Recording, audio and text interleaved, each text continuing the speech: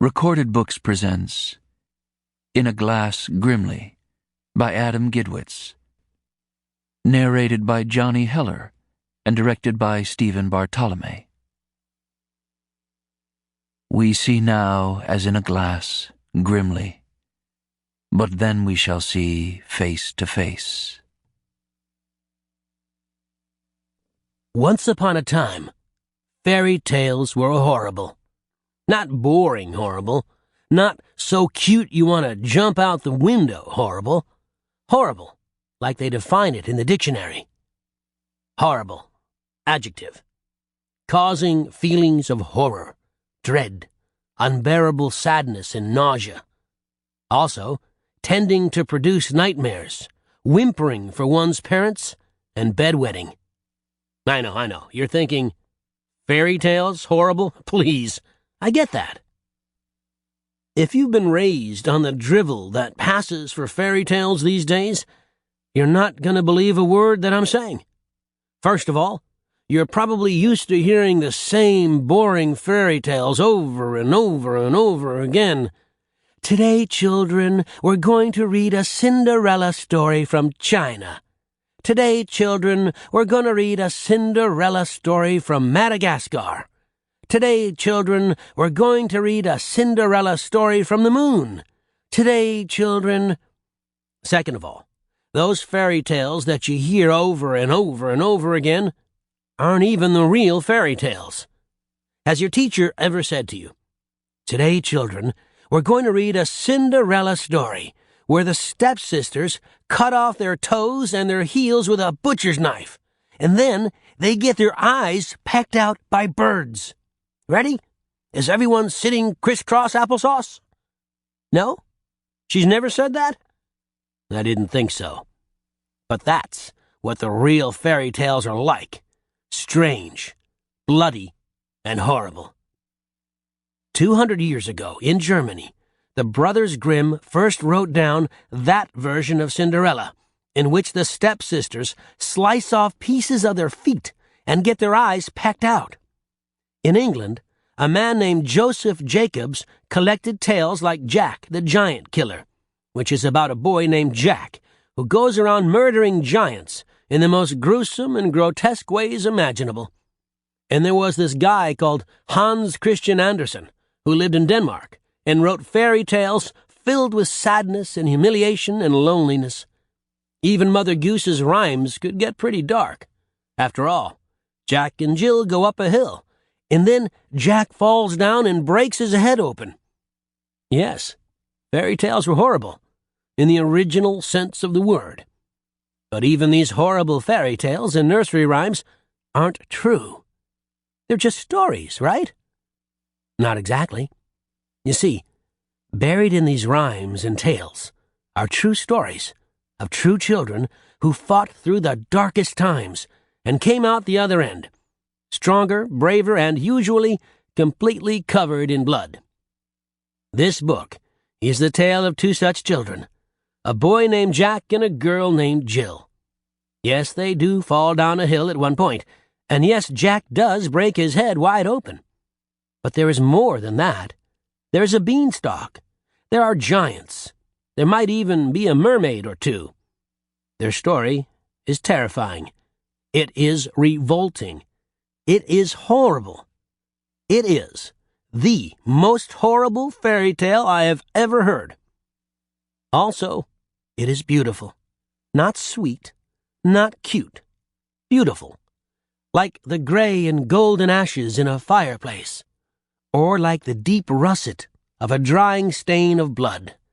And, best of all, it is true. Now, let me just say that if you happen to be the kind of person who actually likes cute and sweet fairy tales, or the kind of person who thinks children should not read about decapitation and dismemberment, or, finally, if you're the kind of person who, upon hearing about two children wading through a pool of blood and vomit, runs out of the room screaming, you don't need to worry. This book is for you. There is no decapitation, dismemberment, people without clothing, or pools of blood and vomit anywhere in this book. At least not anywhere in the first few pages. Wait, you're probably asking, what was that about people without clothing? Nothing. Moving right along. Chapter 1. The Wishing Well. Once upon a time, there was a kingdom called Mercian, which sat just next to the modern countries of England, Denmark, and Germany. I need to interrupt. Already, I apologize. No one in the history of the world has ever pronounced the word Mercian correctly. Some people say Marchin, like what the ants go doing if you're from Texas. That's not right. Some people say Merchin. That's closer, but still wrong. Others say Mercian. That's about as close as I've ever gotten to pronouncing it right, so it's probably good enough for you, too. But if you really want to say the name of the kingdom that this story takes place in correctly, and I don't know why you would, I'm just offering because I'm nice like that, you've got to say Mer. Then, you've got to make a sound in your throat like you're hawking a loogie. And then you have to say Shen, like this. Mer Shen. You know what? You might just want to say Marchin. At the center of the kingdom Mercian was a castle. Behind this castle was a hidden grove. In the grove was a well, and at the bottom of the well there lived a frog. He was a sad frog. He did not like his well. It was wet and mossy and dirty, and very, very, very, very, very, very, very smelly. All day long, the frog sat at the bottom of his well as salamanders splashed around him. Now, maybe you know it, and maybe you don't, but salamanders are not the most popular creatures in the animal kingdom. But why? Salamanders seem all right to you. There are lots of pretty colors like shimmery purple and glowy red. They have tiny black eyes that stare at you oh so very cutely.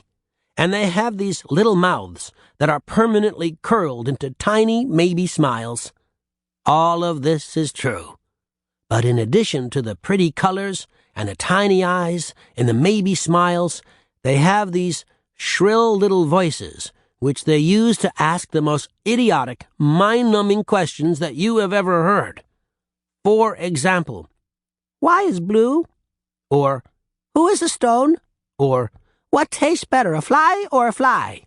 Or, who is uglier, me or Fred? Is it me? It's me, right? Me? Is it me? The sad frog's only solace, amid the damp and the filth and the smell and the salamanders, was the sky. All day and all night, the frog stared up at a little patch of sky that peered down into his clearing. Sometimes it was gray like slate. Other times it was inky black. Other times it was washed with a burning red. But most of the time, the sky above his well was a clear, deep blue, with white shapes like fluffy rocks that floated across its face. All day and all night he stared up, unblinking, at that sky. And then, one day, while the frog was staring up at his sky, he heard a peculiar stomp, stomp, stomping on the forest floor. It was followed by a sudden whoomp, and then a cry. Curious, he climbed the slippery stone wall to the top of his well and peered out. Sitting on the forest floor, with matted hair and muddied clothes, was a little girl. Her face was red with anger and exertion. Her lips were all scrunched up and furious. But her eyes, the frog studied them. Her eyes, well, her eyes looked just like the patch of sky above his well when it was its clearest, deepest blue. "They can't play with my ball," the little girl bellowed at no one in particular. "They can't, it's mine." She began to throw the ball up and down, glancing over her shoulder from time to time to see if she had been followed into the wood, and returning, disappointed, to her ball each time she discovered she had not been. The frog watched, mesmerized. And, where you or I might have begun to suspect this little girl of being a selfish brat, the frog, not knowing any humans, saw only a maiden, who had somehow captured the sky and kept it jailed behind her eyelids. And he suddenly felt that if only he could spend the rest of his days in the presence of this beautiful creature, he would be perfectly and totally happy. So the frog began to croak at the top of his lungs. Maybe she'll notice me, he thought. And then he thought, maybe she'll take me home with her. And then he thought, wait, she doesn't live with salamanders. And so he put every ounce of hope that flowed through his froggy little veins into each expert amphibian warble. But of course, the girl did not notice him. She only threw her ball up and down, up and down. The frog sat there croaking for a full hour, but never once did she look at him. Finally, she stood up and took her ball out of the wood. The frog, in despair, threw himself from the edge of his well down to the depths, hoping that the long fall would kill him. It didn't. Instead, the salamanders began to nudge him with their blunt noses. "Hey, hey, hey! Are you dead? Are you? Frog? What's it like to be dead? Am I dead? Am I smelly? Who's smellier, me or Fred? Me. It's me, right?" The frog shoved moss into his ear holes.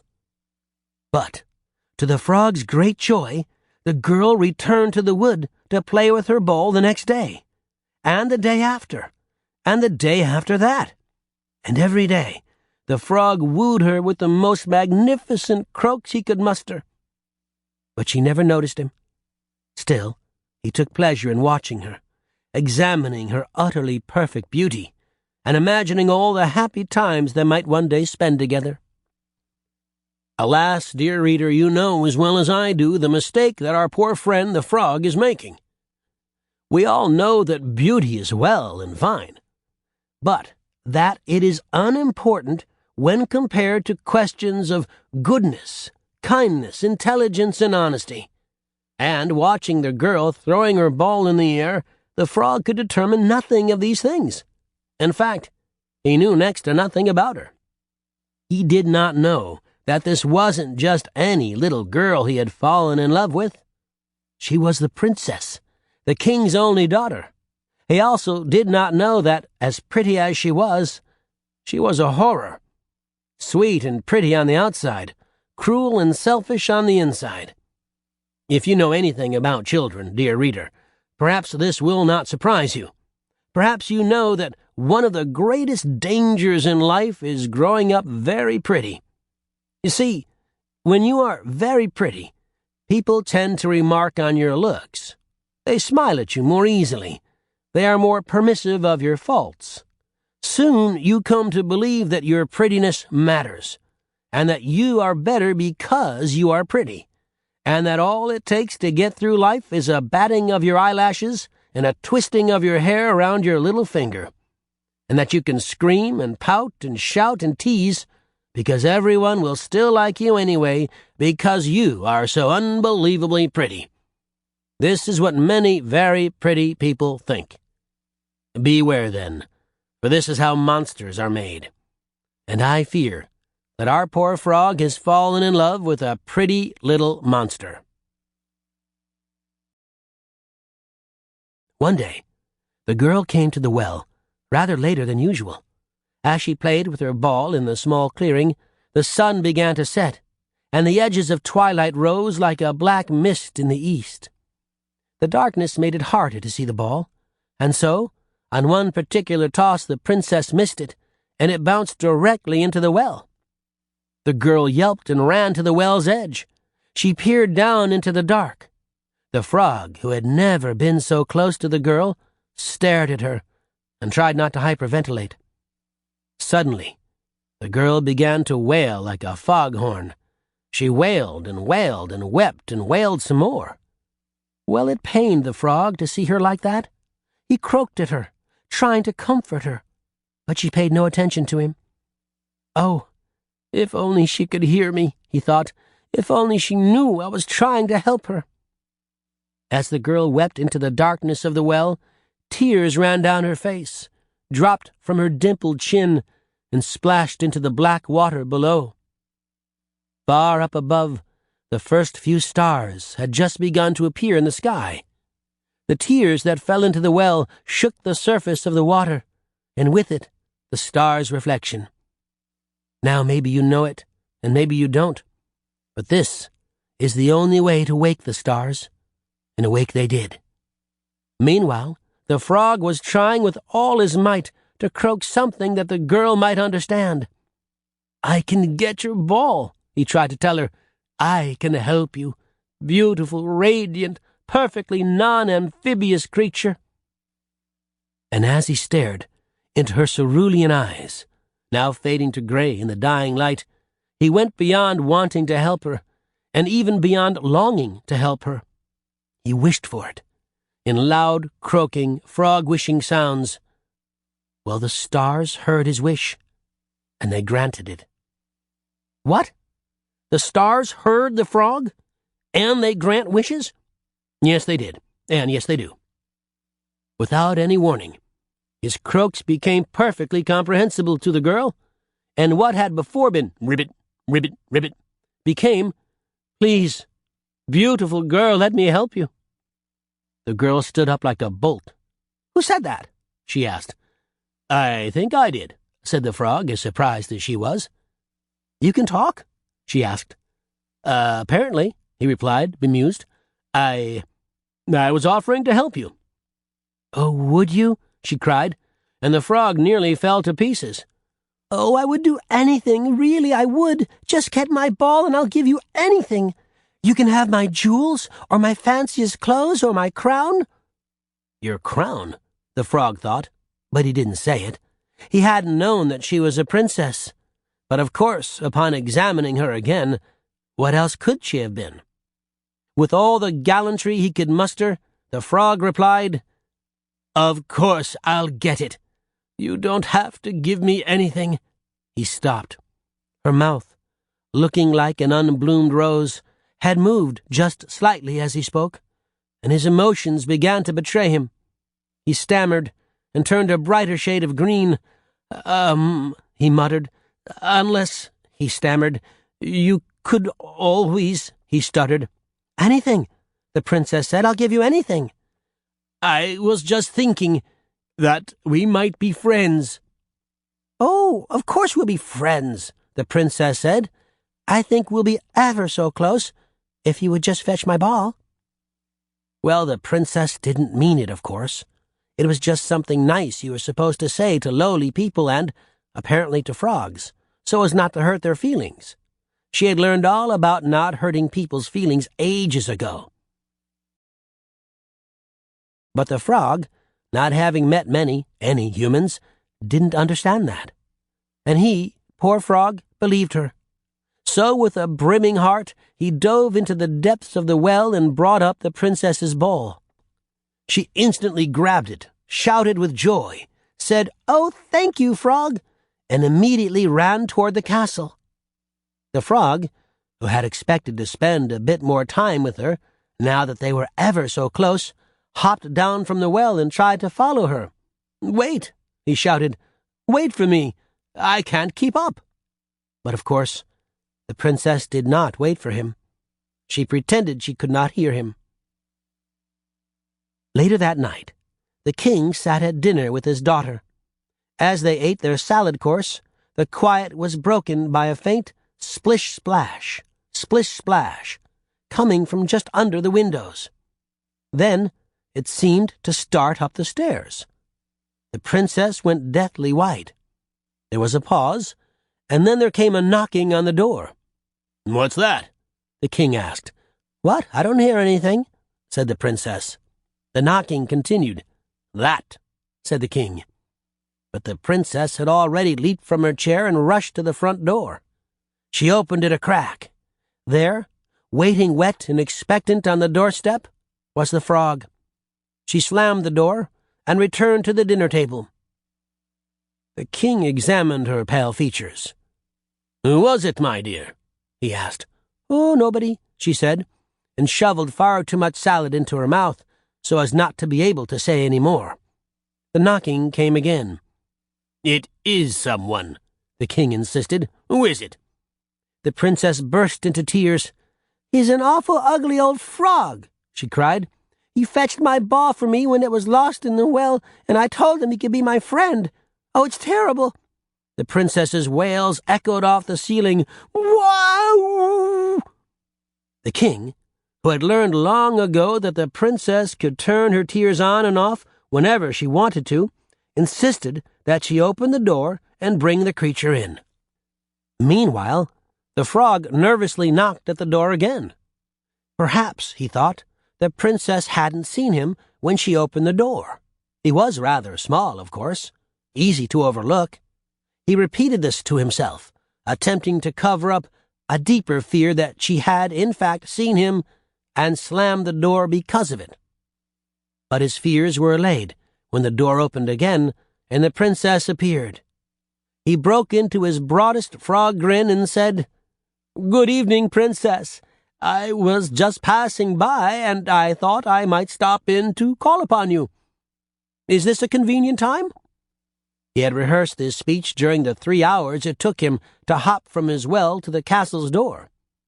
"Well, it isn't really," said the princess, and she began to close the door again, when from the dining room the king bellowed, "Invite him to dinner." The princess scowled.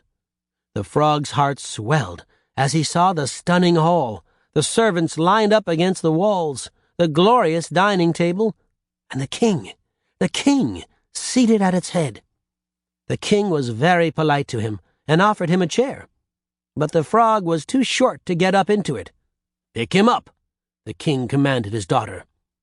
The frog's heart began to flutter. She was going to touch him. He pictured her delicate fingers lifting him into the air. He sighed in anticipation. Abruptly, he was dangling from one foot, and just as abruptly dropped onto the hard wood of a chair. He looked up. The princess was grimacing.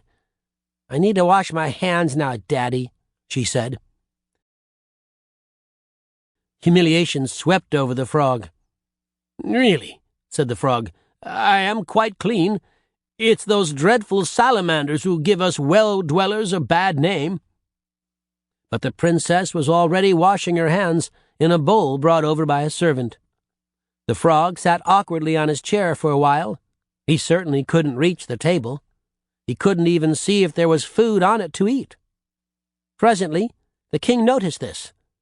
"Honey, lift your friend up onto the table so he can have his soup." The salad course had been finished, you see, and the soup had been brought out. The frog found himself suddenly lifted and plopped down on the table, and he flushed to see the princess anxiously calling for the washing bowl again. He brought his face over the steaming saucer of soup and smelled it. "Luxuriant," he said to the king. "What is it?" The princess let out a guffaw. The king began to turn red. Terror took hold of the frog. What had he said? The princess was laughing loudly and cruelly now. He couldn't think of what he had done wrong. He looked imploringly at the beautiful girl. "It's frog's leg soup," she cried, laughing and pointing. Servants stifled their laughter behind their hands. The king, though, was deeply embarrassed. "Take this away," he cried. Presently other food was brought, though the frog had entirely lost his appetite. A few times he tried to engage the table in conversation, but each time the princess snickered or insulted him. By the end of dinner, he was on the verge of tears. His dreams of a new life with the sky-eyed princess were dead. "I am tired," he said. "Perhaps I should go." "Perhaps you should," the princess agreed. But the king said, "Take him with you upstairs. He can sleep on a pillow in your room. Certainly you won't make him hop all the way home in the dark. A weasel might get him." "I wouldn't care," the princess announced, "and I'm not touching him again." A few of the servants chortled, and the frog wished he had never made his stupid wish. But wishes cannot be unwished, no matter how one wishes it. A wish is a powerful thing. It had the frog in its grip, and it was not about to let him go. Finally, the king convinced his daughter, through threats and imprecations, to take the poor frog upstairs. She did this as quickly as she could, holding him by a single leg and bouncing him as she climbed the long, winding staircases. He was afraid he might come to pieces. Though then they could use me in the soup, he thought bitterly. As he watched the little girl, he marveled at her lack of feeling, and also at her beautiful, deep blue eyes. If only she would like me, he thought. If only. They reached her room, and she dropped him to the floor and went into her washroom to prepare for bed. When she emerged, she found him huddled in a damp corner, trying in vain to pretend he was at home, at the bottom of his loathed well. At least it was better than this, he thought. She approached him, and he shivered with fear. But her face had changed. It was softer, maybe even sympathetic. Hope blossomed in his little chest. Gently, she reached down and took him under his belly. He shivered. She lifted him up, so he was near her face. He stared at her rose lips and into her cerulean eyes, and she kissed him. Right? That's what happens now, doesn't it? Of course not. What sense would that make? As anyone who's read the Brothers Grimm would know, this is actually when she throws him against a wall with all of her might in an attempt to kill him. And only then, after the attempted murder, does he reveal himself as an enchanted prince. And then they get married and live happily ever after. Which is clearly idiotic. Why would they live happily ever after if she's just tried to kill him? And why would being smashed against a wall turn him back into a prince? And who said he was a prince in the first place? At this point, I ought to make something clear.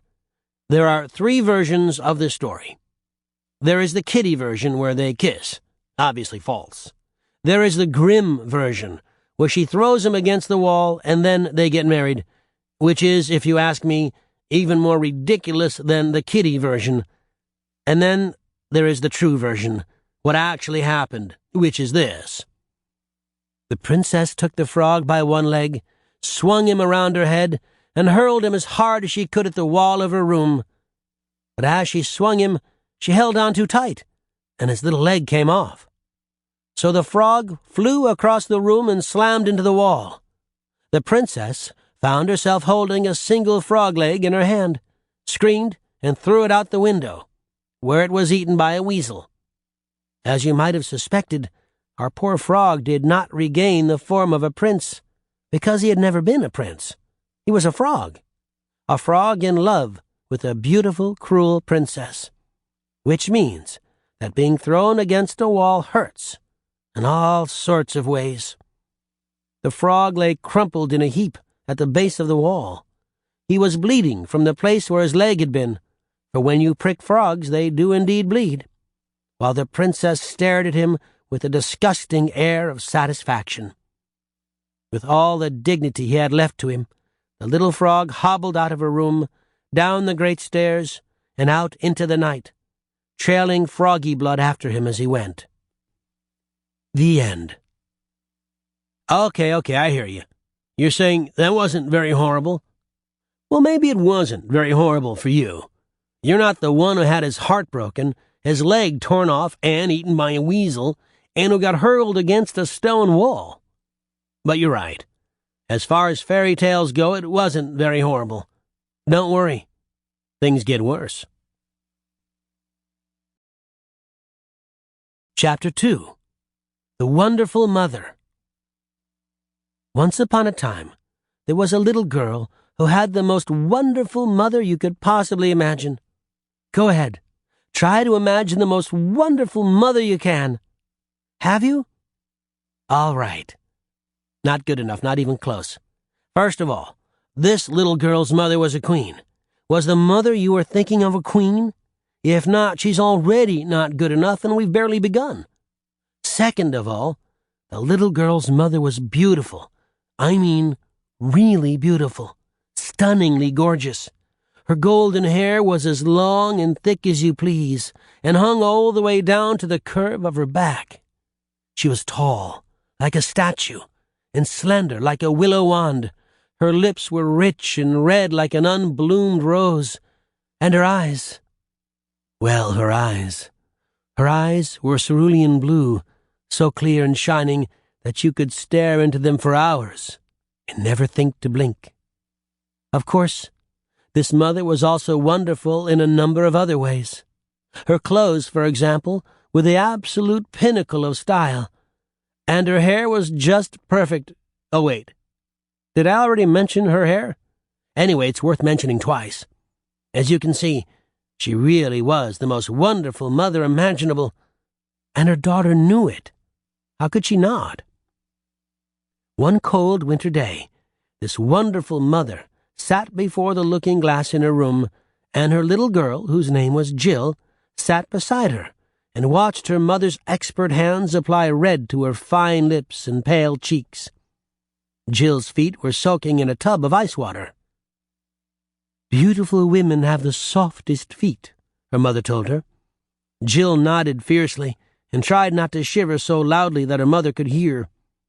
Suddenly, from the street below, they heard the cry of a poor beggar, braving the cold in search of food. "Bread!" he cried. "Bread for a freezing old man!" The Queen rolled her eyes at Jill. Little Jill smiled at her mother, and once the Queen had gone back to her makeup, practiced rolling her eyes as well.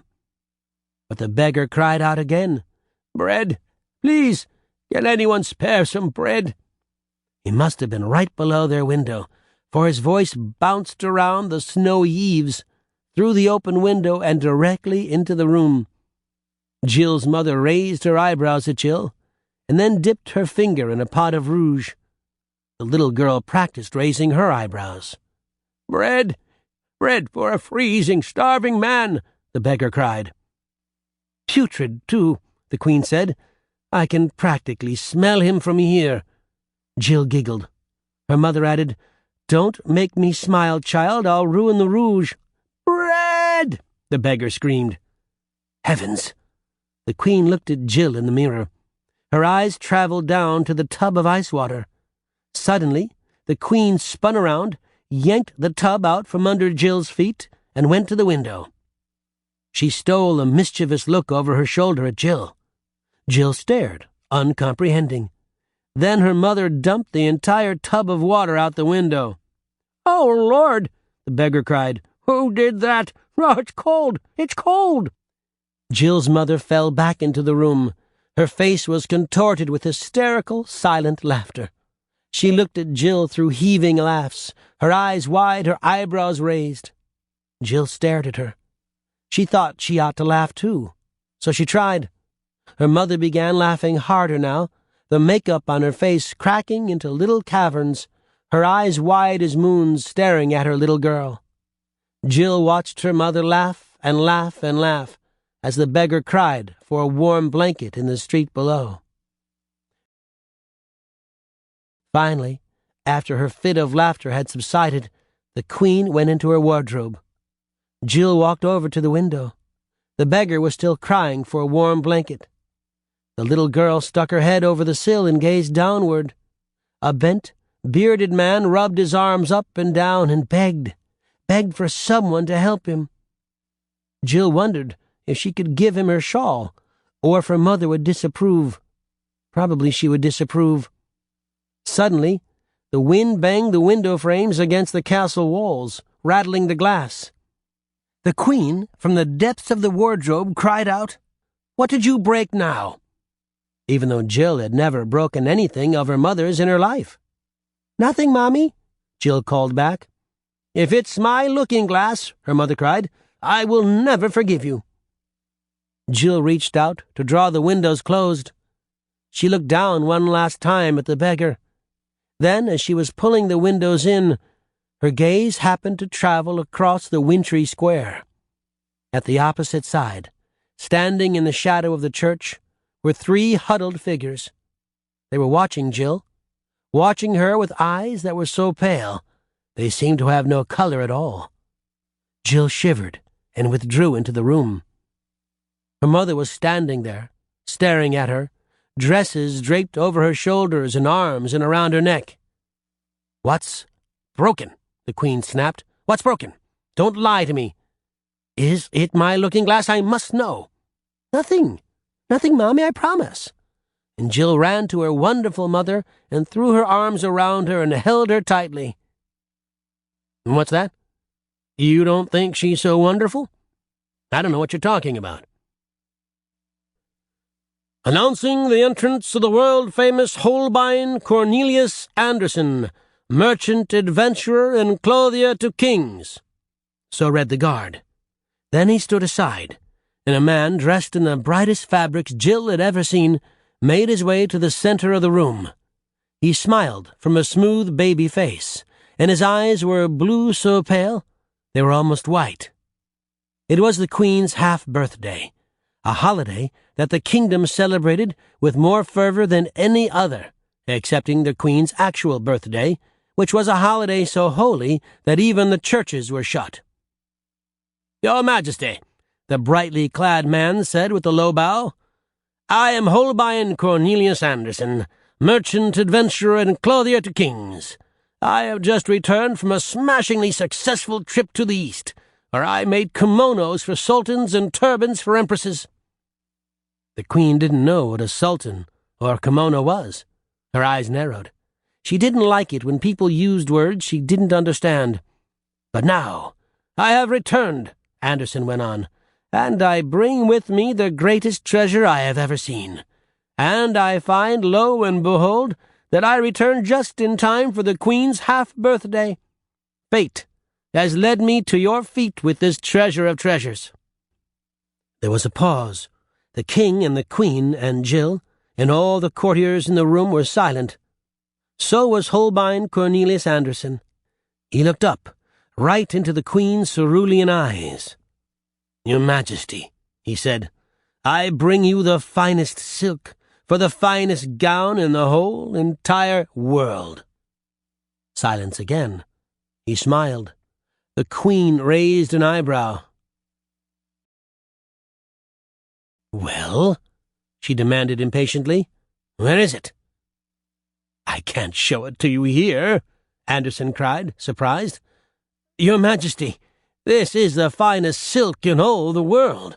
The Emperor of Japan offered me 1,000 camels for it. The Sultan of Arabia offered me every single buffalo he owned. The great Khan in China offered not to cut off my head if I gave it to him.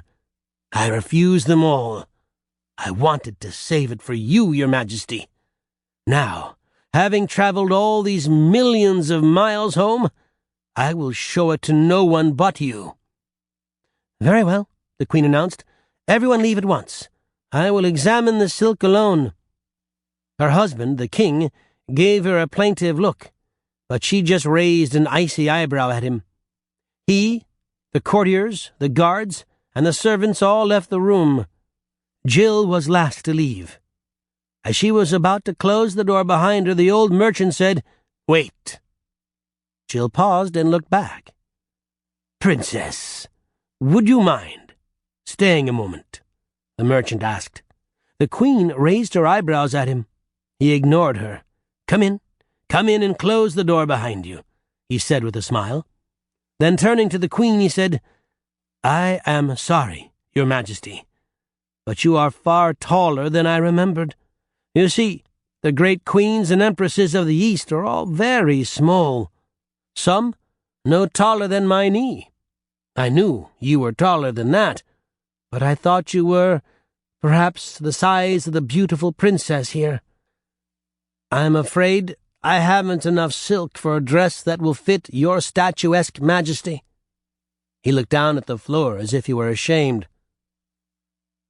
"You're going to make a dress for my daughter?" the Queen exclaimed. "On my half-birthday?"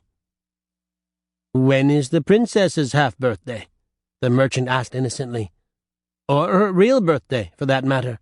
I could return then." "I have a birthday?" little Jill wondered. She thought only the Queen had a birthday. She knew that she hadn't always been alive, of course. But it had never occurred to her that she, or anyone besides her mother, in fact, had been born on one specific day. It was almost a silly idea, people besides her mother having a birthday. The Queen's lovely complexion reddened until Jill thought she might be having a heart attack, like that fat lord did 2 Christmases ago. But her mother merely said in a tight, clipped voice, "Let me see the silk." The merchant nodded affably and placed his broad fabric bag before him. He opened it. He put both hands inside, moved to unfold something, and then very slowly drew his hands out of the bag again. He was quite the showman. His hands were a yard apart. His fingers were pressed tightly together. His eyes ran back and forth over the distance between them. Over nothing. "Magnificent, isn't it?" he sighed. "The most exquisite silk I have ever seen." Jill stole a glance at her mother. The Queen was staring, wide-eyed, at the empty space between his hands. Jill turned back to the merchant and mimicked her mother's facial expression exactly. "You see it, don't you?" the merchant went on. "Only the finest eye can see silk this majestic, this perfect. I was nearly stoned to death in the kingdom of the Tartars because the king claimed that I had no silk at all. But then his wife came in and laughed in his face.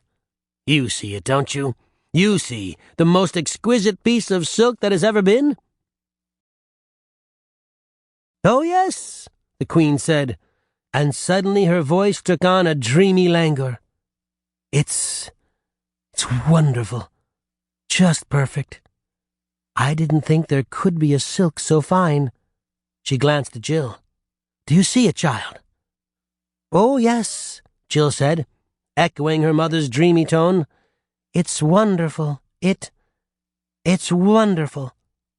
Seeing nothing, she dared say nothing more. "The colors radiate and shine up and down the thread, do they not?" the merchant asked, "as if a rainbow were running to keep up with the sun." "Yes, that's just how I would describe it," the Queen exclaimed. "Like a rainbow, or like autumn leaves, when the colors are changing." She glanced up at the merchant hesitantly. "Oh, Your Majesty, you are a poet. Yes, I couldn't have said it better myself." Jill stammered. "It's like gold pieces, kissed with the colors of sunset," she tried. Yes, it is," the merchant cried, and his smile stretched across his smooth face. "It is more like autumn leaves, Jill," said her mother coldly. "Wouldn't you say, Anderson?" "Of course, Your Majesty," he said, folding his smile away like an apparition of silk. "But the princess has learned good taste from her mother." "Lord knows I try," the Queen sighed. Then she said, "There is not enough silk to make a gown for me?" "Alas, Your Majesty," the merchant replied. Jill thought she saw his pale eyes flit to hers for a moment, and in that moment there was heat, danger, but then it was gone. "Alas, no. I have just enough thread, I think, to weave a dress for the princess." The Queen, having seen the silk, did not seem so angry as she had before about not receiving the gift herself. "How long will it take?" she asked. "If you were to give me the use of a loom in the castle, and all the thread I needed, and food and drink, and money for expenses, I think I could have the dress done in a month." "A month?" the Queen exclaimed. She eyed the merchant skeptically. "Make it 3 weeks." "Fine," the merchant said, "but I'll have to be up all night every night." 3 weeks it is, then," the Queen announced. "My little girl will wear the dress in the royal procession 3 weeks from today." Now, at this point, perhaps you think you know this story, and I'm sure you've heard some version of it, mangled and strangled and made almost sweet by years and years of telling it to little children. But the way you know it is not the way it happened. The real way is different.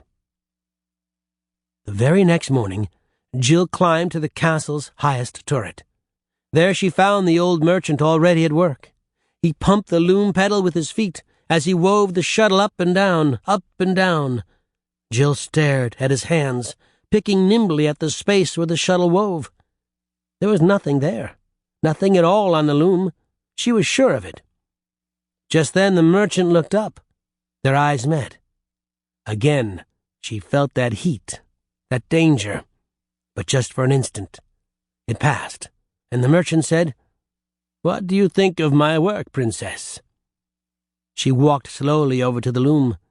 His feet stopped pumping. The shuttle hovered in the air above where the material should have been. She surveyed the nothing. "Do you see it, child?" the Queen had asked. Jill looked up at the merchant. "My mother was right," she said. "It is more like autumn leaves." The merchant smiled. "Yes, my dear. Well, you can always hope to be as wise and beautiful as your mother one day. It's a worthy goal for any daughter." Jill looked at the floor, curtsied, and turned to leave, but she ran directly into the king, who was coming to inspect the merchant's gift. He was followed by his friend and confidant, Lord Borley.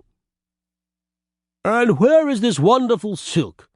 Lord Borley demanded as he crossed the threshold, his monocle fixed firmly between his left eyebrow and the top of his fleshy cheek. Then his eyes fell on the loom. His eyebrows shot up his forehead. His monocle fell to the floor and shattered. At his side the king stared wordlessly. "Stunning, isn't it, your majesty?" the merchant said. The king began. "The princess was just telling me that she has come to the opinion that your wife was most apt in describing this silk as like autumn leaves. Weren't you, princess?" And he smiled at her. "Yes," she said, studying the faces of Lord Borley and the king curiously. "I was." "Ah," said Lord Borley. "Yes, I see it now. It's hard to catch at first. So subtle, so fine. But yes, it's magnificent." He walked up to the loom to inspect more closely. "Yes, autumn leaves. I see that. But what about peacock feathers, eh?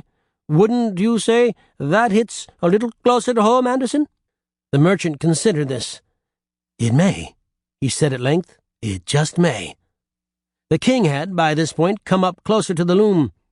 He was still inspecting it when the merchant asked him, "And you, your highness, what would you say it looked most like? Lord Borley's peacock feathers, or your wife's leaves? Or," he added, "gold pieces kissed by the colors of sunset?" That was the princess's description. "It was it?" The king squinted at her, and then turned back to the loom. After a moment he straightened up. "Well, I agree with my daughter. Gold pieces, absolutely." Lord Borley looked crestfallen. "You wouldn't say peacock feathers, your highness?" The king looked at Jill. She shrugged her small shoulders. He looked back at Borley. "I most certainly would not," he said. "Gold pieces at sunset, if anything. Leaves, maybe. But really, gold at sunset. In fact," he said, raising his voice and pointing one finger at the ceiling, "I don't think I have ever seen a color so like gold at sunset as this." He reached out and shook the merchant's hand. "My good sir, thank you for bringing us this magnificent specimen. I cannot wait to see my daughter arrayed in such a stunning gown." He smiled at Jill, and then turned and led Lord Borley from the room. Jill looked at the merchant. He was staring after the two men, wonderingly, smiling. She watched him for a moment, and then slipped out the door. Jill sat in her mother's room, watching the Queen sample different shades of eyeshadow that had been given to her for her half-birthday. After a while she said, "Mother, can I tell you something?" Replied her mother absently. Jill studied the Queen's beautiful features. "Mother, sometimes I can't see the silk." The Queen stopped dabbing at her makeup, and their eyes connected in the looking-glass. Slowly her mother said, "Sometimes?" Jill sucked in her breath. Her mother knew. She knew Jill couldn't see it. She would be so disappointed. "Yes," Jill said hurriedly. "Sometimes I see it as if it were the brightest, most beautiful thing in the world." And then she added quietly, "Except you." Her mother's eyes slid back to the mirror. She did look disappointed. Her voice was flat when she said, Well, perhaps one day you'll learn to see it all the time. It takes a truly refined eye. The next day, Jill returned to the turret room. The merchant was still working away at the invisible silk, pumping and picking and weaving. Jill watched him from the doorway. After a while, he looked up. "Ah, Princess, a pleasure to see you," he said. Come, look what I am working on now." Jill approached. "It's the hem," he said. "Can't you see it? Along the edge, I'm running a slightly different color. Something like the red mud at the banks of a yellow river. Do you see?" Jill stared. She saw nothing. She hesitated. At last she said, "Yes." The merchant looked up from the loom. His eyes were so pale. "Do you see it, Jill?" Jill shivered. Then she heard her mother say, "Perhaps one day you'll learn to see it all the time." "Of course I can," she told the merchant. Then she left. At last the day came. Jill was woken very, very early in the morning to help her mother bathe. As she rubbed the bath oils and soap into her mother's smooth skin, she said, "Mother, do you think I will look beautiful today?" The soapy water, lapping gently against the edge of the tub, was the only sound in the room. Then, slowly, the Queen turned to her daughter. Jill could see her mother's eyes working up and down her face. At last the Queen said, "Perhaps you will," and she smiled. Jill's heart sang. After Jill had bathed herself, the merchant came into her dressing room. He held his hands out wide before him. He beamed. He looked at the space between his hands, and then back at Jill. "Well," he said, "what do you think?" Jill stared. She saw nothing. She began. Then she stopped. "Yes," the merchant said, frowning. "I don't," she said again. His frown deepened. "Go on." She opened her mouth to speak, and then, in her mind, she heard the words, "Perhaps you will." And she said, "Will you help me put it on?" The merchant smiled. "Of course, Your Highness." He did not look at her when she dropped her towel. His voice was as tight as his eyelids when he said, "No underclothes, Your Highness. The silk will bunch up around it." Slowly, with eyes closed, the merchant lowered the dress over Jill's head. "Light as air, isn't it?" he asked wistfully. She nodded and swallowed. Her eyes, too, were closed, and she concentrated on how beautiful her mother always looked, how graceful and lovely she was. And then Jill opened her eyes and looked at herself in the mirror. She caught her breath. A silken gown, as fine and shimmering as any that has ever been, hung weightless over her slender little shoulders. It was red and orange and blue and yellow, just exactly like a glittering, sun-dappled pile of coins as the sky is fading from pink to black. Just so did the colors of the dress blend in and out, yellow fading to orange, fading to red and back again, as the dress shifted over Jill's little body. Jill clutched her hands to her chest. She had been right. Somehow, she had known just what it looked like, and her mother had been right. She did look beautiful. She knew she did. She smiled at Holbein Cornelius Anderson in the mirror. "It's very beautiful," she said, beaming. "Thank you." The silk merchant suddenly looked confused. The royal procession started at the gate of the castle. At its head were the trumpeters, blowing the fanfare to announce the royal party. Behind them, Lord Borley led the group of the king's and queen's most favored courtiers, arrayed in their finest clothes. Behind them walked the soldiers in their silver armor, clump, clump, clump. Then came the king and the queen, arm in arm. The king wore his purple ermine, but of course no one noticed him, for the queen walked beside him, wearing a stunning gown of aubergine and white lace. Garnets hung around her neck and rubies from her soft earlobes. Her pale skin shined, and her blue eyes echoed the immensity of the sky. And then, behind them, came Jill, little Jill. Her hair had been coiffed, her nails had been painted. She wore clay-red shoes and red ribbons in her hair. Her silk dress, so light, so smooth, so shining, swished against her legs. She felt like she was wearing one of those mirages that appear on the road on a hot day. The dress was that light, that shimmering. The royal party entered the roaring, adoring throng that lined the streets outside the castle. The trumpets blared and the people cheered. Lord Borley and the other courtiers waved, and the crowd whistled and waved back. The king and queen smiled serenely at their subjects, and the people of the kingdom cheered like mad. And then they saw the princess. A hush fell over the crowd. It ran down the street like a shiver. No one spoke. They watched the princess walking, head held high, brows arched, just as the queen's always were, smiling and looking not quite at the crowd but just above their heads. Suddenly, a whisper shook the stillness. The princess's new dress! The princess's new dress! Jill heard it.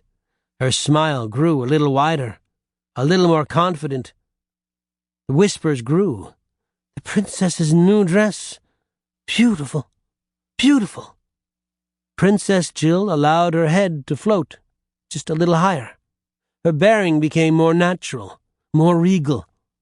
She stopped looking above her subjects' heads and started looking into their wondering faces. She smiled more broadly. The whisper became a wave. The dress is beautiful. She is beautiful. Undulating through the admiring crowd. She was certain her mother could hear it too. Jill's chest swelled near to bursting. And then Jill noticed a little child, sitting atop her father's shoulders. The child was just a year or two younger than Jill. She even looked like Jill, a little. Similar hair, something in the eyes, perhaps. And then Jill noticed that the little girl was staring at her strangely. Her little mouth was hanging open. Her eyebrows were crawling up her tender, rounded forehead. She raised a little finger and pointed at Jill. The smile left Jill's face. "Why is the princess naked, Daddy?" Jill stopped walking. The wave of whispers faltered, then died. "She's naked, Daddy. Why?" the child said. The blood rushed to Jill's cheeks. She dimly perceived that ahead of her, the procession had stopped. Her parents had turned to look at her. "Princess is naked," someone in the crowd cried. "The princess is naked." Jill looked down at herself. The reds, the yellows, the blues were gone. There was nothing. She was indeed completely naked. Jill looked up. Her mother was there. The queen's eyes were furiously wide.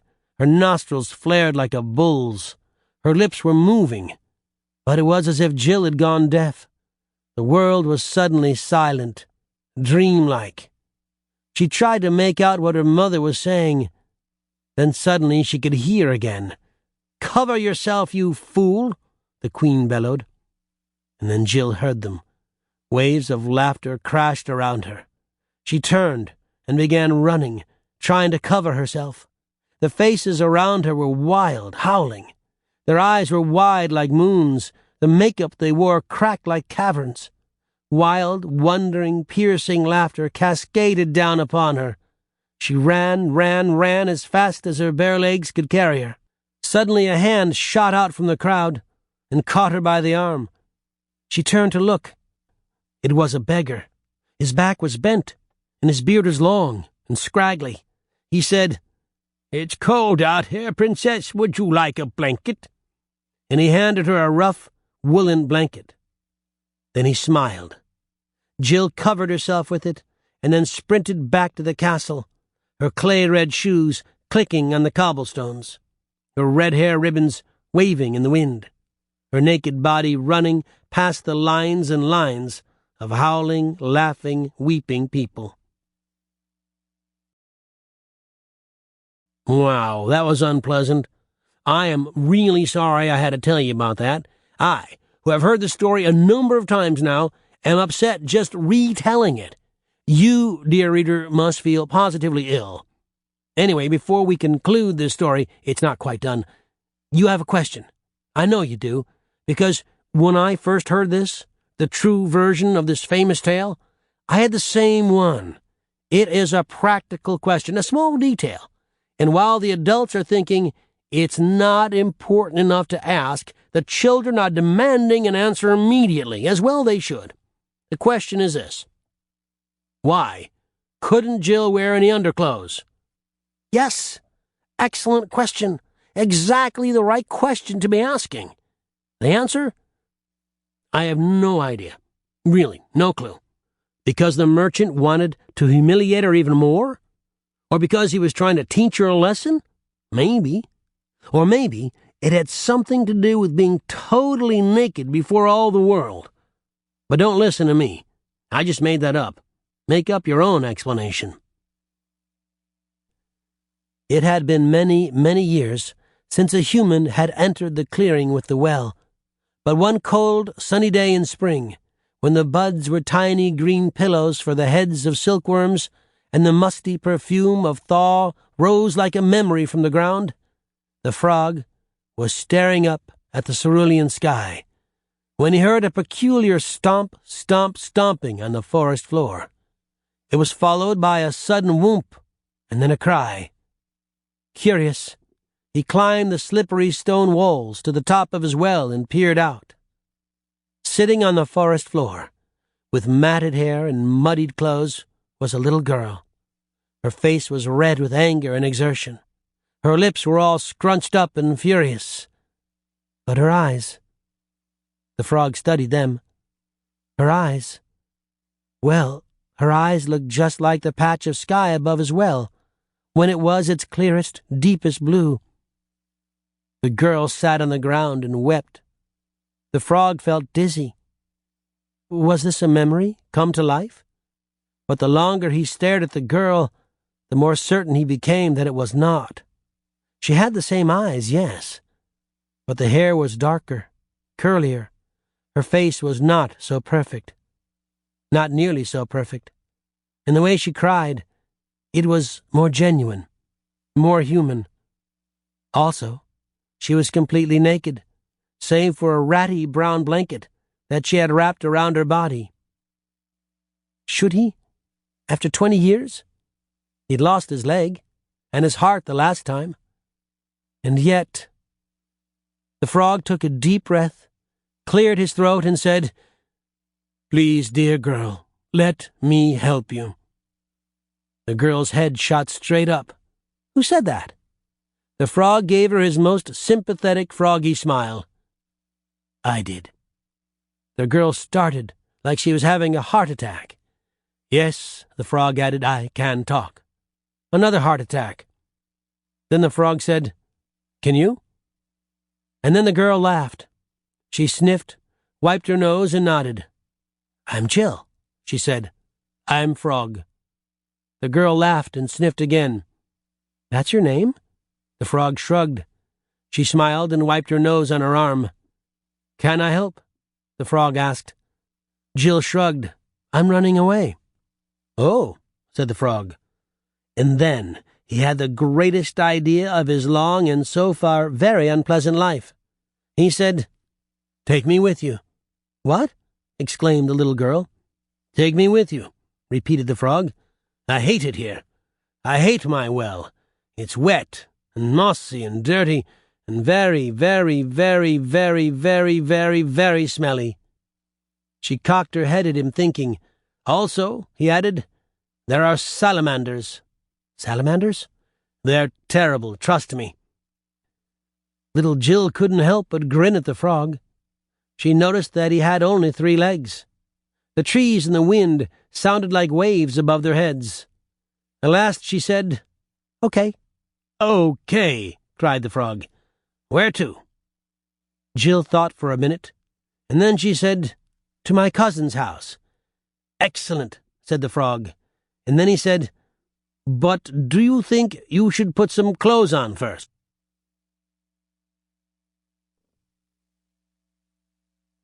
This ends Disc 1. In a Glass Grimly. Disc 2.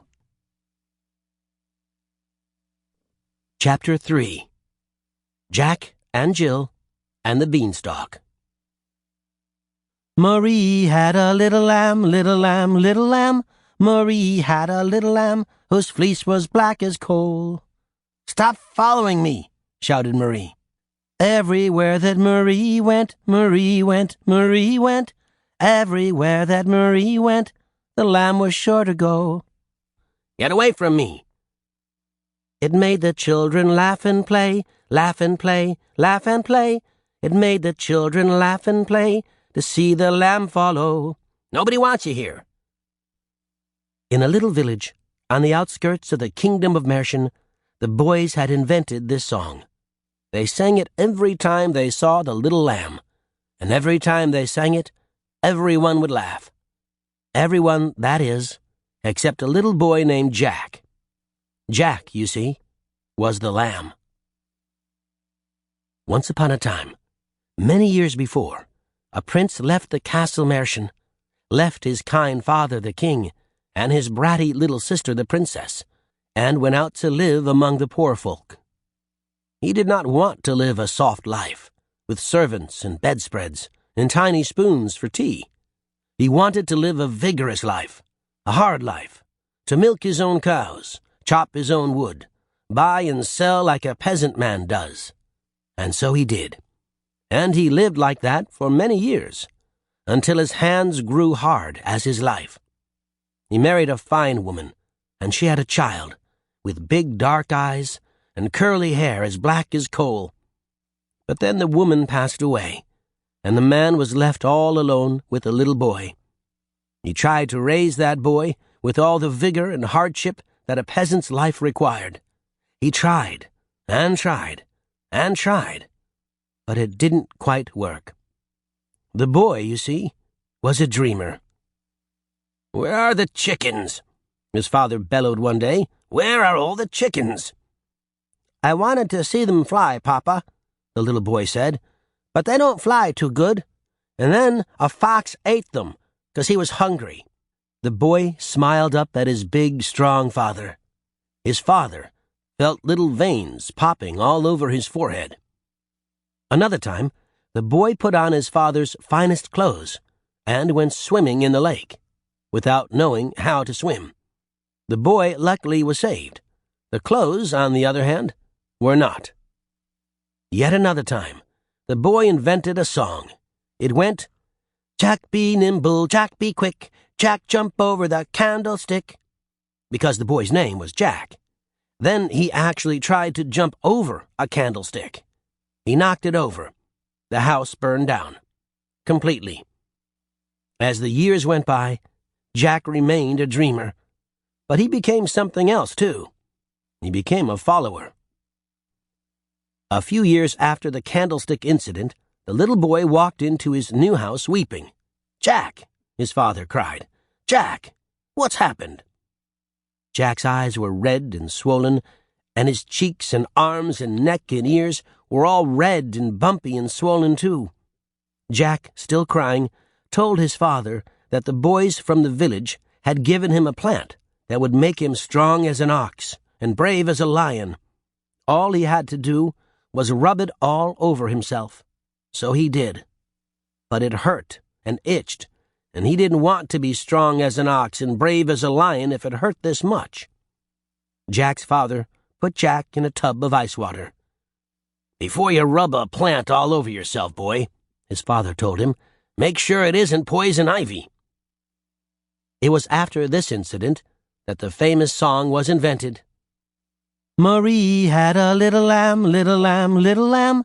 Marie had a little lamb whose fleece was black as coal. "Stop following me," shouted Marie. Everywhere that Marie went, Marie went, Marie went. Everywhere that Marie went, the lamb was sure to go. "Get away from me." It made the children laugh and play, laugh and play, laugh and play. It made the children laugh and play to see the lamb follow. Nobody wants you here." Marie was a tall boy, with a sharp face and bright eyes, and he was the bravest, strongest, funniest boy in the village. If Jack could have been anyone in the world, he would not have been king of the kingdom of Mercian. He would have been king of the boys in the village. He would have been Marie. Wait. You're telling me that Marie is a boy? Yes. You see, in German countries like the kingdom of Mercian was, boys are often given two names, and sometimes the second name is Marie, or Maria. There is a famous poet named Rainer Maria Rilke. He is a boy. Well, he was a boy. Now he is dead. Anyway, yes, I'm telling you that Marie is a boy. One day, Jack's father called Jack to his side. "Do you know what tomorrow is?" Jack nodded. "My birthday." His father asked, "Would you like your gift now?" Jack clapped his hands and jumped into his father's lap, but his father gently pushed him away. "Boy," he said, "it's going to be your birthday. I think it's time you started acting like a man." Jack nodded and slowly crawled down off his father's lap. "Not just a man, Jack. I think it's time you started acting like your own man, taking more responsibility and not following those boys around so much." "I don't follow them around," said Jack. "They're my friends." Jack's father sighed. "Anyway, money is tight. Perhaps you've noticed. You see, the cow—" "Milky," said Jack. "Yes, you call her Milky," his father conceded. "Money is tight because the cow is not giving milk anymore.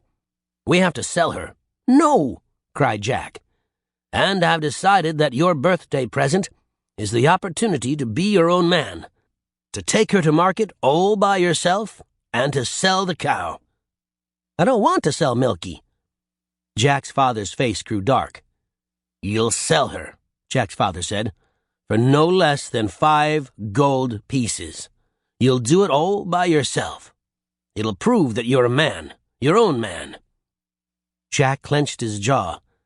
"I'll be my own man," he thought. "Happy birthday," said his father. The sun was just beginning to filter through the black pines, and a rooster was crowing his head off on a nearby farm, and the ragwort and the heather were rustling against each other in the wind when Jack led Milky off of his father's land and onto the road. He was taking Milky to market all by himself. Jack and the cow walked and walked and walked and walked and walked. Milky lowed from time to time, which made Jack sad, but he just kept telling himself, "Today you become your own man. Happy birthday. Today you become your own man. Happy birthday. Today you become your own man." As Jack got closer to town, he saw many people on the road.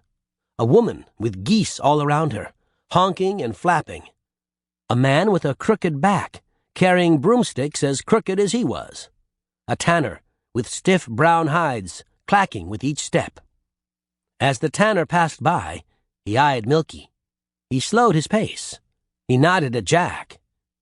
Little Jack saw what he was carrying and jerked his head away. Those were cow skins. The tanner shrugged and walked on ahead. Jack kept moving toward the market. After a while, he heard a strange sound behind him. It was like a rattling and a clunking and a shouting all at once. It was coming from down the road. Jack turned and looked. He could only see a cloud of dust, but he could hear the shouting more clearly now. "Potions, elixirs, snake oil, gin. Tell me what ails you and give me a min. It." And then, out of the cloud of dust, emerged a broken-down cart with faded banners and rattling glass bottles on 100 tiny shelves. "Potions, elixirs, snake oil, gin. Tell me what ails you and give me a min. It." Jack turned and stared at the wreck of a cart. In the driver's seat sat a greasy man with a long black ponytail. He wore a flowing floral shirt, faded from the sun and the dust of the road. His face was round like a baby's, and his eyes were pale blue. "Ocean's elixirs, snake oil gin. Tell me what ails you and give me a minute." He's not very good at rhyming, thought Jack. And then Jack saw, behind the cart, a group of boys from the village, pointing and laughing. They chanted, "Potions, elixirs, snake oil, piss. Trade with this nut, and your money you'll miss." Jack thought, that's better. And then Jack saw who led the band of chanting, taunting children. Marie. "Potions, elixirs, snake oil, piss. Trade with this nut, and your money you'll miss." The boys laughed and laughed, and Marie threw his head back and shouted it at the top of his lungs. The man in the cart didn't seem to notice. The hulking, jerking cart pulled up beside Jack and Milky, and the man leaned out. He smiled at Jack. He was missing many teeth. "You're not selling that cow, are you?" Jack shook his head no, but the man grinned. "How much are you asking?" The boys stopped chanting. Jack could feel Marie's gaze on him. "Be your own man," Jack thought, and then he said, "5 gold." The boys began to laugh. "For that sack of bones?" Marie bellowed. The pony-tailed man jumped down from his cart. He slapped Milky's side. "She give milk any more?" "No," said Jack. And then he thought, I probably should have said yes. No milk. Scrawny as an old broom. And a hide like this wouldn't go for half a piece." He grinned at little Jack. "Tell you what I'll do. Nobody at market'll pay a penny for this cow. She'll cost more to feed than she'll ever pay out. That's why you're selling her, I reckon." The man looked knowingly at Jack. Jack shrugged. "Thought so," leered the man with his oily, gap-toothed smile. "So I'll give you a swap instead. It's a good swap." Jack held on to Milky's neck and narrowed his eyes. Marie and the other children gathered closer, grinning at one another. The man announced, "I'll swap my finest magic bean for this poor beast." There was silence on the long, dusty road. Then someone suppressed a snicker. The man leaned in close to Jack and said, "I tell you, this bean will produce a beanstalk that'll grow straight to the sky. All you've got to do is plant it and tend it." One of the village boys laughed out loud. Jack was about to tell the man no. And then Marie said, "That's not a bad deal." Jack swiveled his head at him. The other boys stared too. "No," said Marie. "Really? Most of what he sells is junk. But those beans, those are something." Jack felt suddenly confused. He looked back at the man. In his dirt-encrusted hand sat a single white bean. "It looks like a regular bean," said Jack. Marie laughed. "It takes a real man to tend a bean like that." He turned to the salesman. "To the sky, you said?" The man said, "That's right." Jack asked Marie, "You think I should buy it?" "I don't know if you can handle it," Marie replied. "Oh, I can. I'd be impressed, but I doubt it." Jack passed Milky's rope to the salesman. Then he held out his hand. The man closed the bean within it. He smiled with his round baby face and winked one pale eye at Jack. Then he hopped up on his cart, switched his horse, and rattled on into town, with Milky trailing behind. Jack watched them go. Then he turned, beaming, back to Marie. Marie smiled at him, and then let loose a roar of laughter. Jack's own smile faded. The other boys joined Marie in his hysterics. They were slapping their knees, laughing so hard they wanted to cry. They were not the only ones who, all of a sudden, wanted to cry. The village boys had decided to follow Jack, instead of the man with the cart. "Jack took a cow to the market fair," they chanted. Jack's face was hard and set as he walked toward home. Dusty tear trails streaked both cheeks. "Jack took a cow to the market fair, met him a swindler on the way there." He had chased down the man on the cart and asked him to trade back. The man had laughed at him at first. Then he had hit him with his horse switch. Jack took a cow to the market fair, met him a swindler on the way there. Dumbest boy you've ever seen, gave up his cow for a bean. Jack glanced over his shoulder. Marie led the other children in the chant, waving his fingers back and forth to keep time. Jack wiped his eyes with his sleeve and hurried home. Jack's father did not listen to his story. He took one look at the bean in the little boy's hand, shouted at the top of his lungs a word that I cannot print here, and then flung the bean straight out the window. Jack went scurrying after it. He crawled around on his hands and knees in the yard, his eyes brimming with tears. Inside the house, his father banged doors and cabinets and occasionally shouted that word that I cannot print. As the sun was dipping below the horizon, Jack finally found the bean. He sat by it and watched the sky light up 100 colors. Purples and reds and oranges that had no names as far as Jack knew. He felt as if he were burning in them. He could barely breathe. Every time his father slammed another door, he shuddered. Happy birthday, he thought. Today, you could have become your own man. And then, at the edge of his father's property, Jack saw a small form crest the hill. It came toward him slowly, shufflingly. Jack watched it approach. It seemed to be a lump of brown, with 2 dirty human feet sticking out the bottom. It waddled right up to where Jack was sitting. "Hello," said Jack. "What are you?" "Your cousin," said the lump. "Dummy." And the lump sat down on the grass beside Jack. It began to molt. The brown fell back from its head. The brown was actually just a filthy blanket. Jack could see now. Jill, also filthy, but I should add now wearing clothing, had been hiding under it. She smiled at him wanly. "I had a bad day," she said. Jack smiled in a scrunched-up way. "Me too," he said. "It was my birthday. It was my mom's half-birthday. I got in trouble really bad." "Me too." "What'd you do?" "I went out in front of the whole kingdom naked." Jack tried to stifle a laugh. "Hey," Jill said. "Why did you do that?" Jill shrugged. Then she said, "What'd you do?" "I traded Milky for a bean."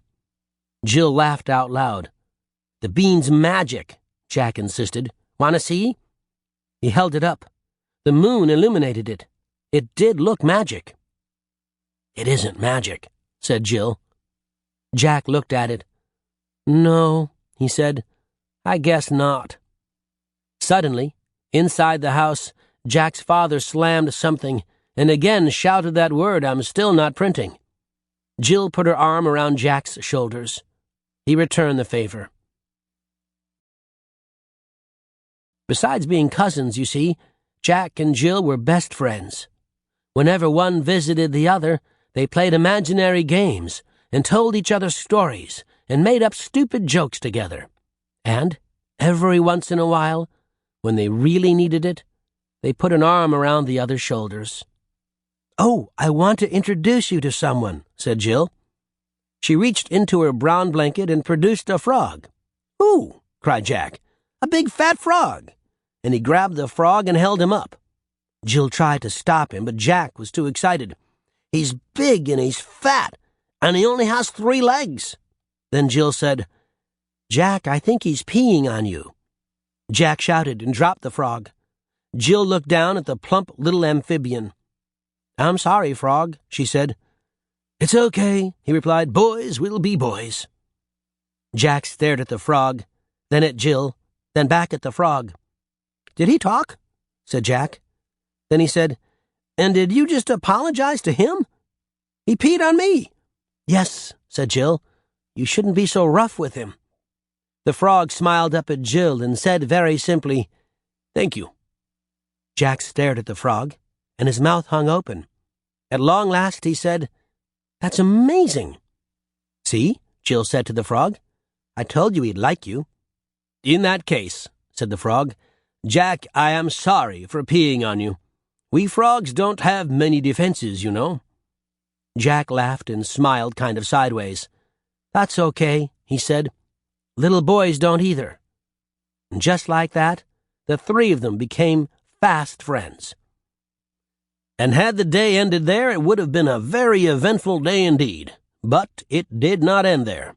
If it had, much suffering, much bloodshed, many tears would have been avoided.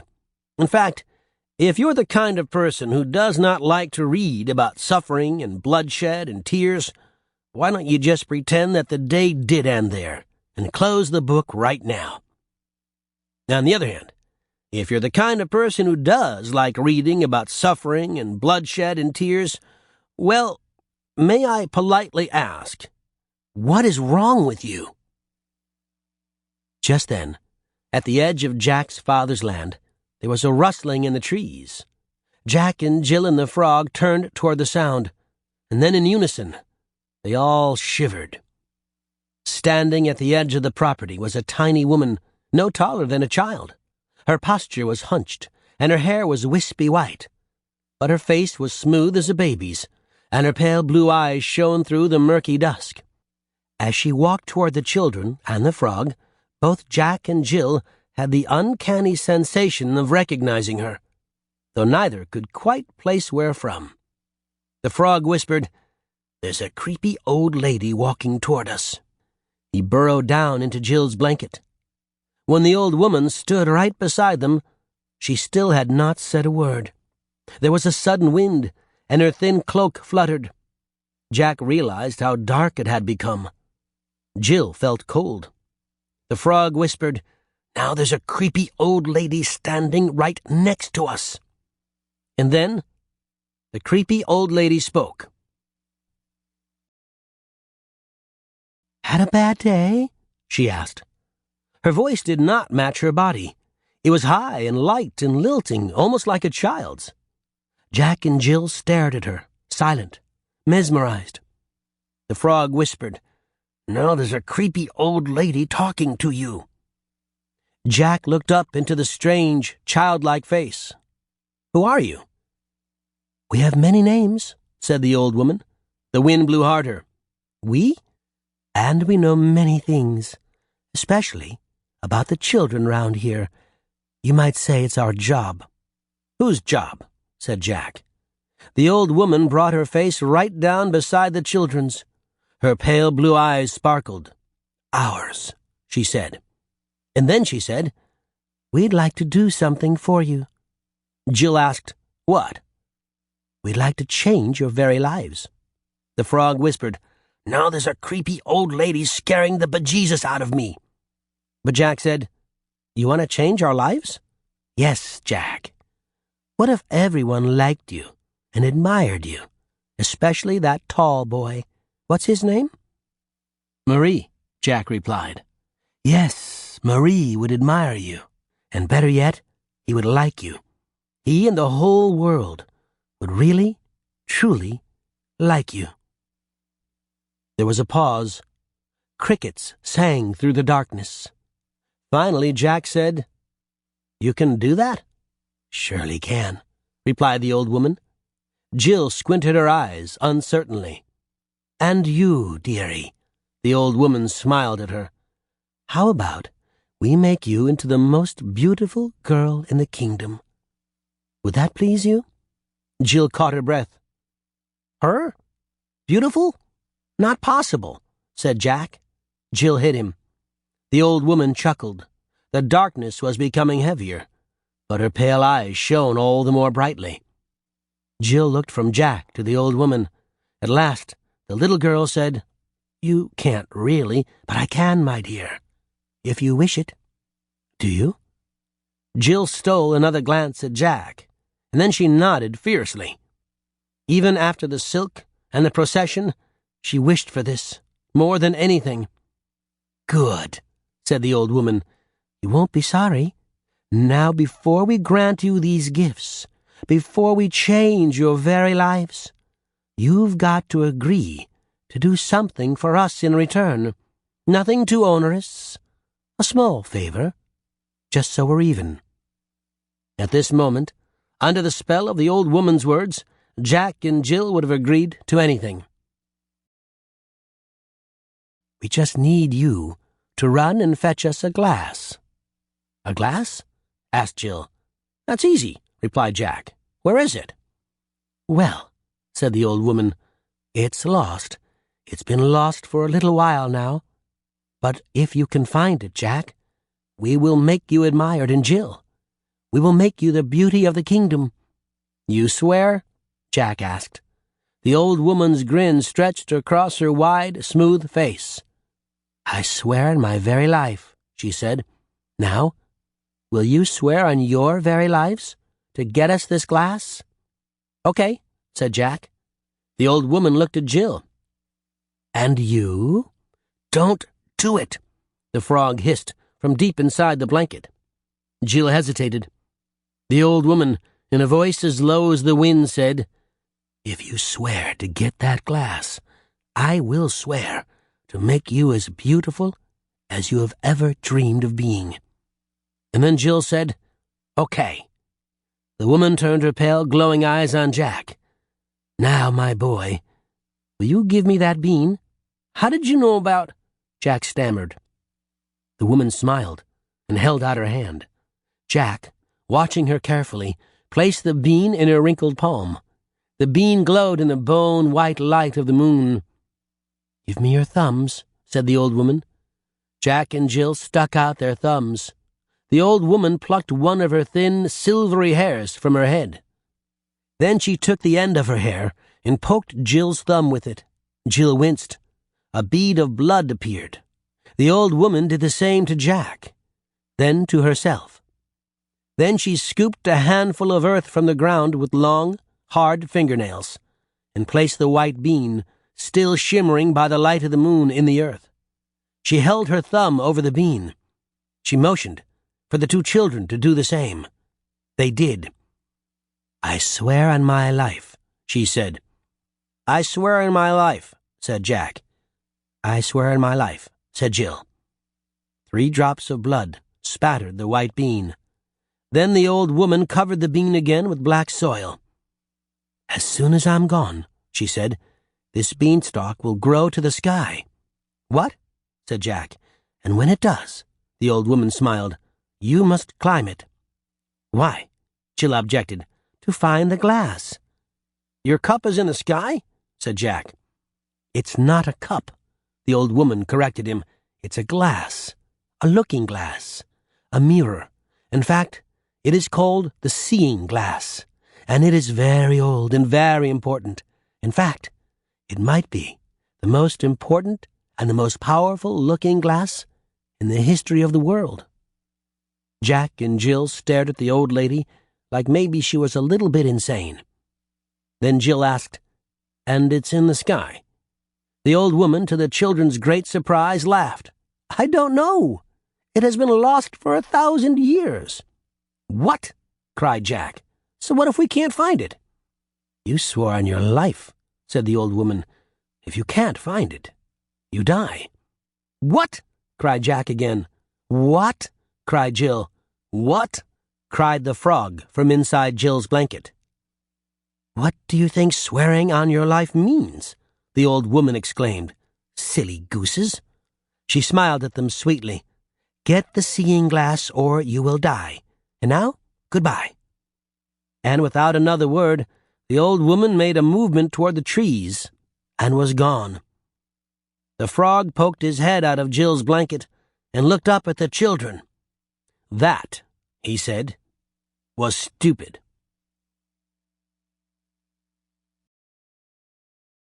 Chapter 4. The Giant Killer. Once upon a time there was a beanstalk.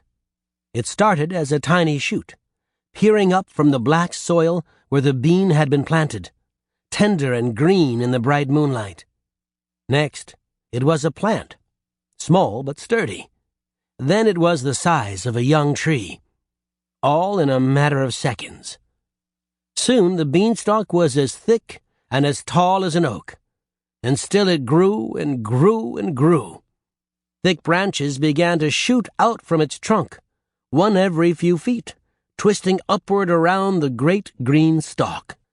A little boy named Jack looked at a little girl named Jill. "Don't do it," warned a three-legged frog named Frog. "Don't even think about it." Jack took hold of a thick branch in his hands. He pulled himself onto the stalk. The branch held his weight easily. Above their heads, the beanstalk climbed and climbed and climbed, far out of sight. "Come on," Jack said. "Let's go find that crazy old lady's glass." "Careful, careful, careful, careful, careful, careful, careful, careful, careful, careful, careful, careful, watch out!" Jill grabbed hold of the sprout just above her head and pulled herself up.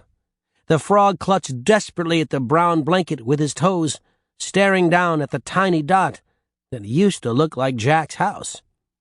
The sun was just rising, slanting its yellow rays over the misty landscape below.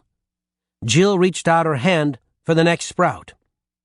"Careful, careful, careful, careful, careful, careful, careful, careful, careful, careful, careful, careful, careful, watch out!" Jill pulled them up to the next sprout and turned to the frog. Her words were very clipped when she said, "If you don't shut up, I will drop you." "Right," said the frog. "Sorry," said the frog. "Okay," said the frog. He tried breathing.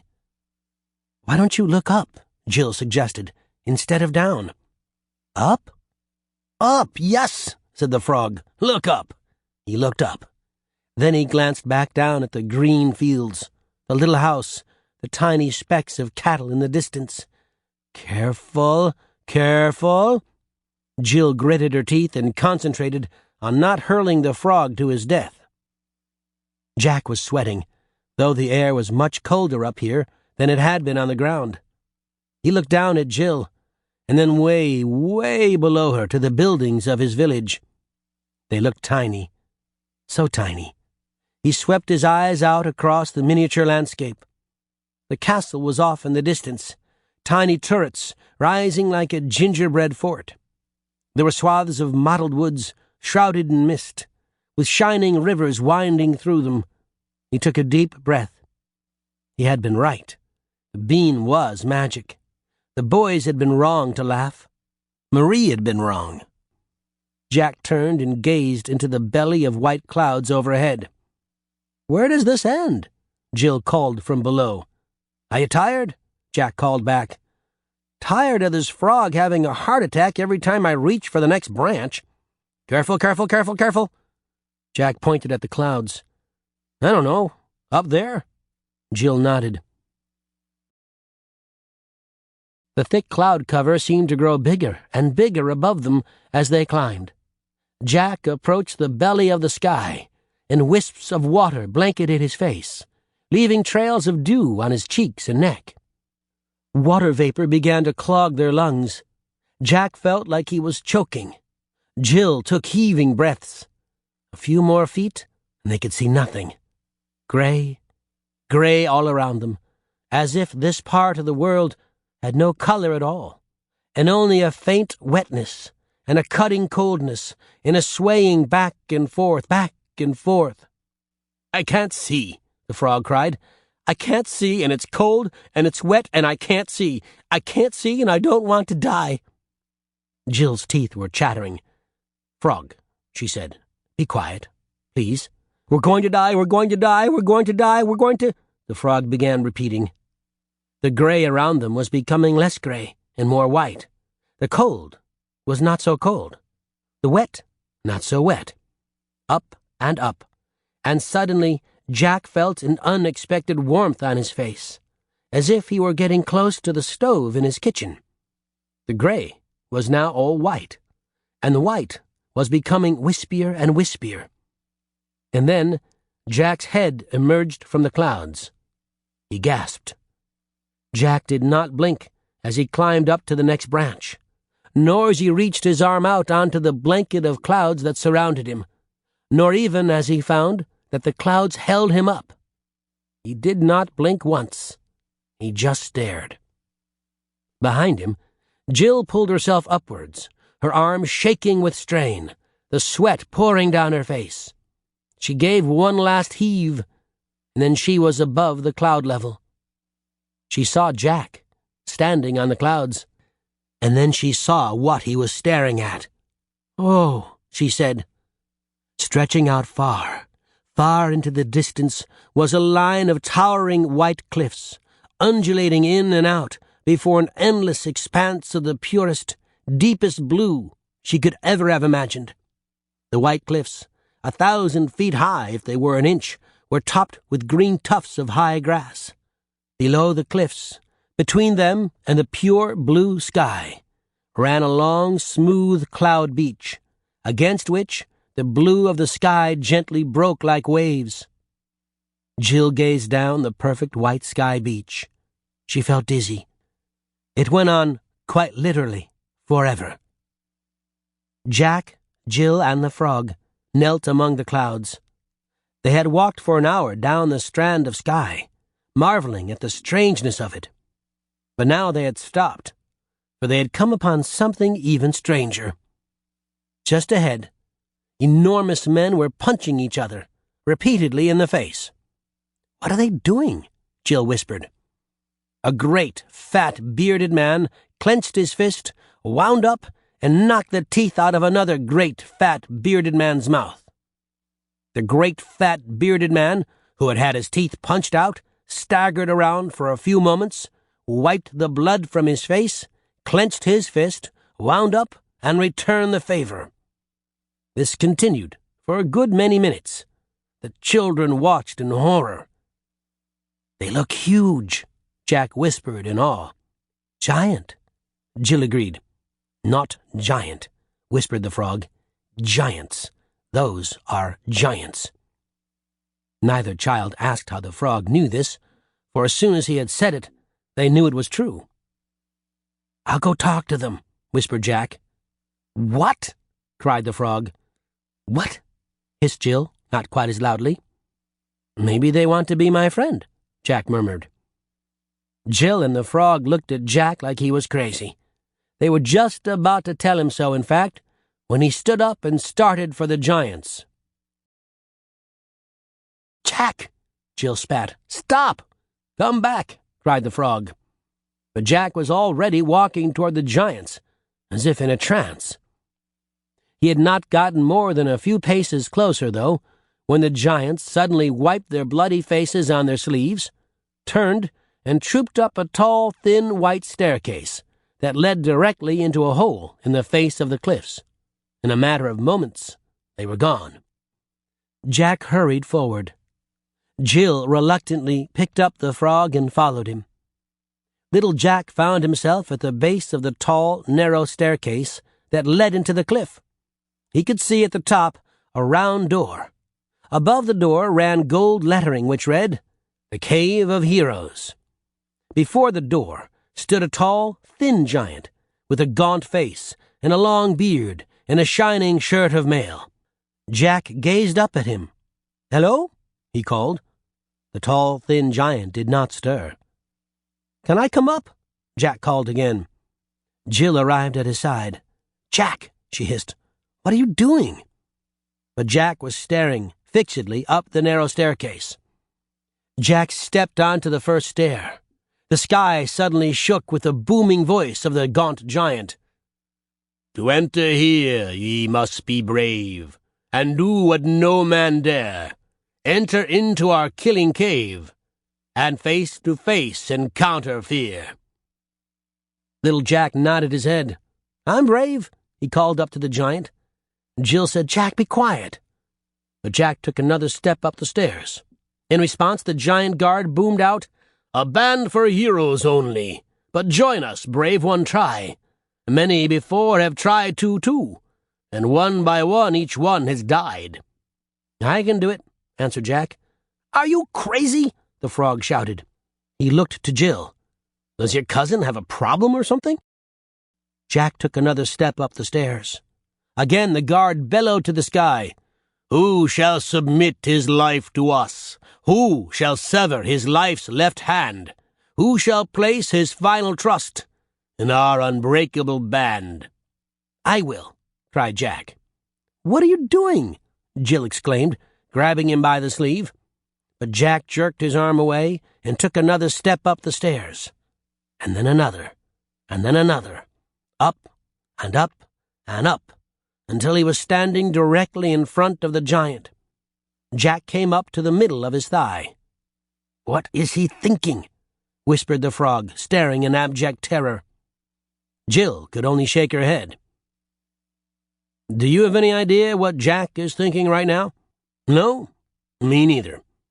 But of course, when I was Jack's age and saw people I took for giants, I never understood half the things I did either." Suddenly, the gaunt giant guard seemed to notice Jack. He bellowed, "Who volunteers to taste fear and feel death?" "I do," Jack replied, in his bravest voice. "Me, Jack."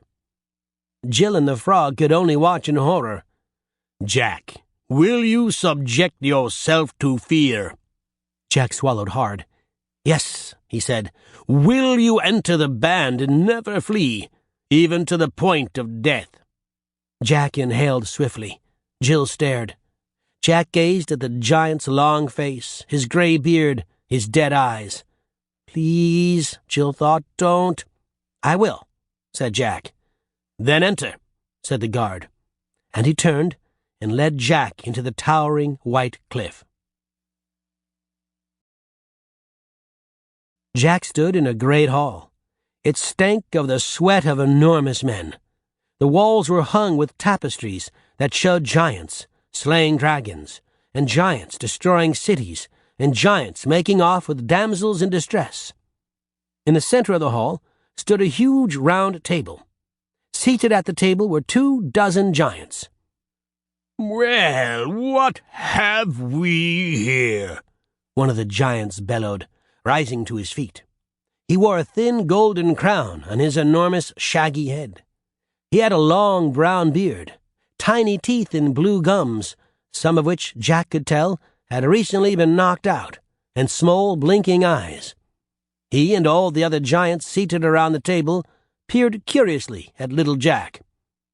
"The boy Jack the Small has asked to join the band," announced the gaunt giant guard. "Wonderful!" bellowed the one who wore the crown. "And that one?" he asked, and he waved fingers as thick as sausages at the door. Jack spun around. Standing at the top of the stairs, panting and staring, was Jill. "It followed Jack the Small up the stairs," said the guard. "That's Jill," said Jack. "My cousin." He smiled at her. Jill thought, "I'm going to kill him." "Wonderful!" the crowned giant bellowed ecstatically. Giants are always bellowing. Sometimes they do it ecstatically, and other times darkly, and other times imperiously. It's just very hard not to bellow when you're a giant, you understand. All the other giants beat the wooden table with their powerful fists. "Be welcome. I am King Aethiantus, and these are the giants of the Cave of Heroes." Then he pointed his huge sausage fingers at each one and named them. Jack didn't catch many of the names. The guard was called Meese.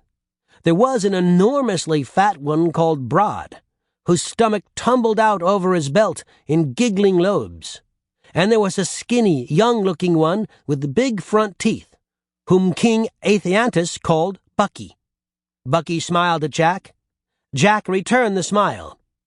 "Now," bellowed King Aethiantus, "you wonder what giants such as we might want with such a pygmy as thee?"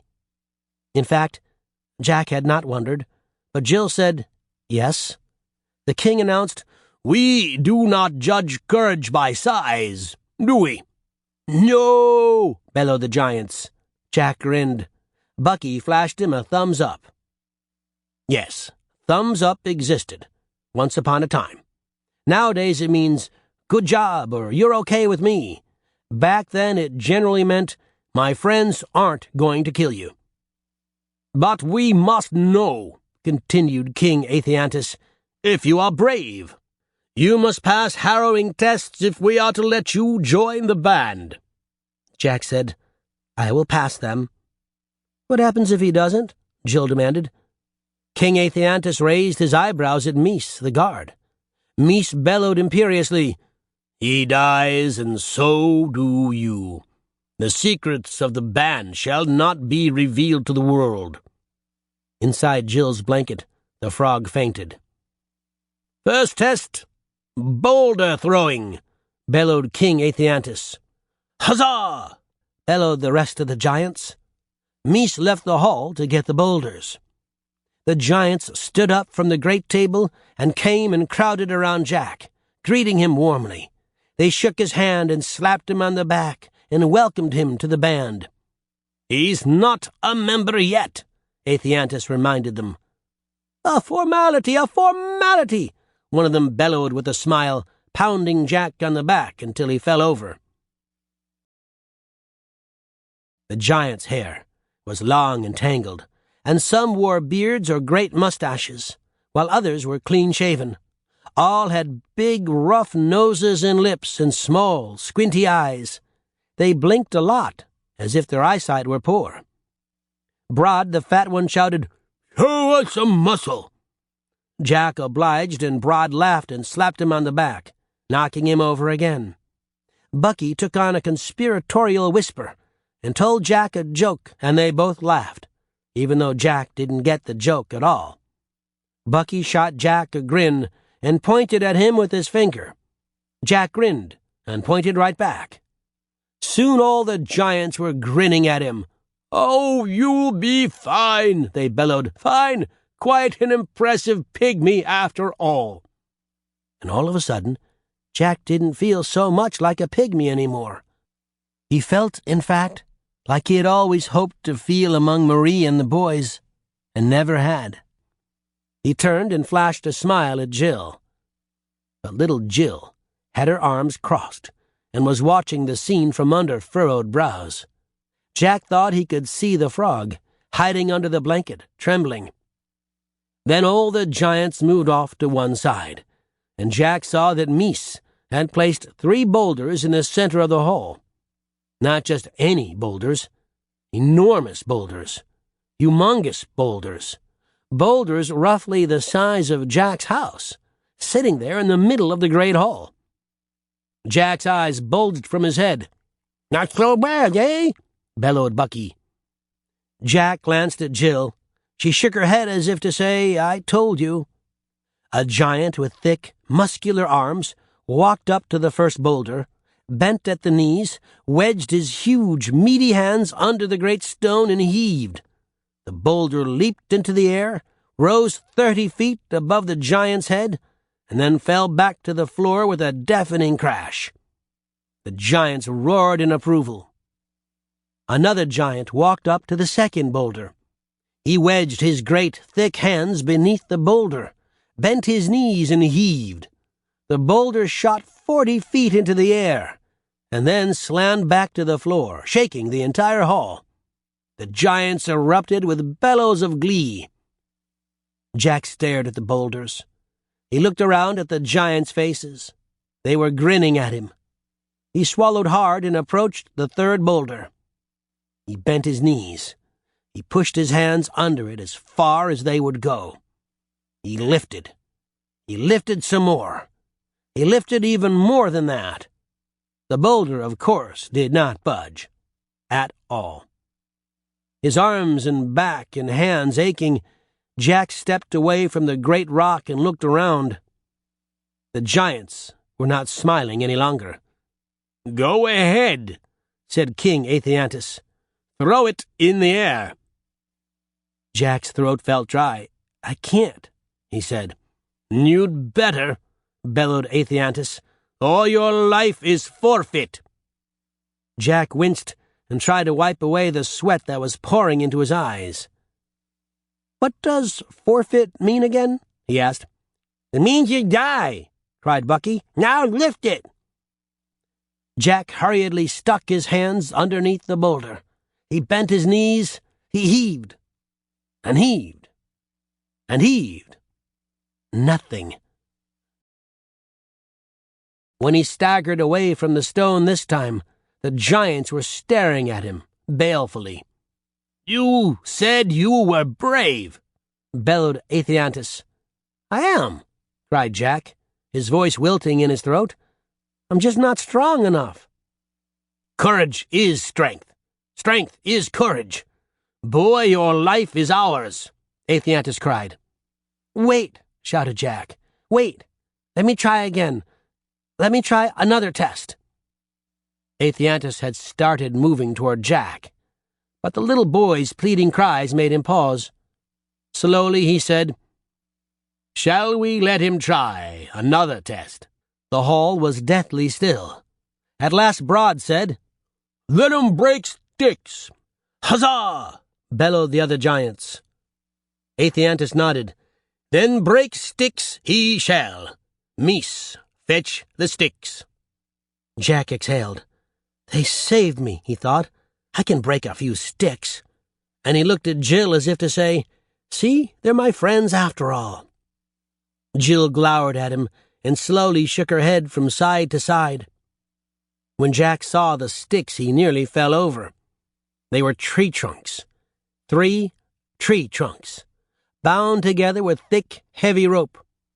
Meese deposited them in the middle of the chamber. Then he rolled the boulders away. Go ahead, boy, bellowed Atheiantus. Break 'em. Jack walked reluctantly up to the tree trunks. He gazed at them. He whispered, Do I have to? Oh, yes, said Atheiantus. In a very small voice, Jack asked, Can I just give up now and leave? He sounded like he might cry. Oh, no, said Atheiantus. The hall was totally silent now. The giant's tiny eyes followed Jack closely. Jack reached out his arms and tried to wrap them around the tree trunks. They barely reached halfway around. He tried to sit on the trunks. That did nothing. He got up and jumped on them. They didn't even creak. Jack's hair was soaked with sweat, and his lips were trembling. The giants' faces were dark and terrible. Well, said Atheiantus, you know the rules. No, Jack whispered. Let me live. Please. Oh, we'll let you live, said Atheiantus. You will? Yes, until after dinner. Then we'll kill you and eat you for dessert. Huzzah! Bellowed the giants. Jack sat huddled in a corner crying quietly. Jill's arm was around his small shoulders. I'm sorry, he whimpered. What were you thinking? The frog hissed through Jill's blanket. Jack buried his head deeper in his arms. But Jill was watching the giants. Her eyes traveled to the door. It was locked and barred. She looked back at the giants, with their huge bellies, their thick faces, and their tiny watery eyes. They sat around their enormous table. Heaped upon it was a feast of fowls, geese and hawks, kites and eagles, merlins and jays, roasted, pan-fried, boiled in blood, chopped up, blackened. The smells of roasted flesh and dripping fat wafted through the hall. The giants were just about to tuck in when Bucky said, I'm about as hungry as any giant has ever been, I reckon. At this, Broad, the very fat giant, pushed back from the table and chuckled. Well, Bucky, that sounds like a challenge to Broad. And because no giant hero can turn down a challenge when offered, Bucky replied, If it's a test you want, it's a test you'll have. Can you eat more than me? Broad laughed and grabbed his huge stomach. Your belly's big, replied Bucky, but that just means I have more room to grow. The other giants huzzaed the brave words and banged on the table. But King Atheiantus said, Bucky, you're a whelp, and Broad, you're a coward to challenge such a whelp. If you can out-eat me, then I'll be impressed. Or me, shouted another giant. Or me, bellowed another. Soon all the hall was a cacophony of giant voices, all crying to participate in the challenge. Meese went off to get something called the Bowl of Never-Ending, for the table full of fowl would have been no more than an appetizer to a challenge such as this. Jill gazed at the giants howling for the commencement of the challenge. Then she took the frog out of her pocket and handed it to Jack. "Give me your belt," she said. "What? Now?" He looked at her like she was crazy, but Jill was still staring at the giants. As he took off his belt, Jill wrapped her ratty brown blanket all the way around her, and then she took Jack's belt and cinched it so tight she could barely breathe. Jack watched her, befuddled. Jill stuck out her chin and walked to the giant's table. "Excuse me," she announced. "Can I accept the challenge?" All the giants turned and looked at her. The only sound in the sudden silence was Jack whispering, Jill?" King Atheiantus's face slowly broke into a wide grin. "Well, look at that. Why didn't you say she was the brave one, Jack?"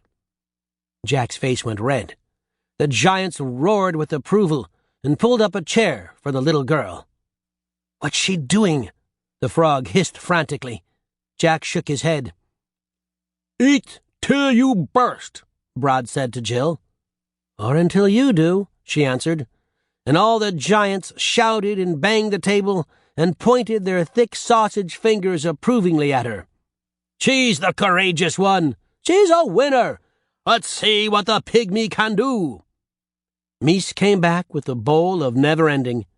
It was an enormous wooden bowl that was never empty. Unfortunately, it was always full of porridge, and the porridge generally had a sickening burned taste, so the giants avoided eating from it when they could.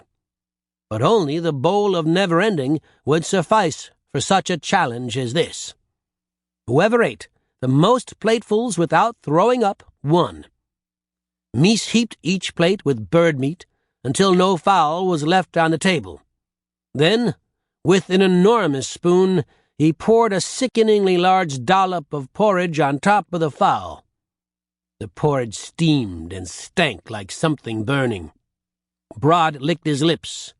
Jill felt like she might gag.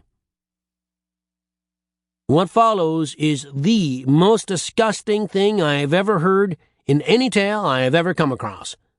I considered cutting it completely from this record. I feel sick just thinking about it. Writing it down for you was, shall we say, a harrowing experience.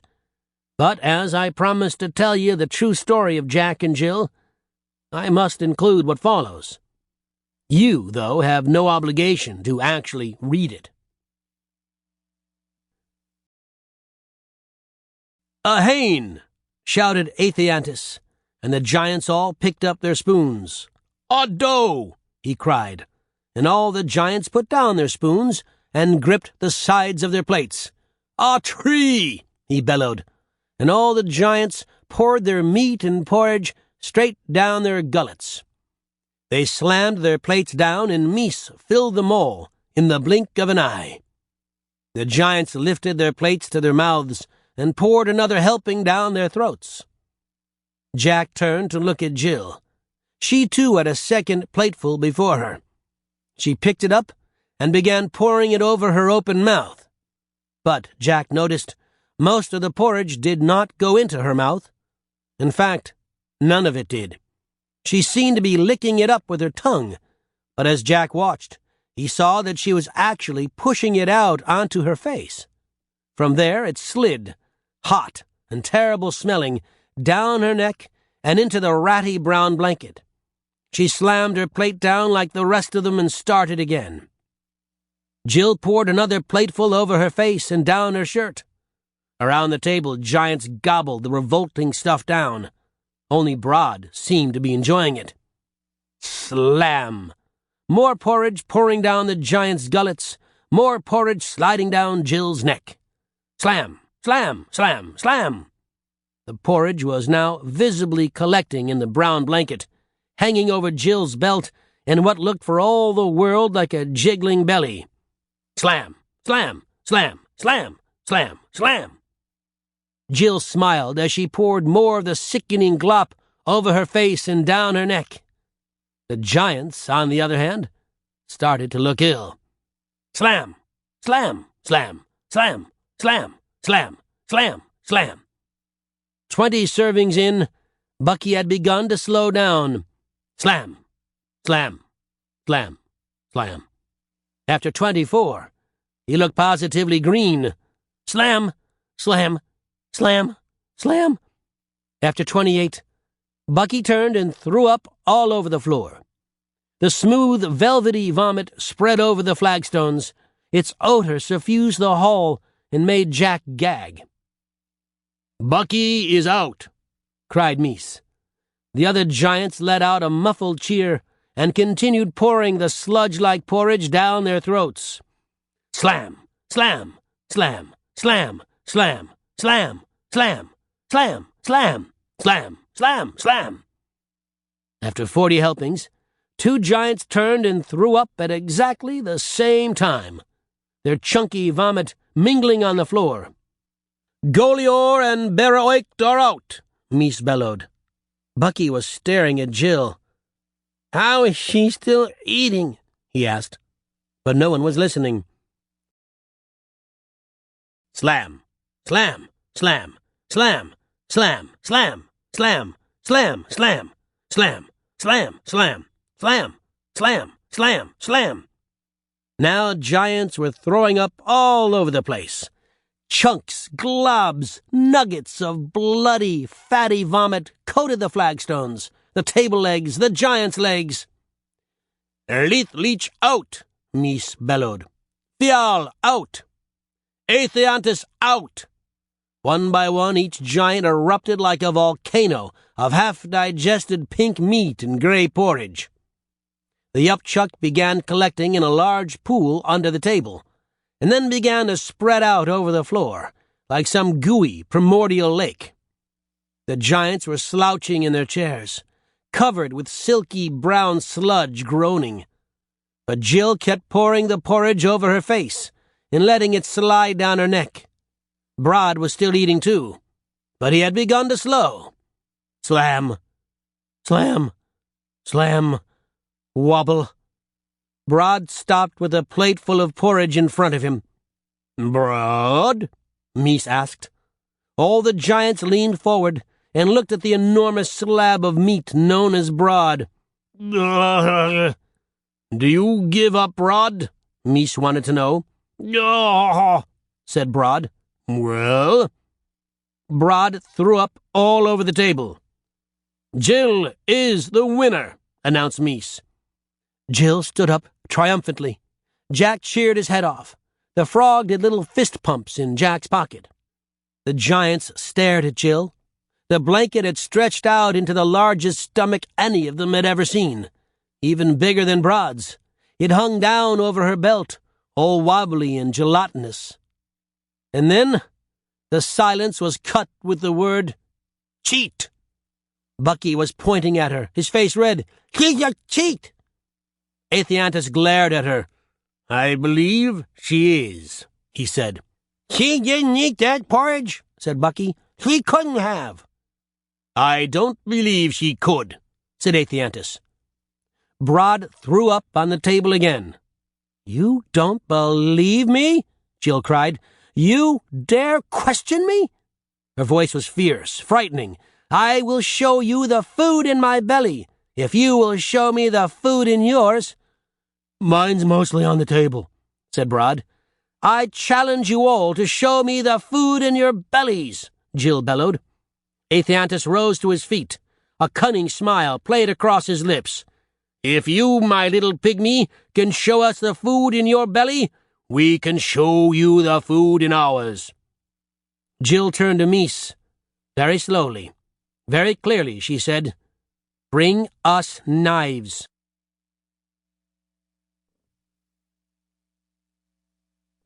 This ends Disc 2.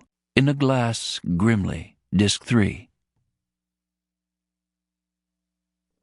I don't believe anyone is reading right now. I assume everyone has just skipped to the next chapter. I hope so.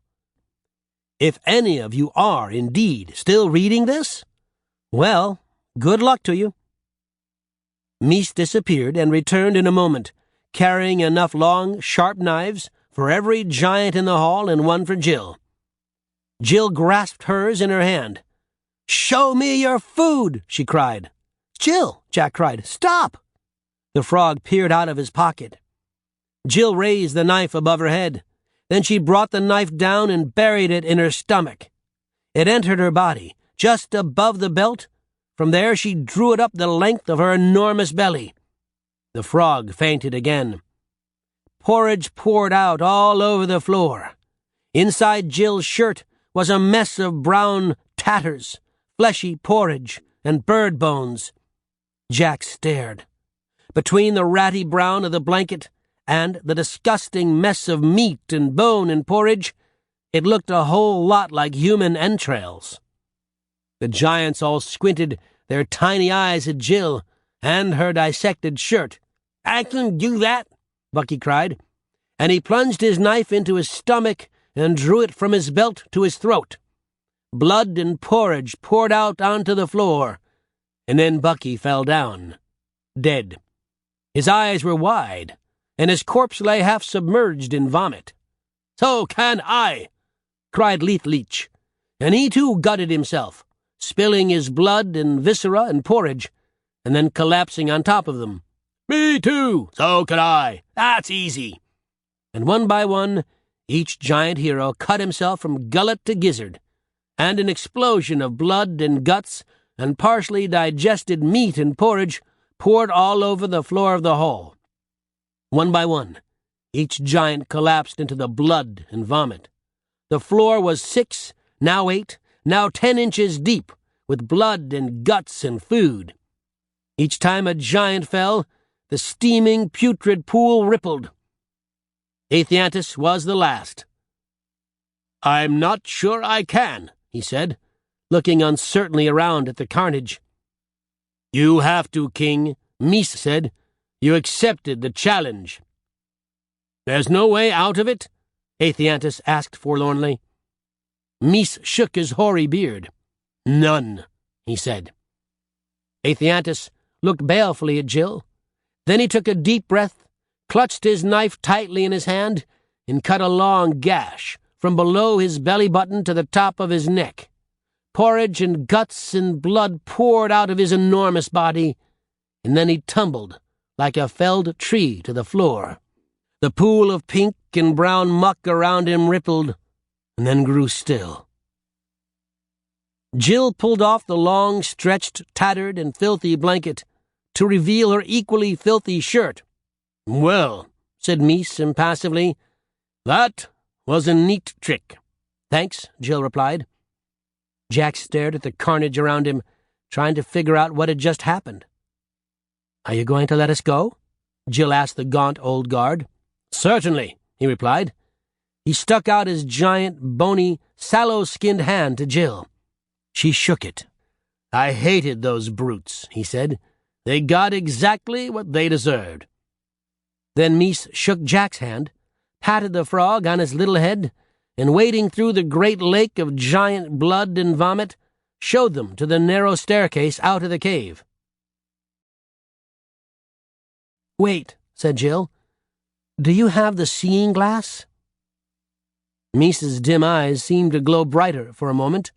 "Ah," he said. "Is that why you came here?" "It was," said Jill, "until Jack forgot." "I didn't forget," Jack mumbled, turning red. "It isn't here," Mies's voice replied, "but it is indeed a treasure worth seeking. The greatest power, it is said, resides in that glass. A piece of true magic, as strong and pure as any in the world." "Do you know where it is?" Jill asked. "We are as high up as this earth goes, save heaven. The glass, last I heard, was in the deepest pit of the earth, save hell. You might try there." "How do we get there?" Jack asked. Mies shrugged. "Ask the goblins." "Goblins?" Mies nodded his great gray head. "But be careful. Giants are brutal. Goblins are cunning. Do not trust them too far." "How do we find them?" "I don't know. I've never left this cave." The children gazed up at his long, sad face. "But there's no more band, right?" Jill asked. Can't you leave now? Mies sighed. There will always be a band. As long as there are giants, there will be fools who will follow them. Jack was about to ask what he meant, but Mies turned around and muttered, Now where did I put that bucket? Jack walked quietly, sullenly, across the linen-white clouds under the towering, chalky cliffs. Jill followed with the frog. Jill and the frog talked on and on about what they had just seen and done. And did you see how Bucky just grabbed the knife and jammed it into his stomach? And Aethiantus's face when he realized what was happening? Mies was actually pretty nice. I've never seen anything so disgusting in my life. You were pretty great, Jill, the frog said. Yeah, Jack cut in, his first word since leaving the cave. Great. He didn't sound happy at all. Jill looked over at him. What's with you? The frog demanded. I could have done that, little Jack insisted. I could have saved us. Neither Jill nor the frog said anything. And it was so obvious what you did. I can't believe they were so dumb to fall for it. Jack looked very angry. His dark eyebrows made a sharp, downward arrow, and his cheeks were flushed. The wind blew in off the wide blue sky. The sun was setting behind the cliffs, throwing long shadows over the beach. Somewhere far below them, they could hear the call of gulls. You went in there, said the frog to Jack. It's your fault, and Jill saved us. You're an ugly girl and a stupid three-legged frog, Jack shouted at them, and without warning he sprinted ahead. Jack! Jack! The frog called after him. Let him alone, Jill said sadly. Jack ran and the wind blew across his face. Why, he thought, why does this keep happening? The boys in the village, the giants, Aethiantus, Bucky, Marie. It's all the same. It will always be the same. Hot tears of humiliation streaked down Jack's cheeks and blurred his vision. He ran, and the wind was strong and growing stronger, and then suddenly it was very strong indeed. Jill and the frog suddenly could not see Jack any more. Jack!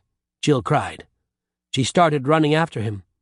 Suddenly, she felt the clouds under her feet fail. Then she saw Jack. He was doing just what she was doing. He was plummeting toward the earth. Jill tumbled and tumbled and tumbled through the air. The frog was screaming, but Jill felt oddly calm. Then, beneath Jack, Jill saw a smooth green hill rising to greet them. Beside the hill was a little town, and beside that the sea. As Jill tumbled, the hill and the town grew and grew and grew, and she thought, that will be a nice place to land. Then she did land there, on top of that green hill, and it hurt very much. But she was not done tumbling. She tumbled all the way down that big green hill, until she landed in a heap at the bottom, next to Jack. Jill sat up laughing. The frog had gone from screaming to whooping for joy. We're alive, he shouted. Thank God we're alive. Then he stopped. He saw Jack. Jack was not laughing. His face was white and still, and there was blood pooling in the green grass under his head. Jill got up, saw they were on the outskirts of the town, and ran screaming for the nearest house.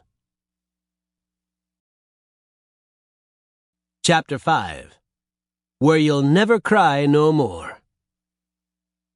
Once upon a time, in a little seaside town, a boy named Jack was put into bed in the attic room of the town's only inn. Jill sat down on the bed beside him and stared.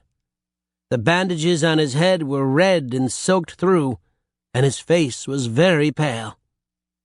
Will he be all right? Jill asked quietly. The innkeeper stood in the doorway, her hands on her hips. She answered Jill in her broad, salty accent. I fancy he will. He just needs a bit of sleep, and some food, and he'll be all right as the rain, I reckon. Her R's were broad and rolling, like everything else about her.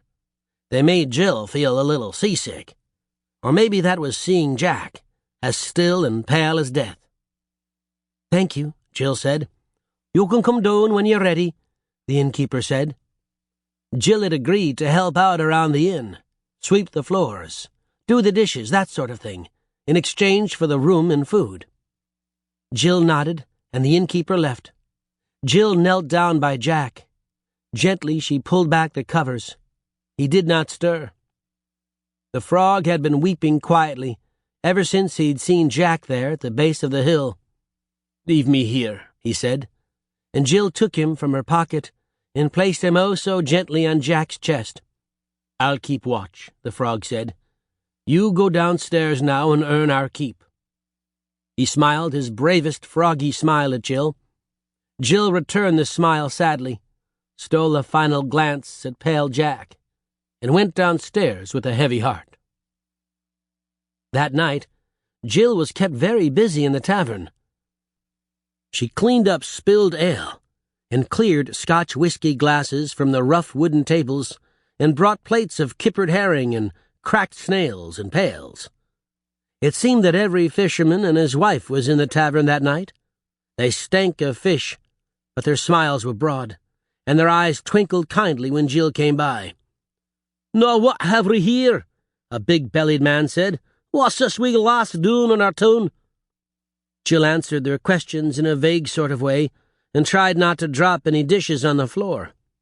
The work and the talk and all the new people helped Jill to think just a little bit less about the pale boy with the red bandage who lay on the verge of death upstairs. After the townspeople had all been drinking for a long while, the big-bellied man called Jill over to him. He had a shiny bald head and a big red beard. He smiled at Jill and his eyes twinkled. "You want to hear a story, then?" His breath smelled like whiskey, and his clothes smelled like fish. "No, don't scare the girl," someone shouted at him, and girl had too many syllables. The red-bearded, big-bellied man laughed and looked at Jill. "I don't think you scare easily, do you?" Jill set her chin and shook her head. He bellowed with laughter and said, "See!" So he set her on a stool beside him, and the tavern quieted down, and the man began to tell his story. "Once upon a time," he said, "there was a wee fishing village that sat next to the wide black sea and the shadow of some high green hills. They're mountains," someone shouted. "Me foot," called someone else, and everybody laughed. "In the shadow of high green hills," the red-bearded man repeated, smiling, and his R's rolled like rowboats on the ocean. "And in this wee town there was a wee lass, just about the size of ye," and he poked Jill in the chest with a thick finger. Reluctantly, Jill smiled. "Well, this lass loved the sea," he continued. "She would go out and stare at it, drinking in its vastness and its darkness, as if the black waves made some kind of mirror where she could see herself. At least, that's what the villagers whispered to one another as they watched her, with the wind blowing her hair this way and that, at the end of the rocks." The tavern had gone silent now. Someone began to snuff out the candles one by one, until the only light came from the flickering peat fire. The hairs on Jill's arms began to rise and stand up. "But that's not what the lass was looking at. She weren't looking at nothing. She was listening to the song of the mermaid." "I know it," someone shouted. "The man's obsessed with the mermaid." "Shh!" hushed all the others. And the red-bearded man went on. "The mermaid sings more beautiful than any mortal has ever heard. Her notes rise like gulls on the wind and sink like the moon sinks into the sea. She holds him high and sings him way down low, like the very sea itself. But no mortal can hear them, save a young girl, and no young girl can ever resist their sound. Well, one day, the mermaid spoke to that little girl, her hair being blown around way out on the rocks, and the mermaid asked if the little girl wouldn't like to come and live with her under the sea. And the little girl said she would. Well, that night, as we sat here in this tavern, we looked out the window and saw a great black wave rise up out of the sea, and that wave swallowed the wee lass whole, and we never saw her again. and that's the truth." The tavern was silent now. At last Jill whispered, "Is that really the truth?" "We don't know," the innkeeper said. "We did lose a lass in the sea years ago, but all this mermaid stuff, that's just a tale told." "It's true enough," the red-bearded man said. "There is a mermaid out there. I've seen her." "Have you heard her?" someone asked. "No, she sings only to the little girls," said the man. "But she's out there all right." "And how do you know it was she that took the girl and not just the sea?" "I know," said the bearded man darkly. "I just know." After that, the people of the tavern filed out into the pitch blackness, wending their way over stones and dirt to their homes that climbed the sides of the hills. Jill followed them out and watched them go. She watched the red-bearded man particularly. She saw that he lived all alone in a small hut that stood closer to the rocks and the sea than any of the other villagers.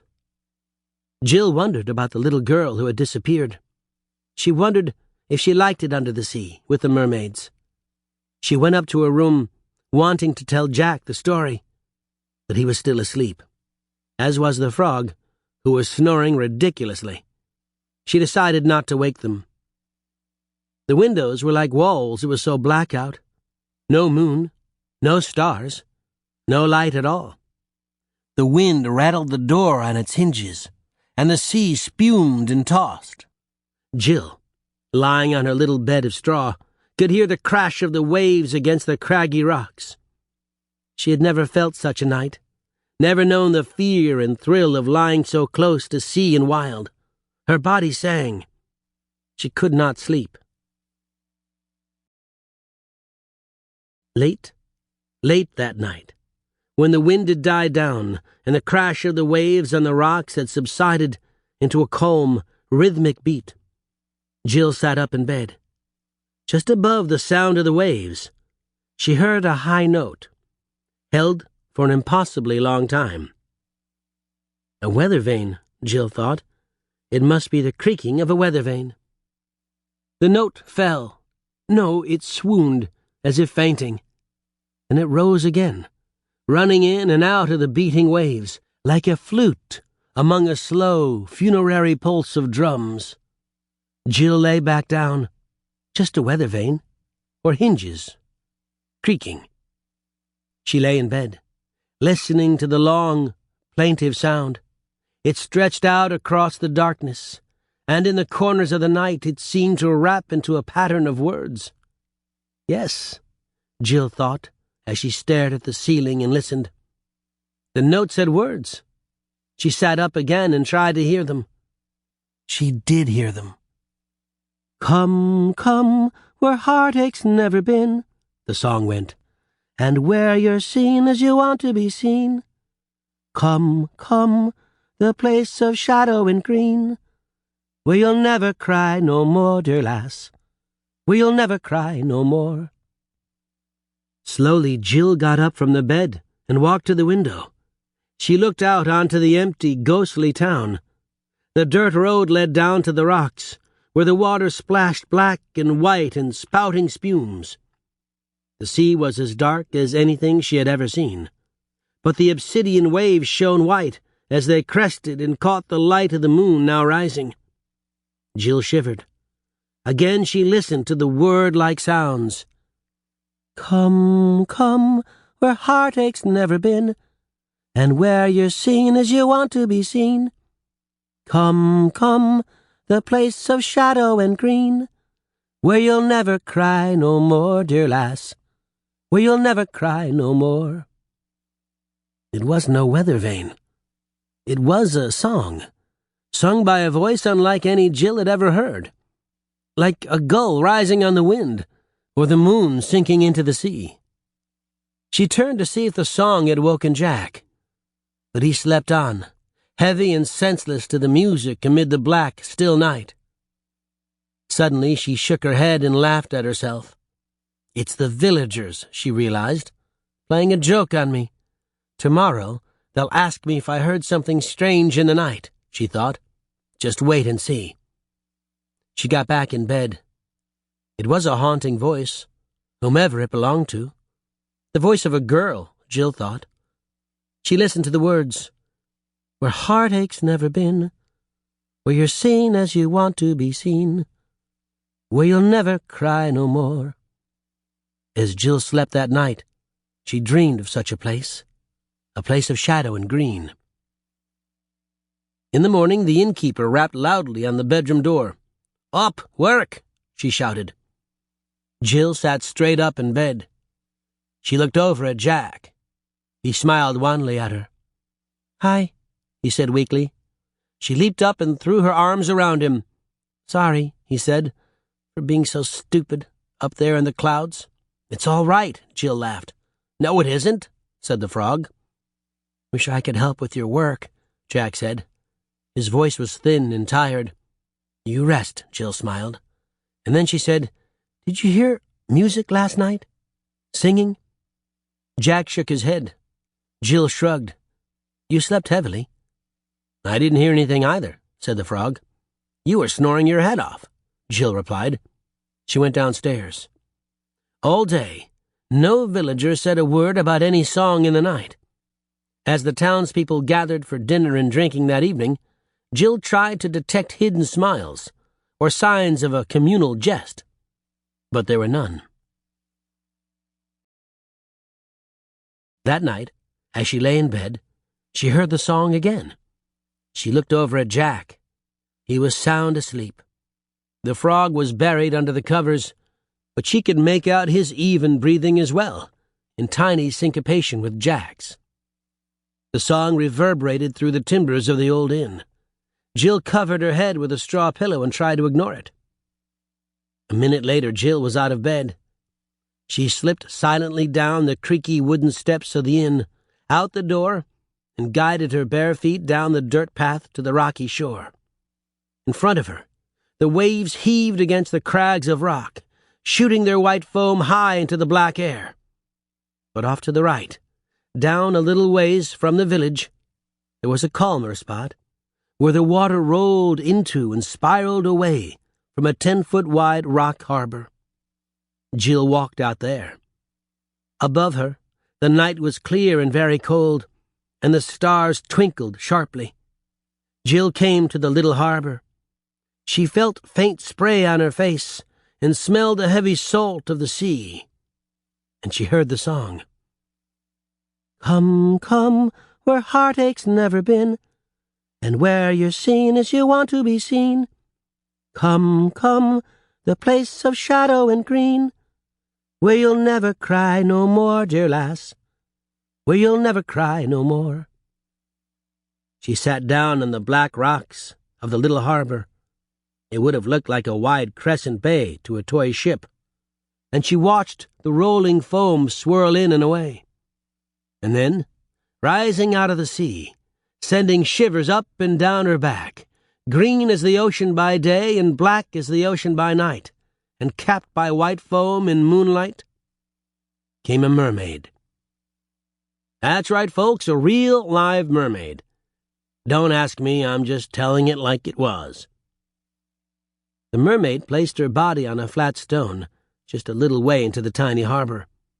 Her body, at least all of her body that Jill could see, was beautiful and naked. Halfway down her moonlight-hued back, green fish scales, lined with shadow, began. Her eyes were black and green, with no whites at all. Her hair was the color of the night water reflecting the moon. The singing had stopped. Jill stared. "A beautiful, beautiful girl," the mermaid said, her eyes so wide-set and luminous she looked like a creature from a dream. "You are a beautiful, beautiful girl." Jill was unable to answer her. "Yet you are sad," the mermaid said, and then she gasped, and her shoulders contracted as if in pain. "So sad. Beautiful girl. What could cause you such pain?" The wind off the sea blew the spray into Jill's eyes and face, and her hair whipped around her like a rope on a sail. "How can you tell that I'm sad?" Jill asked. and she felt that she was shivering.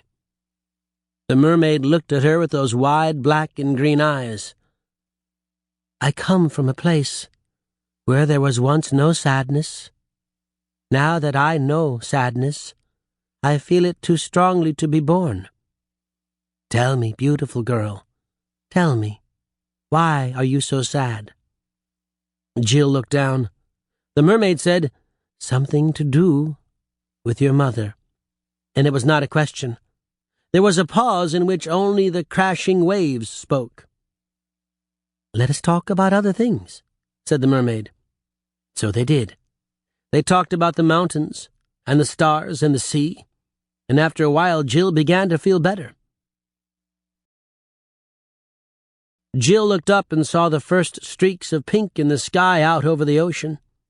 The mermaid felt them without seeing them. "I must go," the mermaid said, "but come tomorrow if you like. We will talk some more." "Yes," Jill said. "I would love to come, thank you." The mermaid smiled. She was about to slide down the rock and back into the sea when she said, "Jill, do not tell the villagers that you spoke to me. There is one who would harm me if he could." Jill stared at the beautiful creature. Who could ever want to harm her? She nodded. "I will not tell. I promise." The next morning, Jill slipped out of her room with no more than a syllable to Jack, and all day she was unable to keep her mind on her work. She dropped 2 glasses to the floor, and then cut her hand as she cleaned up the shards. The innkeeper spoke to her sternly about her carelessness. Jill just wanted night to come. At last, the villagers had gone home. Jill went to her bedroom. "Did you break 2 glasses today?" Jack asked as she walked in. "That's what it sounded like from up here." "I just want to go to sleep," Jill said sharply. Jack looked surprised and then away. The frog stared at Jill. Jill got into bed and turned her back to Jack. "How are you doing?" she asked without feeling. "Fine," Jack said, as he blew out the oil lamp by his bed. He didn't sound fine. He sounded angry. Jill didn't care. She waited until she heard the first note of the mermaid's song, checked that Jack was indeed breathing softly and evenly, and then hurried straight down to the little harbor. As she hurried, she sang along with the mermaid.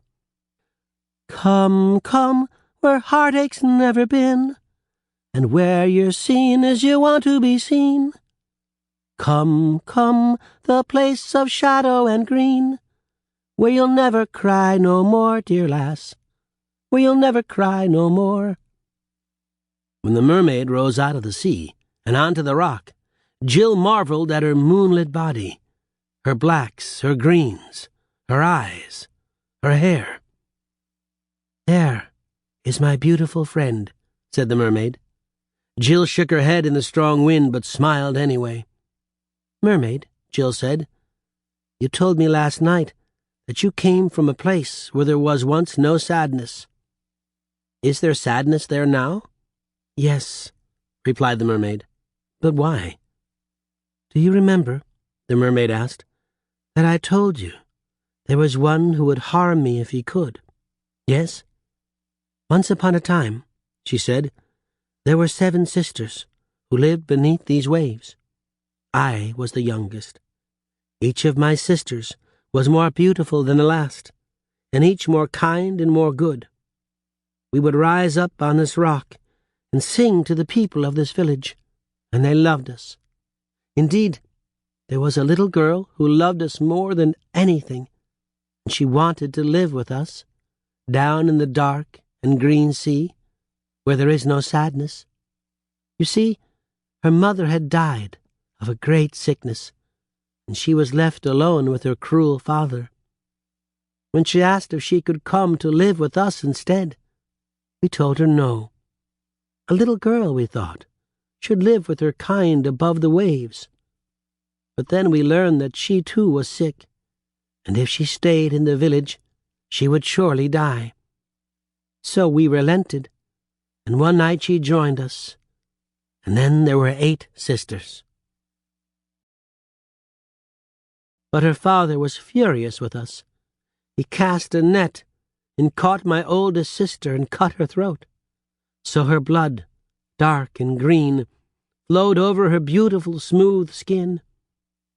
Some weeks later, he caught my second eldest sister in his net, and again he cut her throat and spilled her dark green blood. Again and again he caught my sisters, until at last there were only me and his daughter left, living here under the sea. The little girl was so sorry for what her father had done that she became sick with grief. After 7 days and 7 nights of pining, she died from her sadness. The mermaid's wide-set eyes and moon-hued lips looked like they might burst with sorrow, but she said no more. "That's terrible," Jill cried. "Oh, it's awful, it's awful." Suddenly her sorrow for her own trouble seemed so small and stupid. "Let me help you," Jill said. "Please, what can I do?" The mermaid shook her head sadly. "What is there to be done?" she asked. "They are all dead. There is nothing to be done but weep." And Jill could see that rivers of tears had been steadily streaming down the mermaid's face for many years, and had dug shallow canyons in her cheeks. "Who is the man? Does he still live in the village?" Jill demanded fiercely. The mermaid nodded sadly. "I don't know who he is. I cannot see the faces of men, just beautiful girls like you. But he still comes out some nights with his net and tries to catch me. I never know when. I believe he will not rest until I am dead. But what does it matter? My sisters, my sweet sisters, have all died already." "He will not kill you," Jill swore, her teeth set, her hair blown back, her forehead shining high and wet with sea spray in the moonlight. "I will not let him do that." When pink began to streak the east, Jill blew a kiss to the beautiful mermaid and went back to the tavern. The next morning, Jack was awake before Jill. She got up and he smiled at her. "I'm sorry for last night," she said. "You were tired from working all day." "Yes," she said, "very tired. Are you feeling better?" "A little bit better each day," Jack replied, "but sitting here is boring." Jill was humming a slow, sad tune when she slipped into the corridor. As Jill scrubbed the tables in the tavern and the innkeeper shined the scotch glasses, Jill said, "Whose daughter was it that got lost in the sea?" The tavern mistress stopped her shining and looked at Jill curiously. "Now what made you think of that, lass?" Jill shrugged and went back to scrubbing. "Dunno, just thinking." The tavern mistress shook her head. "The man what told the story," she said, "with the red beard." Jill nodded. "That's what I thought." She watched him as he ate his dinner, and then drank his scotch and ale. He laughed plenty and told stories, and seemed to be liked by all. But there was something about him, something sad. In the pauses between stories, or when his big-bellied laughter died away, she saw him sigh, or look down at the table heavily. She didn't know why she hadn't seen it before. Once he caught her looking at him. She smiled quickly. He broke into a broad grin. This time, when he looked away, he did not sigh. Jill ran down to the edge of the rocks that night and told the mermaid that she knew who it was that was trying to hurt her. The mermaid nodded sullenly. "What good will that do, though?" she asked. And her lips and her face and her eyes were so sad and fine they made Jill want to weep. "He will not stop." "I'll make him stop," Jill said. "I swear it. I swear it." This time, as the pink began to streak the eastern sky, the mermaid blew Jill a kiss. Jill felt it on her cheek, like soft sea foam. The next afternoon, Jill made her way down to the little hut by the sea, where the red-bearded man lived. She knocked on the door. There was no answer. So she went around to a small shed that stood behind the house to look for him there. The door stood ajar. Jill looked within. Hanging from the walls of the shed were dozens of rusty fish axes and harpoons, each covered with fish guts and algae and filth. Covered, that is, save their edges. Those shone sharp and clean. "Hello there!" Jill turned around to see the red-bearded man sitting on a stack of peat bricks against the wall of the house, mending a fishing net. "Why, look who it is," he said, and his face lit up. "Hello," said Jill. "I hope I'm not disturbing you." "Why, no. I love some company while I tend me net. Sit," he said, and gestured with his foot at an upturned bucket, still wet with the innards of gutted fish. Jill looked at it and remained standing. "Was it you that lost your daughter to the sea?" Jill asked, even though she knew the answer. The man's wide smile faded. He looked at Jill and his eyes were hollow. "Aye," he said. "'Twas." Jill looked down. "I'm sorry," she said. He nodded and sighed. Jill looked back up, straight into the man's eyes, with a gaze sharper than a fish knife. "Are you trying to catch the mermaid?" she asked. Her mouth was set and her face was hard. The man looked at her funny. "Lass," he said at last, "no man can cast such a net as can catch a mermaid." Jill did not let him out of her gaze. He looked back down at his work on the net. "This poor rope and twine can no more catch a mermaid than you can catch the light of the moon," he said. He began mending again. After a moment, Jill again said she was sorry for his loss and started back toward the village.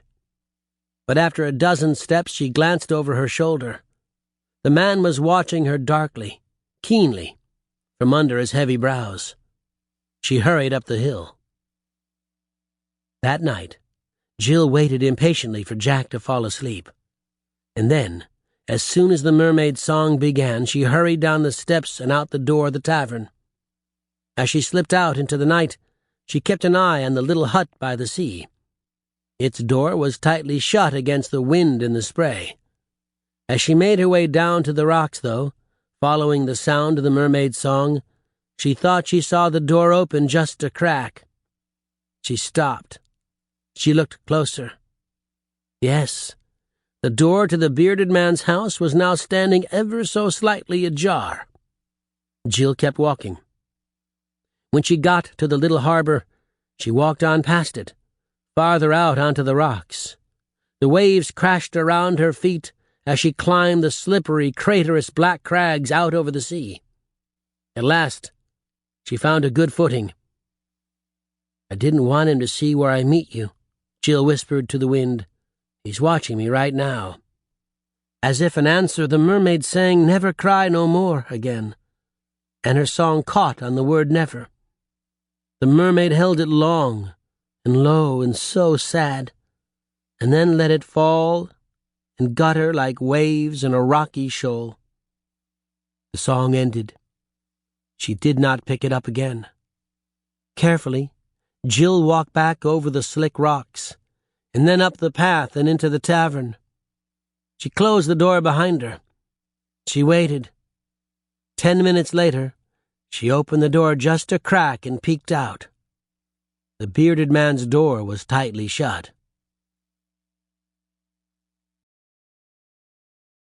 Jack was sitting up when Jill awoke the next morning. "Hi," he said. "I feel a lot better. I think I can help you with your work today." Jill's hands instantly became clammy. She sat up and stared at him. Then, as if deciding something, she got out of bed and came to his side. "Let me feel your head." The frog crawled out of the blankets and yawned sleepily. She put her hand on Jack's forehead. Compared to her clammy, sweating hands, Jack's forehead was smooth and dry and cool. "Take one more day," Jill said firmly. "One more day, and then you can come downstairs and help me." "At least let me sit down there," Jack began. "No," said Jill, and her voice was sharp when she said it. "I don't think sitting downstairs would be bad for Jack," the frog replied, surprised by her abruptness. Jill thought for a moment. Then she said, "Not for Jack, no.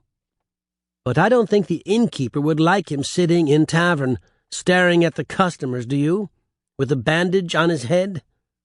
And without waiting for a response, she got up, left the room, and closed the door behind her. Once in the corridor, she took a deep breath and went downstairs. The lunch service in the tavern was always quiet, because the fishermen did not return with their boats until mid-afternoon. As soon as the last patron had left, Jill slipped out the tavern door and hurried down to the hut by the sea. The door was closed, and no light came from within. The bearded man would, like the rest of the fishermen, be out on the sea for a couple of hours yet. Jill went around to the back of the house. There she tried the door of the shed. It wasn't locked.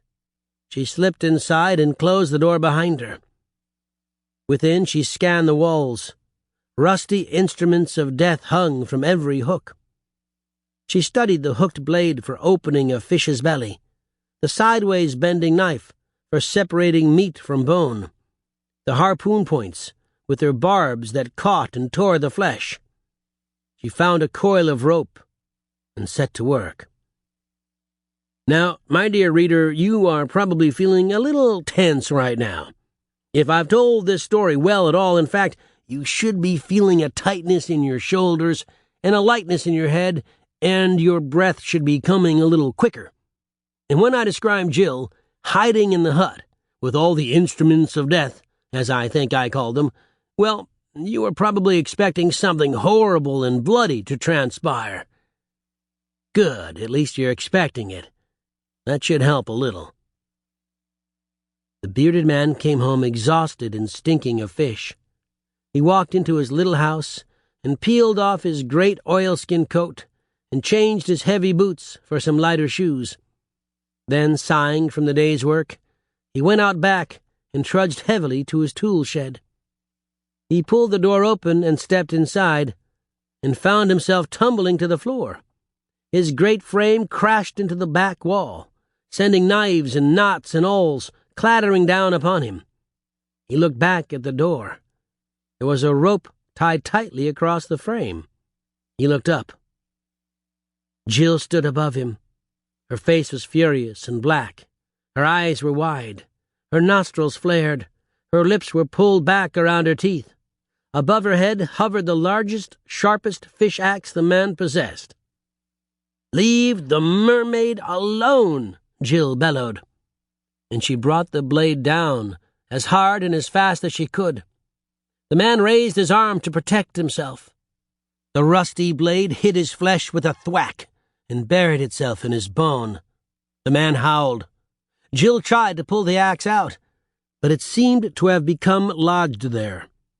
Jill turned and grabbed the long, curving knife from the wall. She raised it and brought it down, but before it could enter the man's flesh, she was flung back by a kick to the chest.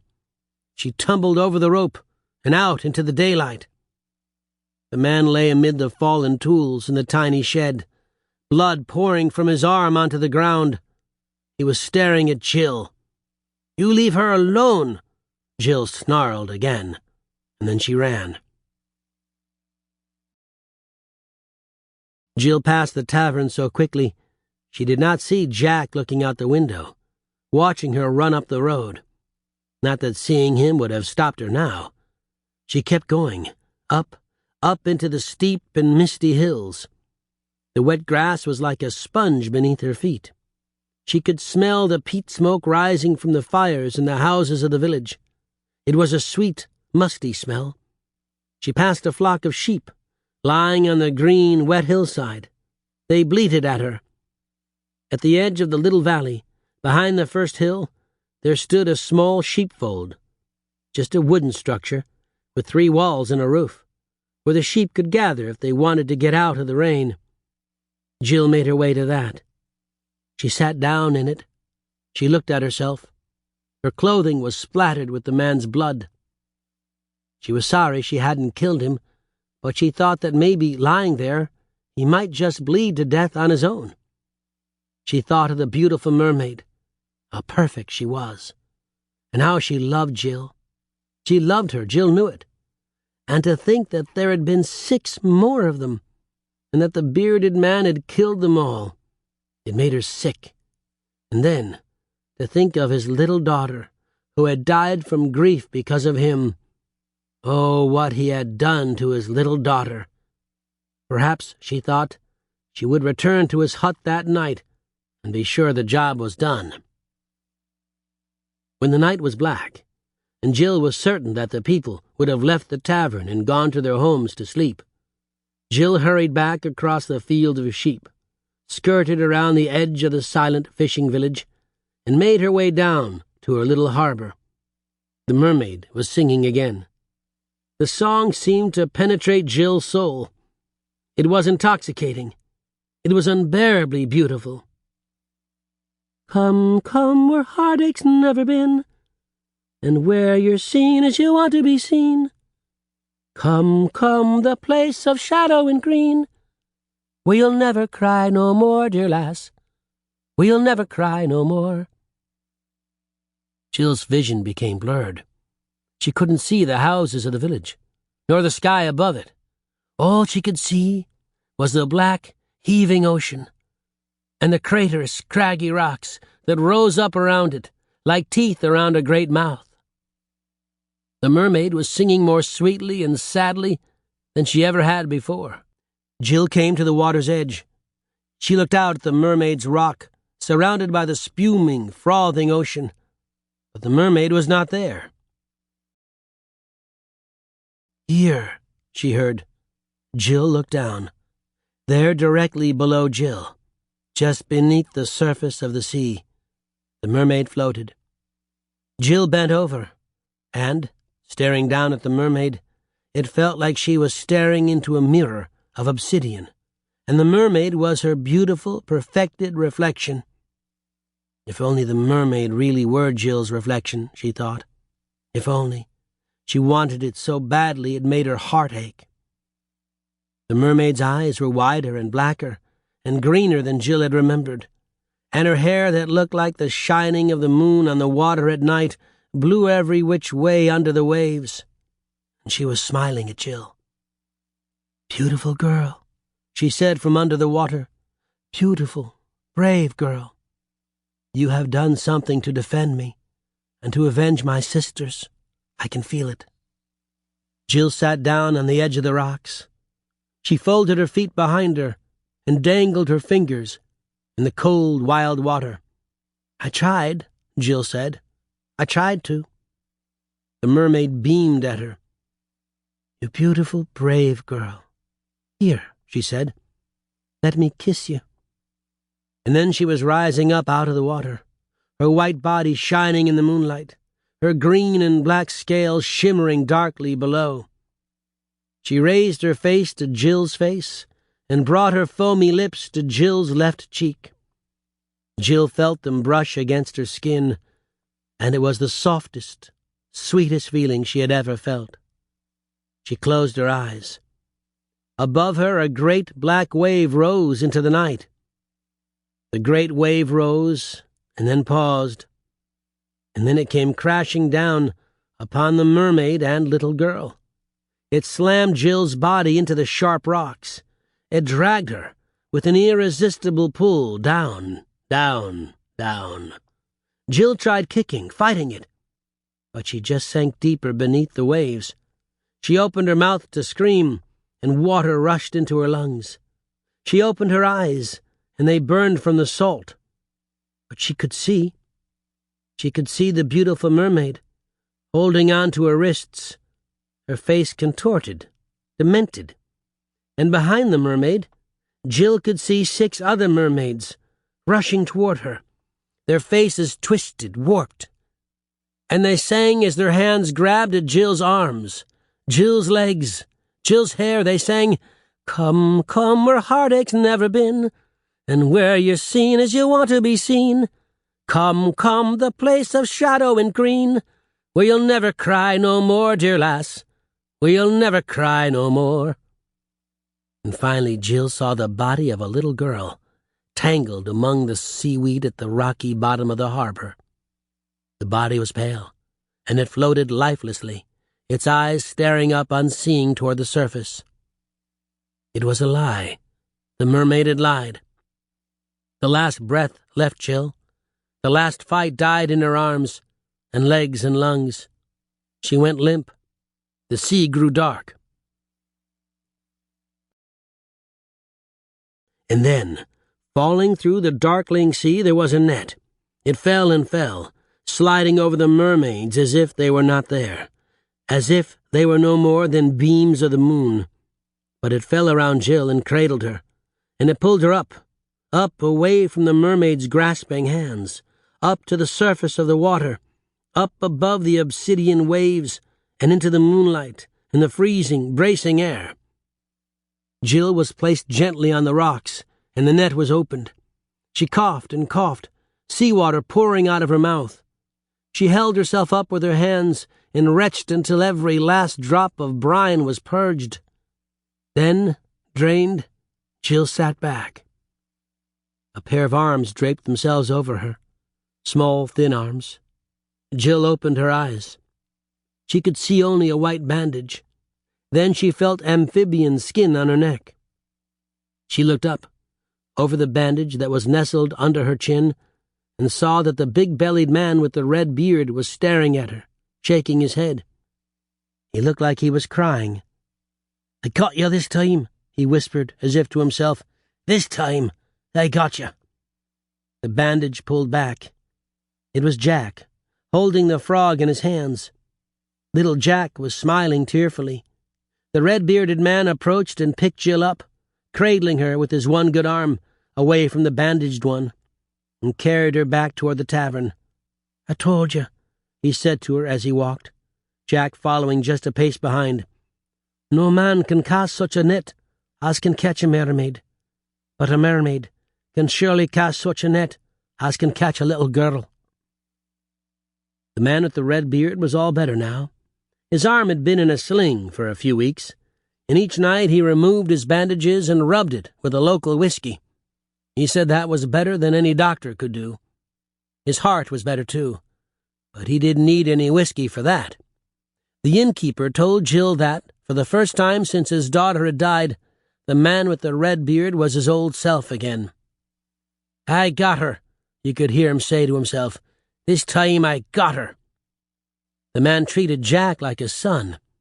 Jack, who had watched Jill go down to the little hut, who had seen the man come home from the fishing boats, who had wondered at Jill sprinting away past the inn.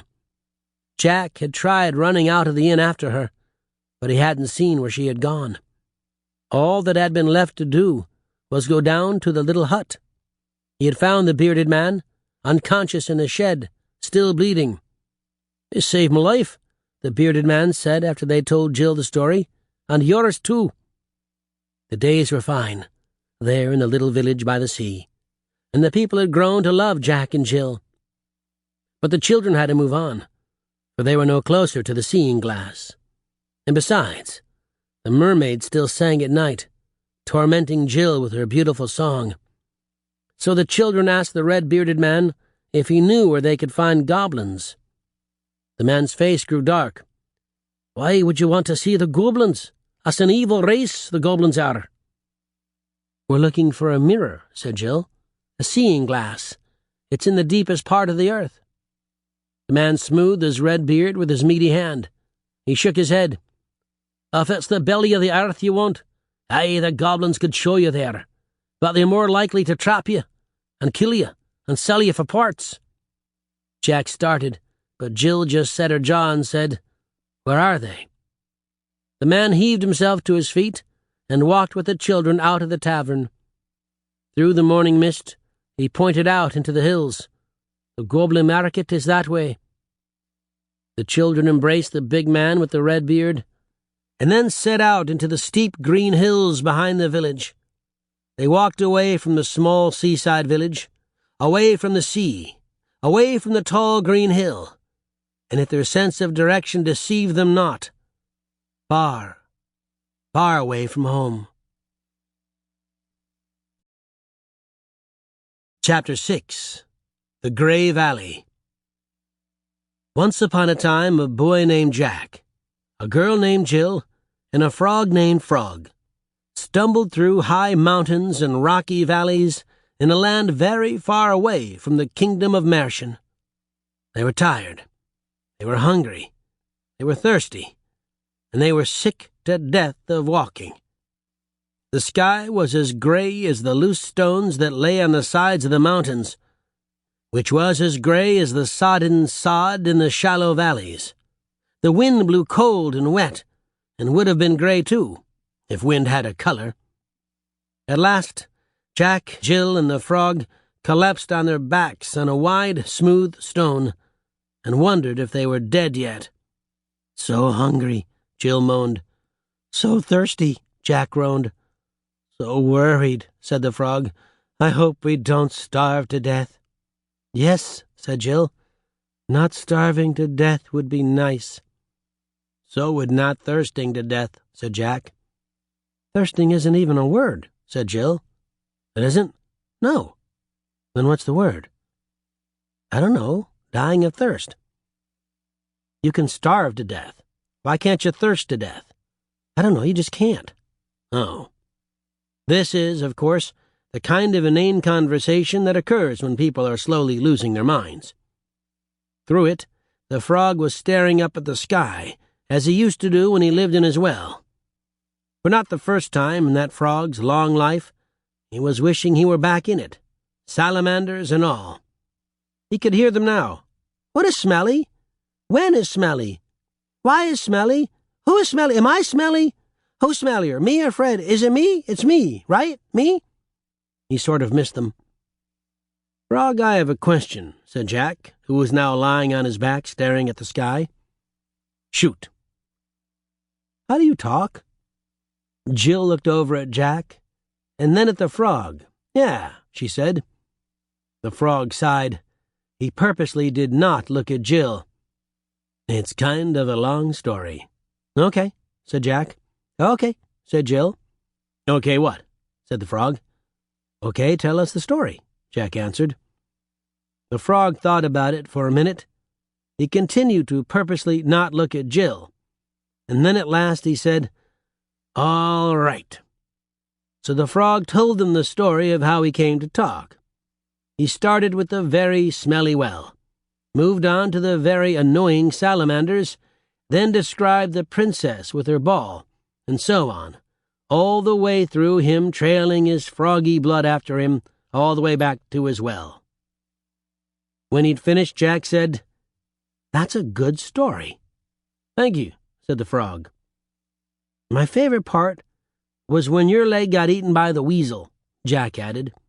The frog did not thank him again. But Jill was silent. She stared into the great gray sky. After a long time she said, "I think that was my mother." The frog watched her. Jill said nothing more, but the frog could tell she was thinking hard. The frog glanced up. 3 black specks had appeared through the heavy cloud. He watched them as the specks grew into dots, and the dots into blots, and the blots into splotches, and the splotches into birds, and the birds at last into ravens. The frog catapulted himself out of Jack's pocket and dove for a dark crevice beneath a stone. Jack and Jill gazed at him like he was crazy. Then they heard the wings.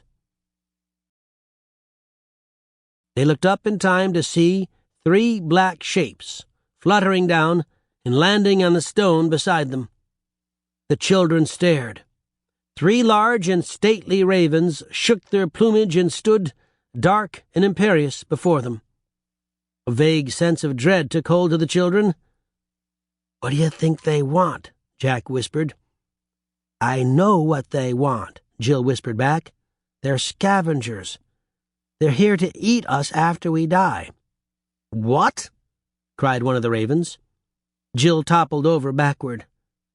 Jack ducked, as if something were about to strike him in the head. "What did she just say we were going to do?" demanded another raven. Jack's eyes were spread wide. Jill's head tilted wonderingly off to one side. They said we were going to eat their corpses, the third raven replied. That is the most repulsive thing I have heard in many, many years, declared the first. Did that raven just talk? Jill hissed at Jack. I think they all did, he whispered back.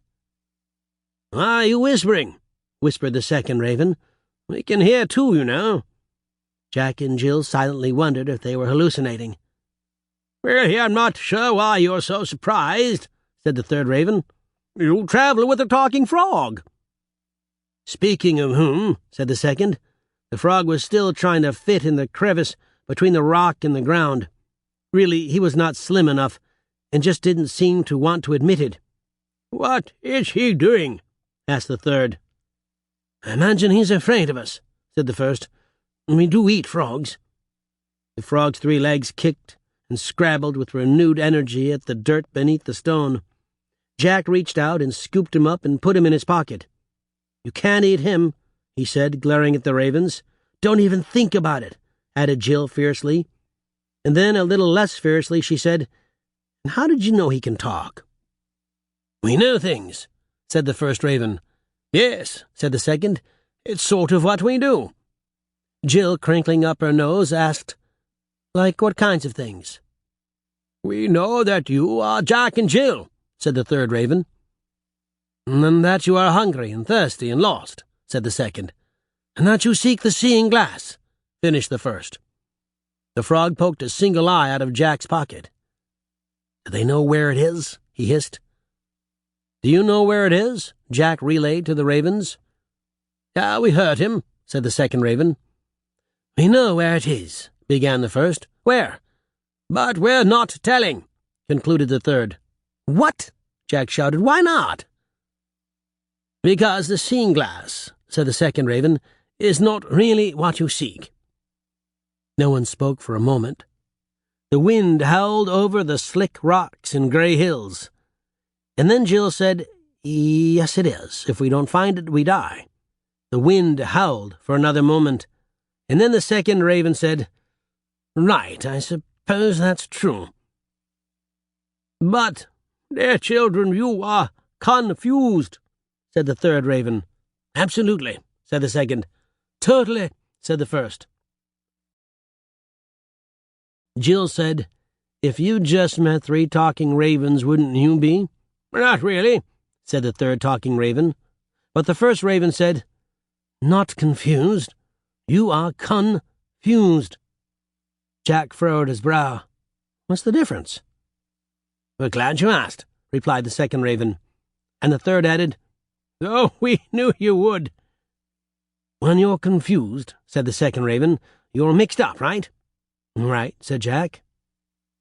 Well, confuse means fuse together, mixed with something or someone else. The second raven paused significantly. After a moment, Jill said, I still have no idea what you're talking about. The first raven took over. You, dear children, are confused. What you want, what you think, what you believe, all get mixed up with what other people want for you, or think you should want, or believe about you, you see? Both Jack and Jill nodded their heads and said, No.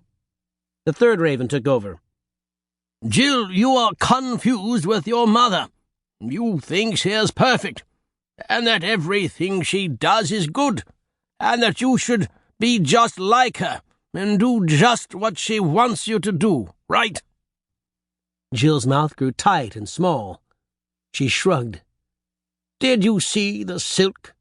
Shrug. Did you really think you'd look beautiful in it? Before your mother said you would? Shrug. The third raven turned to Jack. Jack, why did you trade your cow for a bean? Jack looked up at the raven heavily. He too shrugged. Did you think it was a good deal before Marie said it was?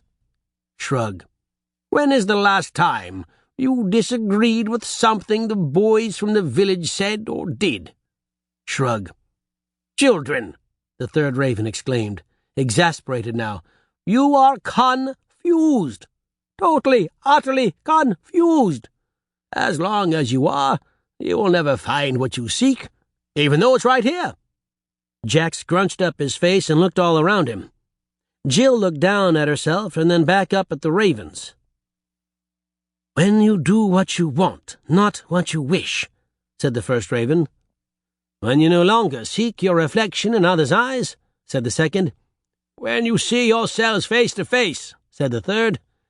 "Then," the ravens intoned in unison, "you will have found what you truly seek." Jack and Jill glanced at each other. Jill said, "Do you know what they're talking about?" "No idea," Jack replied. They turned to ask for further explanation, but the three black forms were already whirling high into the air. The two children and the frog watched as the ravens shrank and shrank against the immense gray sky until finally 3 black specks disappeared into the clouds. "That was weird," said Jill. "Yeah," said Jack.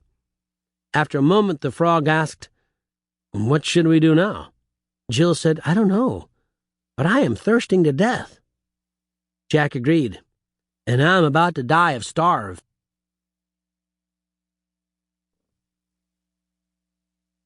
This ends Disc 3. In a Glass Grimly, Disc 4. Chapter 7. Goblin Market. Once upon a time, a boy and a girl and a frog stood at the peak of a mountain, looking out over a great valley.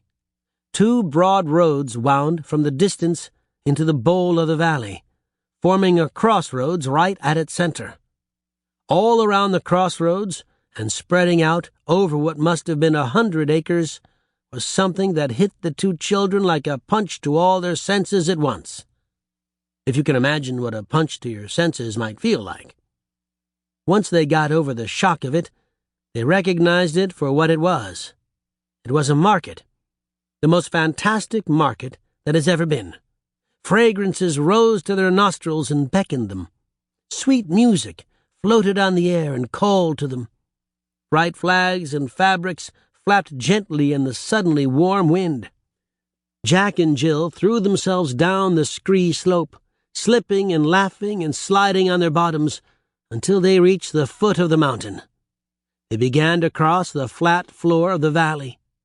Soon they came to a stone buried in the earth. Inscribed upon the stone were words. They read, come in, we'll make you a buyer." Jack and Jill, not knowing what to make of it, walked on. After a few yards they came to another stone. This one said, "We have everything anyone's ever desired." They looked up at the market. It seemed bigger than it had just a moment ago. It smelled better, too.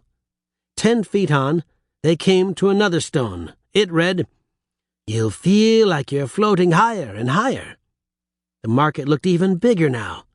They walked on and came to another stone. "When you finally get what you've always desired." They glanced up again, and the market had burgeoned out to the horizon, its poles and flags piercing the sky. Soon they came to yet another stone. "Your life seems to sink into deepening mire." Jack and Jill were pretty sure they knew what mire was going to rhyme with. Sure enough, the next stone said, "Why do you let it? Take what you desire." They weren't far from the edge of the market now. It thrummed before them like the great ocean itself, beckoning them, calling them. They plunged in. Jack and Jill found themselves in the midst of the most magnificent market you can possibly imagine. Go ahead. Try to imagine the most magnificent market you possibly can. Have you? All right. Not good enough, not even close. First of all, was the market you were imagining filled with goblins? Oh, it was? Okay. But did it have stalls selling gemstones and gold ingots the size of your head? Did it have stacks of coins, bronze and silver and gold, crazily stretching far above the merchantmen? Were there carpets that levitated, tapestries that danced, and silks that appeared and disappeared, depending on the angle of the light? Was there food of every shape and size and smell and taste and color, from buttery star-shaped cakes to spits of meat that dripped golden oil? Was there a mechanical menagerie, were tigers and peacocks and crocodiles, all made from gears and pistons, but covered in real fur or feathers or skin, moved around and growled and squawked and grunted? Did the market you imagined have all that? It did? Oh, fine. Well, what do you need me for? Go ahead and imagine the rest of the chapter yourself. Okay, I'm done pouting. So Jack and Jill walked through this magnificent market, marveling at the gemstones and the gold, the dancing tapestries, the succulent food, the mechanical beasts. But mostly, they marveled at the goblins. The goblins, you see, were all grown men, and yet none was taller than either Jack or Jill. They had deep black eyes with no whites at all, and lank black hair.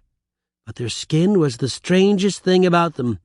It was a pale green, not so green that you would confuse it with key lime pie, nor so pale that you'd think they were just seasick. About halfway in between key lime pie and seasick. That was the color of the goblin skin.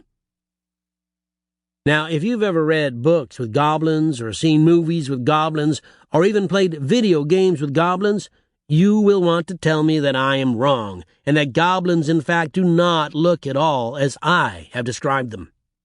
You will want to tell me that goblins have hunched backs, red eyes, pointy ears and chins, sharp teeth, and skin that is very, very, very green. You must know that this image you have of goblins is a terrible lie. It was first circulated by a powerful and ubiquitous crayon company, who shall here remain nameless. When they discovered that, try as they might, they could not make a shade of green that matched the tone of a goblin's skin. They made it too light, and the goblins looked seasick. They made it too dark, and they looked like slices of key lime pie. Goblin green? They said. Impossible. So they started telling kids that really, that bright green that already came in the box was just the right color. And as an added bonus, the bright red was the perfect color for the eyes. And you know what? All the kids believed them. I bet you did, too. Well, now you know better. Pale green skin. And as I said, deep black eyes with no whites at all, and lank black hair that they treat in all different kinds of ways. Side part, ponytail, comb over to hide balding, and so on. Their faces were all different, but everyone looked like a man of about 50 or 55. Some fat, some thin, but all tired, overworked, and hungry for something. Jack and Jill moved deeper and deeper into the goblin market. It seemed to go on forever. The children walked as if in a daze, their eyes passing limply over wonders too wonderful even to describe. As they walked, the eyes of the goblins followed them. From behind signs, from under awnings, from within brightly colored pavilions, the goblins watched the two human children, their dark eyes following them, step by innocent step. Suddenly Jack heard a clanging sound. It rose from a ramp that seemed to lead down into the earth. At the very same moment, Jill heard a chanting, pulsing cry. "Come buy our orchard fruits! Come buy! Come buy!" The calls came from a section of the market filled with fruit stalls. Tables were stacked high with pyramids of big black grapes, domes of blood oranges, tangles of ruby cherries. Behind or beside each table, goblins called out their song. "Apples and quinces, melons and raspberries, all ripe together in summer weather." Jill's mouth began to water. "Jack," she cried, "we have to go to the fruit market." But Jack was already wandering in the direction of the ramp that led down into the earth. Jill didn't notice. She started toward the fruit sellers. They called out, their goblin voices straining, "Grapes fresh from the vine! Pomegranates full and fine!" Jill entered the fruit stalls. The goblin men watched her from beneath heavy brows. Their tables were loaded with sweet-smelling fruit.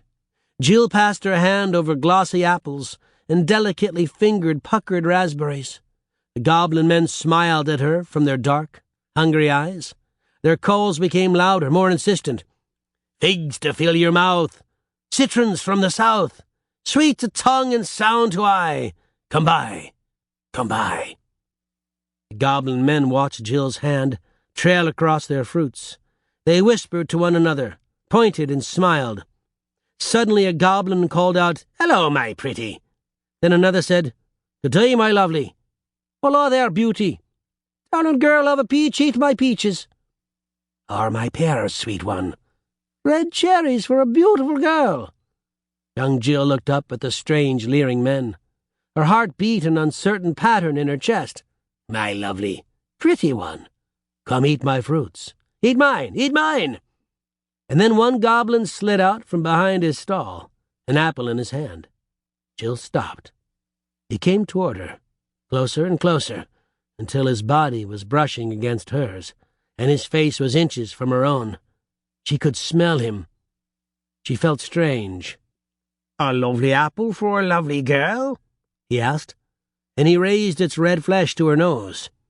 Jill closed her eyes and drew the scent in. It was rich and tempting. "Sweet, isn't it?" he asked. Her eyes still shut, Jill nodded. The goblin said, "Take a bite." Jill opened her eyes. She saw the old goblin face, his skin so close to hers, his dark eyes drinking her in. And in those eyes, she saw her own reflection. She suddenly thought of other reflections she had seen, in her mother's mirror, in the sea. Something felt wrong. "No," she said, and she pushed the apple away. But more goblins had come out from behind their stalls. They were moving closer and closer, watching the fruit seller and Jill. They began crowding in on her, with their heat and their smell. Soon they were pressing in upon her, jostling her, pushing her, holding her. "Pretty girl, eat my fruit." "No, mine. Mine, my beauty, mine." She felt confused. They were saying nice things, and yet, "My lovely one, my darling, eat, eat." They licked their dry lips with muscular tongues and pushed in closer to Jill and closer. "Stop!" she cried suddenly. "Get away!" The goblin's sweat clouded Jill's nostrils. She could feel their thick, rough hands on her hair. "Get away from me!" But they would not. They pressed closer and closer and closer. "Jack!" Jill cried. "Jack!" Jack stood in front of one of the dark entrances that led underground. He heard his name. He turned. A mountain of goblins seethed in the center of what appeared to be a fruit market. "Jack!" He squinted his eyes and took a step toward it. "Jack!" He saw one of Jill's thin hands appear above the goblins' heads. He began to run. Inside the scrum of goblins, Jill pushed and kicked and shouted. "Pretty girl!" they cried. "Beautiful one! Come with us! Be with us!" "No!" she shouted. "Get away!" She turned her head this way and that as the goblins tried to push peaches and pears and plums past her lips. "Jack!" she screamed. And just as she did, a muscular goblin with a vicious face shoved an apple into her mouth. She tried to tear her face away, but as she moved, her teeth pierced the apple's flesh, and Jill collapsed. Jack pushed at the backs of the thronging goblins frantically, trying to shove his way to his cousin. But the goblins were surprisingly strong. An arm thrust Jack backward. He pushed into the scrum of goblins again. "Jill!" he shouted. "Jill!" And then he saw Jill, lifted up by a dozen goblin arms, being borne aloft and carried away. She looked dead. "Jill!" he cried. He tried to follow her, but he could not penetrate the iron cord of goblin arms. Jack watched helplessly as Jill was swept into one of the dark openings in the earth and out of sight.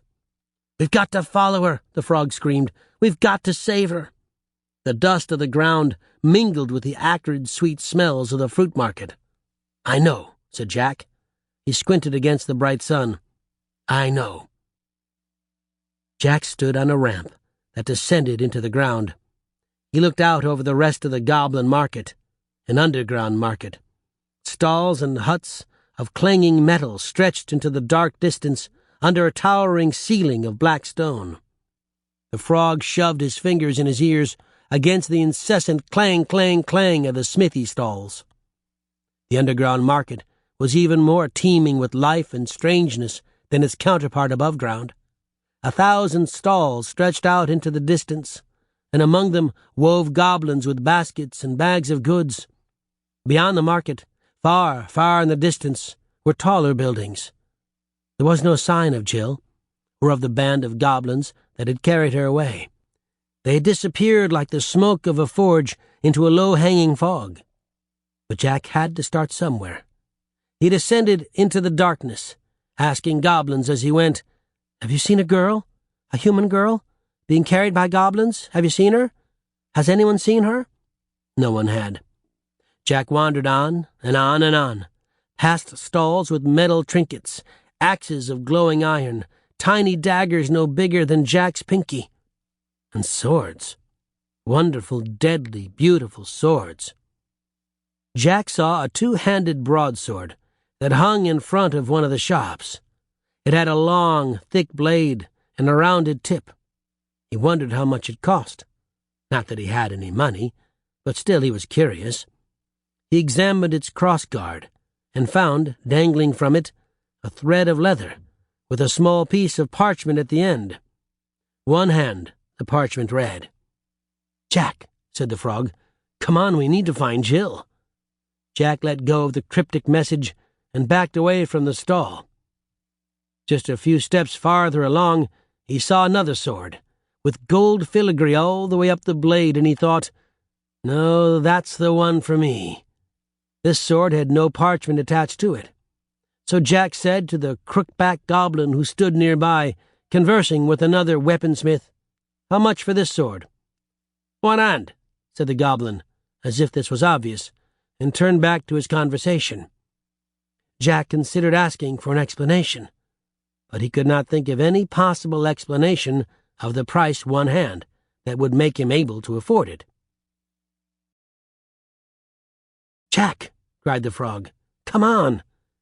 "Right," said Jack. "Sorry, I was just—" But he stopped there, for hanging from a rack of daggers was a tiny dirk, a thin, steeply graded blade, on a guardless handle. It was gorgeous. A wooden hand-painted plaque hung above the rack of daggers. It read, "All daggers, 1 hand." Jack stood before the sign. The frog was about to shout at Jack again, but a goblin with a sallow, thin face and a little paunch of a belly asked Jack if he liked what he saw. "I do," said Jack, "but I don't understand. What does this mean, 1 hand?" "What do you think?" said the goblin, his long goblin fingers tapping his sagging paunch. "I don't know," Jack replied. "Sure you do," the goblin said. Jack, alarmed and confused, turned and moved on. The frog was pleading now. "Jack, we have to find Jill." Jack shook himself as if he'd been asleep. What was wrong with him? He felt as if a fog were before his eyes. Jill had been stolen. Come on, he thought. Wake up. Go find her. And then he saw a small clearing among the weaponsmiths. In the center of the clearing, on a stone altar, was a sword lying on a blanket of crushed velvet. Its blade was about the length of Jack's arm. Its handle was iron wrapped in leather. Its cross-guard was simplicity itself, and its pommel was just an iron ball.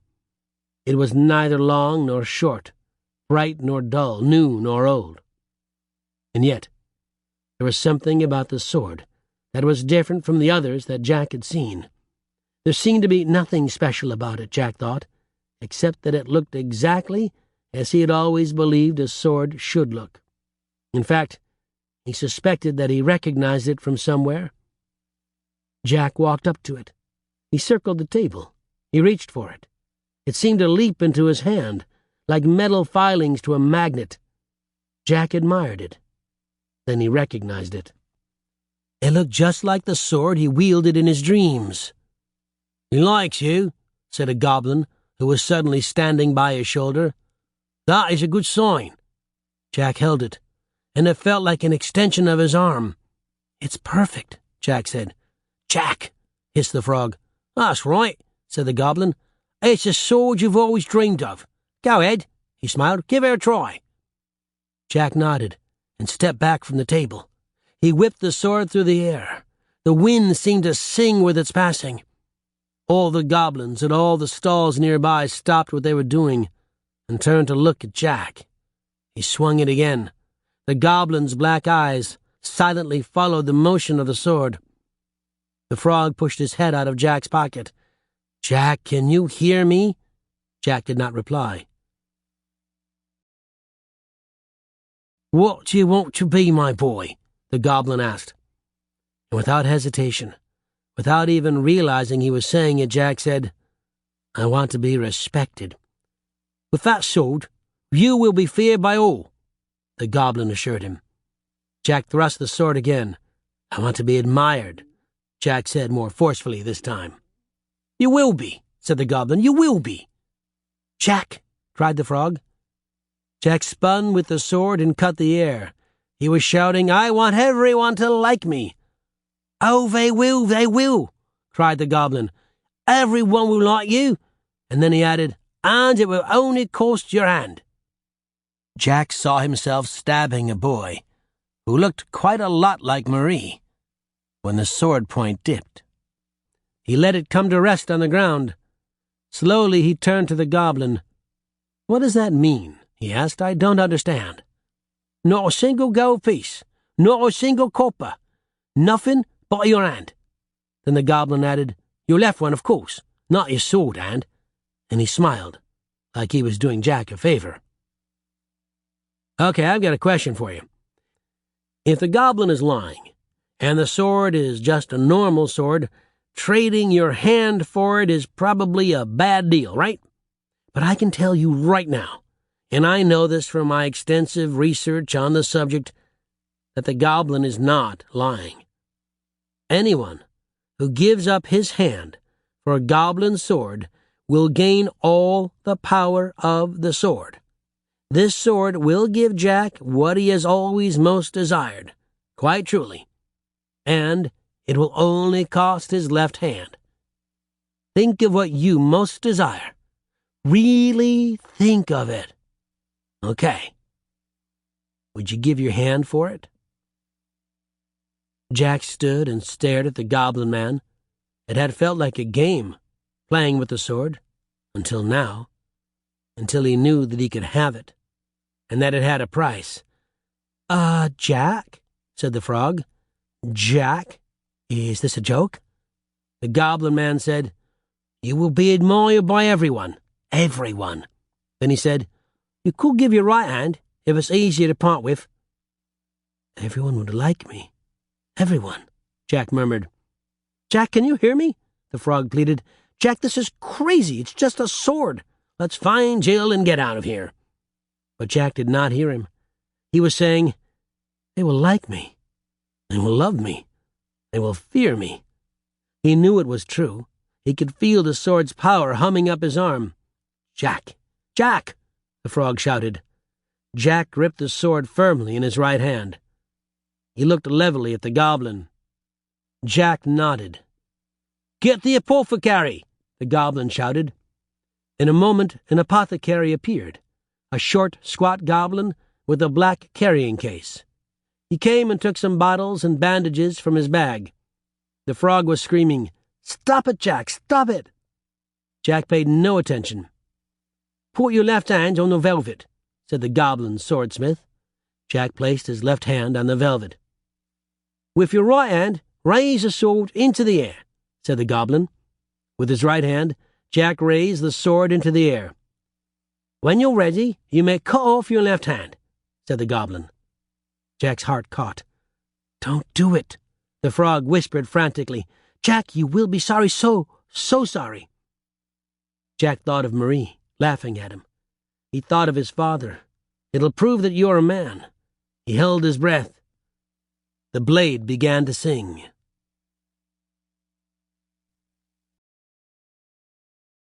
Chapter 8. Death or the Lady. Once upon a time, a girl, limp and unconscious, was carried through the underground darkness of the Goblin Kingdom. She was brought to a massive black palace. It had tall, spindly towers that seemed to have been shaped by the slow drip, drip, drip of underground water.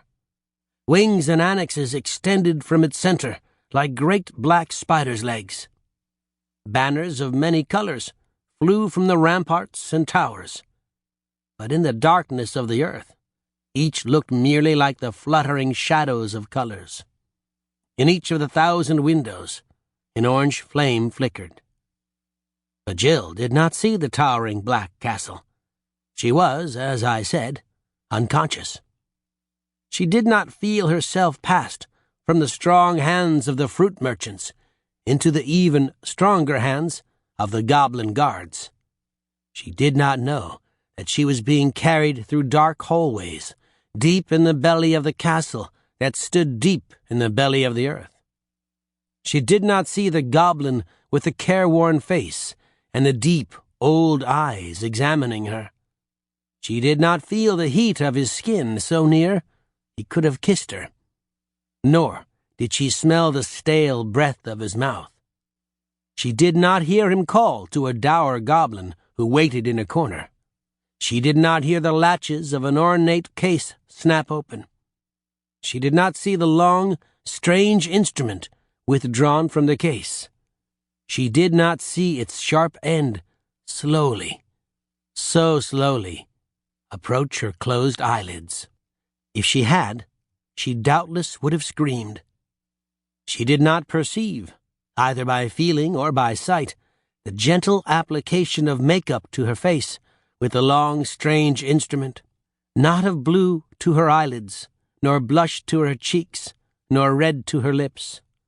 She did not know that her hair was being brushed by gentle goblin hands. She did not feel the coolness of the dank air on her body as she was undressed and redressed in the finest silks. She did not feel herself lifted again. The first thing that Jill did feel was a pinching tightness on her wrists and ankles. Her eyes were still closed, and she felt woozy. The second thing she felt was that she could not open her mouth. Her eyes flew open. She was sitting on a high throne in the center of an enormous hall. The ceiling towered overhead. The black stone walls were decked with enormous tapestries, 30 feet high. Before her, 20 goblins, clad in plate metal and carrying spears, stood with their backs toward her, and beyond them, in single file, stood a line of goblin men so long it wound straight out of the enormous hall. Jill tried to open her mouth again, and discovered that a broad bolt of fine silk had pinned her lips shut. She tried to lift her hands to remove the gag, and found that they were tied with the same fine silk to the arms of the throne. She tried to stand up, and found that her ankles were tied to the throne too. "She is awake," announced a goblin with a rich voice, a careworn face, and deep, old eyes. The long line of goblins began to move. Jill watched in mute fear as the first came before her throne. He wore a bright green velvet suit, which clashed hideously with his pale green skin. He swept a giant green hat with an enormous yellow feather from his head. He smiled up at Jill and said, "Your Majesty, you are beautiful." Jill felt very confused. "Your Majesty?" The goblin smiled more broadly. "You are bright like the moon and beautiful like a flower. I see you, and my heart aches." Despite herself, and despite everything else, the bonds, the gag, the apparent kidnapping, Jill blushed. The next goblin, festooned with silver fabric, announced, "My queen, you shine like a diamond." He gazed up into her face. Under his breath he said, "I have never seen anyone so beautiful." Jill's cheeks grew hot, and she looked away. The third goblin told Jill he was stunned by her perfect features. Jill was shocked to discover that beneath the silken gag, she was smiling. The fourth goblin said that, now that he had seen her, he would dream of her at night. Again Jill blushed hotly. The fifth goblin admired every single feature of her face. "Your nose is like a small hill, bright and clean. Your cheeks are like pink pillows. Your hair looks like grass, brown grass.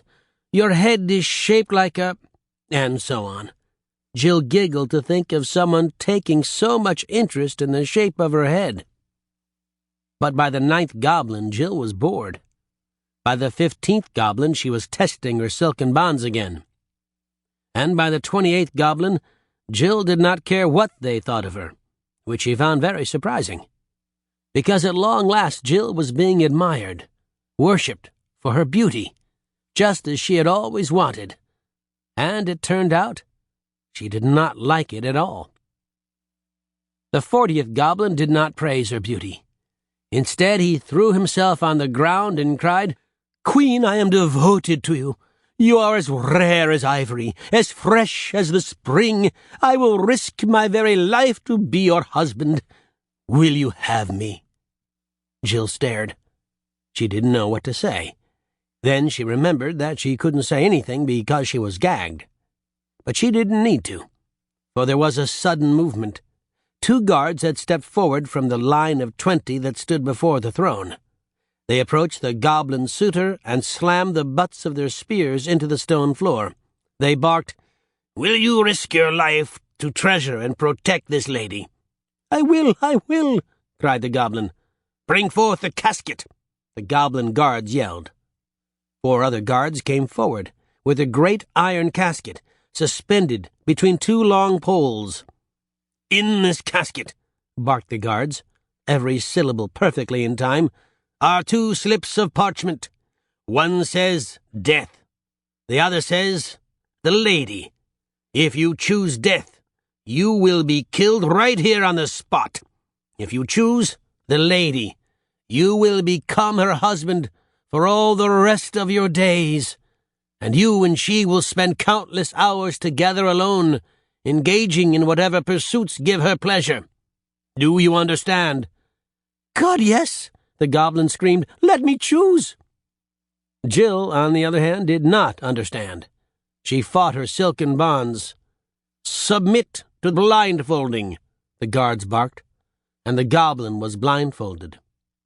The 2 soldiers moved behind the blindfolded goblin suitor and pointed their spears at his back. The casket was brought directly before the suitor. "Can they make me marry him?" Jill thought frantically. "They can't, right?" The casket was opened. The goblin suitor reached in. He withdrew a small piece of parchment. He held it before his blindfolded face, his expression contorted with grotesque excitement. Jill stared at him and felt sick. The goblin tore off his blindfold and examined the paper. "No!" he screamed, and the 2 goblin guards standing behind him rammed their spears straight through his body with a horrible crunching, slicing sound. The spear points came out, red and covered in viscera, on the other side. The goblin collapsed, quite dead, on the floor. "I'm sorry, I forgot to warn you that was coming. I was too caught up in telling the story. Anyway, it's all over now."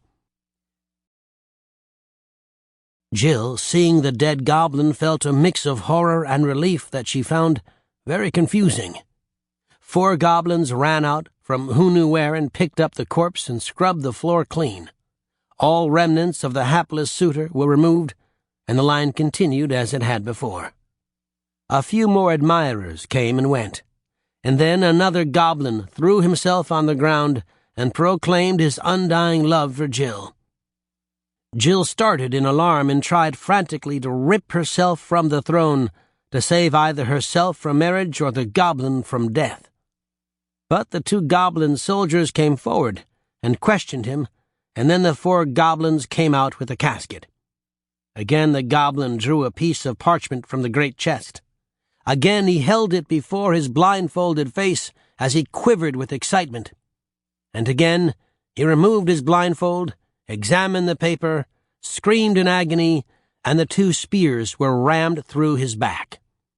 Blood spurted out of his chest as if from a fountain, spraying the casket and the 2 guards, and then, Once he had collapsed, dribbling slowly out of his body and running among the cobblestones.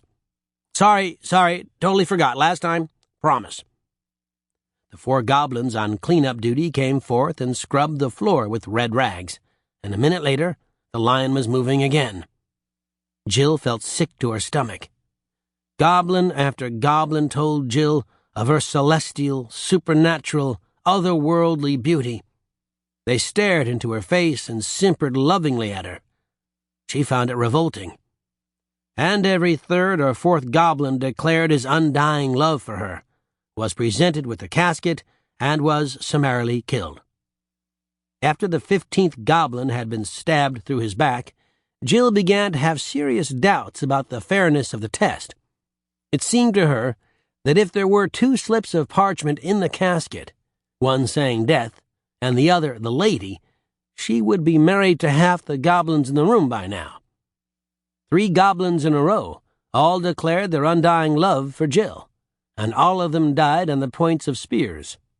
The last one convulsed on the floor, screaming in pain as blood bubbled up out of his body like a hot spring and flowed all over the floor in crimson waves, eventually lapping up against the throne's legs like water against rocks on a beach. Geez, my bad. Sorry. Jill stared. How is it possible, she wondered, that not a single goblin drew the lady? But she did not have long to consider this, for suddenly, standing before her, was Jack. He looked somehow different. Her eyes traveled from his messy black hair to his eyes, which seemed harder, more resolute than she'd ever seen them before, to his set mouth, his quivering chin, his shoulders. Were they broader now? Down his thin arms and past his elbows and his wrists and to his hands. She stopped. Confused? Well, allow me to go back to Jack's story for a moment. It was just a short while before that Jack had been standing with the dream sword raised above his head, and his left hand outstretched on a bed of velvet. "Don't do it," the frog whispered frantically. "Jack, you will be sorry, so sorry." Jack thought of Marie, laughing at him. He thought of his father. "It'll prove that you're a man." He held his breath. The blade began to sing. This is where we left off, right? Just checking. The sword of Jack's dreams clattered to the floor. The frog wept silently. Neither the goblin salesman nor the apothecary moved. Jack looked at them, and then at the sword, and then at his hand. He felt different, very different. He flexed his right hand. Then he flexed his left. "What happened?" said the salesman. "You didn't do it," the frog cried. "Hooray! Hurrah! He didn't do it." Jack said, "For a minute there I felt very confused." He shook his head like he was waking up from a dream. Then he said, "Where's Jill?" The goblin, trying to hide his frustration, smiled an oily smile. "Why you say you don't want a sword? Everything you've ever wanted for will come true. Really and truly." Jack's eyes became hazy again. But again he shook his head sharply. And then he said perhaps the wisest thing that he had ever said. He said, "Maybe I've been wanting the wrong things." Then he turned away from the goblin. As he walked away, he said to himself, "I want Jill back." So he went back to where he had begun and methodically traced Jill's path. He asked questions and eavesdropped and guessed his way past the stalls of the underground market, through the tall and crooked houses of the goblin city, and finally to the shadow of an enormous dark castle. There, Jack saw a line of goblin men winding out of the door. He asked them what they were waiting for. He joined the line and waited too. And now Jill watched Jack step forward from the line, his jaw set, his face hard. He did look different somehow, but not in his face, nor his shoulders, nor his hands. Perhaps it was just on the inside. Just as Jill was thinking this, Jack announced, "I want to marry the Queen." Jill screamed from within her gag. She shook her head frantically to stop him. The frog hissed madly from Jack's pocket. "Jack, she's your cousin. Is this legal? I don't think it is. And aren't you a little young to settle down? Finally, consider the fact that they will kill you. Jack! Jack, are you listening to me?" But he wasn't. Meanwhile, a thrill had run through the goblins in the hall. "It's a human! There's a human! Is that a human?" 2 guards had stepped forward. They slammed the butts of their spears into the stone floor. "Will you risk your life to treasure and protect this lady?" the guards barked in unison. Jack looked at Jill and smiled. "Yes, I will." "No!" Jill wanted to cry out. "Jack, it's a trap. It's not a fair test." All she actually said was, Meanwhile, the hall exploded with sound. Goblins screamed and shouted at Jack. "She's ours! Leave her alone! No humans allowed!" "Bring forth the casket!" the goblin guards yelled, and 4 other guards came forward with the great iron casket, suspended between 2 long poles. Again they explained the task. "In this casket," announced the 4 guards in unison, "are 2 slips of parchment. One says death, the other says the lady. If you choose death, you will be killed right here on the spot. If you choose the lady, you will become her husband for all the rest of your days, and you and she will spend countless hours together alone, engaging in whatever pursuits give her pleasure. Do you understand?" Jack gave a curt nod. Jill strained against the bonds on her wrists and ankles. "No, Jack, no." Jack was blindfolded. 2 soldiers pointed their spears into Jack's back. The casket was brought directly before him. Its lid was drawn back with a slow creak. Jill watched, no longer breathing as Jack's hand moved toward the casket's iron darkness. "Wait." It was Jack's voice. "Wait," he said again. "Do you swear, on the honor of your kingdom and your queen, that this is a fair test?" There was a pause. The great hall was deathly silent. Then one of the goblin guards, the one with the rich voice and the careworn face and the deep old eyes, said, "It is a fair test." "On the honor of your kingdom and your queen?" Jack pressed him. There was another pause. Finally Jack heard, "On the honor of the kingdom and the queen." Jack nodded. He slipped his hand into the chest and withdrew a piece of paper. Jill had not drawn a breath for a good minute now. Her head felt light. She could not feel her hands or her feet. Jack put the piece of paper in his mouth and began chewing. For an instant, Jill had no idea what was going on. Then the hall erupted. "What happened? What'd he do? Stop him!" These cries and more exploded from the goblin men. They clambered upon one another and pointed and howled. Jack finished chewing the paper. He stood up and removed the blindfold. "Well," he said, swallowing the last pulpy pieces, "which one did I choose?"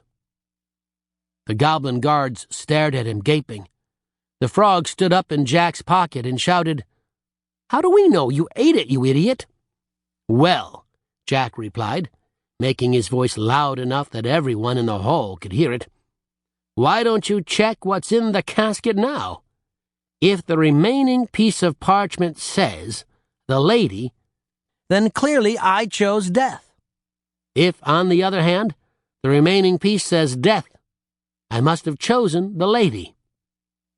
There was another moment of silence in the hall, and then, from within her gag, Jill began to laugh. She couldn't help it. She laughed and kept laughing. The goblin with the deep eyes and the careworn face was saying, "You see, well, it's not strictly."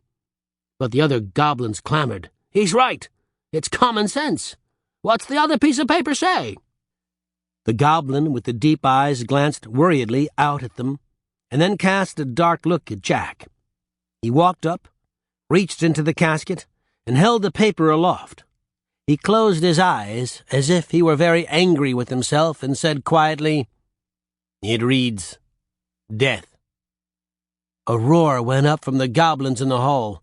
They shouted angry imprecations at Jack, cursed their own luck for arriving too late, damned the goblin with the deep voice for allowing a human to take their queen. They were so angry you could have colored each goblin's face with that green that the crayon company makes, and you would have gotten it just about right. Jack sprung up onto the throne and removed Jill's gag from her mouth. She was grinning. "You crazy fool," she said. He ripped the silken cords from her ankles and wrists, and she threw herself into his arms. And then they turned around. 20 goblin guards with glistening spears were arrayed in a circle around them. In the center stood the goblin with a careworn face, the rich voice, and the deep, old eyes. He did not look happy. Chapter 9. The Descent.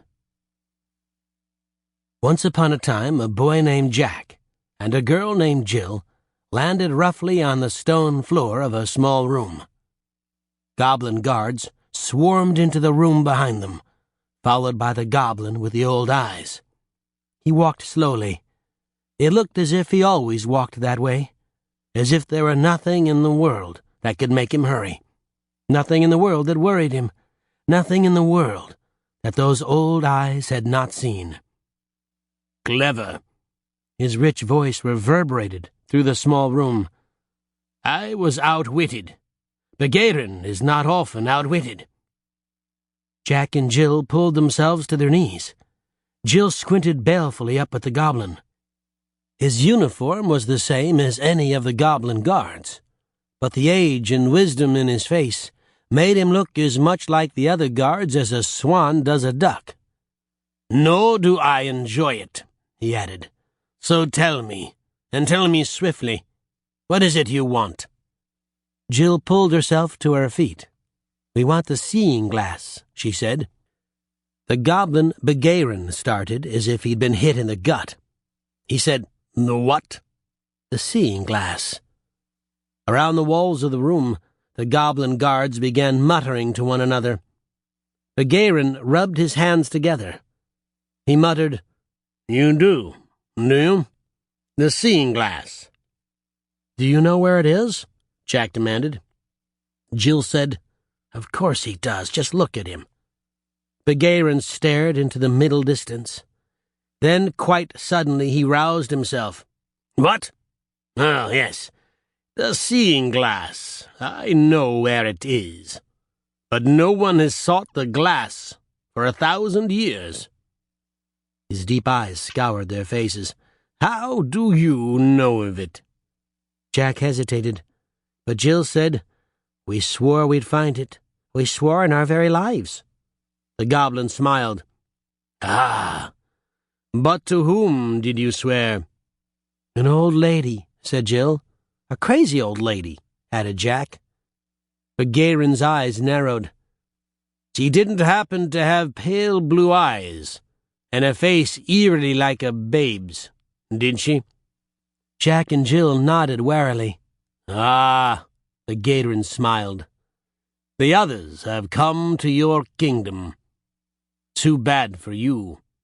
And how," he asked, "are you supposed to carry the glass back to this crazy old lady?" "What do you mean?" said Jack. "Is it very heavy or something?" "Is it heavy?" the goblin laughed. "It is the greatest treasure hoard in the history of the world." Both children now started as if they had been hit in the gut. The goblin's eyes glazed over as he spoke.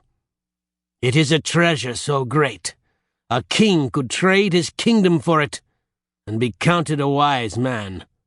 The ancient writings say that the sun becomes dim when the shining face of its riches is revealed to the sky. Pilgrims would travel the world over just to look at it. It was the pride, the guide, the purpose of the goblin kingdom." You see, the golden age of the goblin kingdom lasted 1,000 years, Begarin went on, and his voice was deep and rich as polished wood. We were ruled by wise, errorless sages, and they made every decision by consulting the seeing glass. Jack was about to ask, how do you consult a treasure? But Jill hushed him. They consulted the seeing glass, and as wise as it was valuable, it always told them the truth. It was, as I said, a golden age. But alas, the goblin continued, we live now in an age of error. We see, not with the glass, but dimly. For there came a day, one horrible, dark day, when something evil erupted from the belly of the earth. It was massive and vicious, a beast unlike anything ever seen before. It sought to lay waste to our kingdom. We arrayed our vast armies against it and gave our lives to defend the kingdom and our glass. The tales that survive from those days of war, when the fate of the goblin people was in flux, are our greatest epics and our greatest tragedies. For in the end, though our soldiers fought to the very death, they were no match for the beast from the center of the earth. For the Eidechse von Feuer der Menschen Fleischfressende. The what? Said Jack. The Eidechse von Feuer der Menschen Fleischfressende, the goblin repeated. You want to say that word, don't you? How could you not? I mean, come on, it's like 13 syllables. Here's how. Eidechse von Feuer der Menschen Fleischfressende. See? That wasn't so bad. Now, I expect you to say it every time I write it because it takes 1.5 minutes to type it out. And if I'm going to all that trouble, you'd better too. What does it mean? Asked Jack.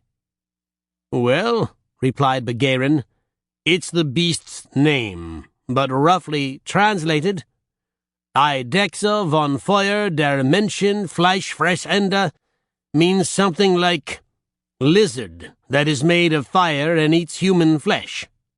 Oh, said Jack. Of course. The Eidechse von Feuer der Menschen Fleischfressende was invincible, made of bone and fire. He never once, in all the great battles the goblins waged against him, was so much as injured.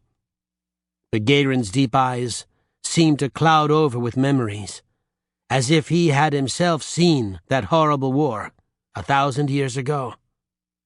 Perhaps he had. He kills reflexively, as if he were born to. Were he even to breathe in your direction, you would be burned to a cinder.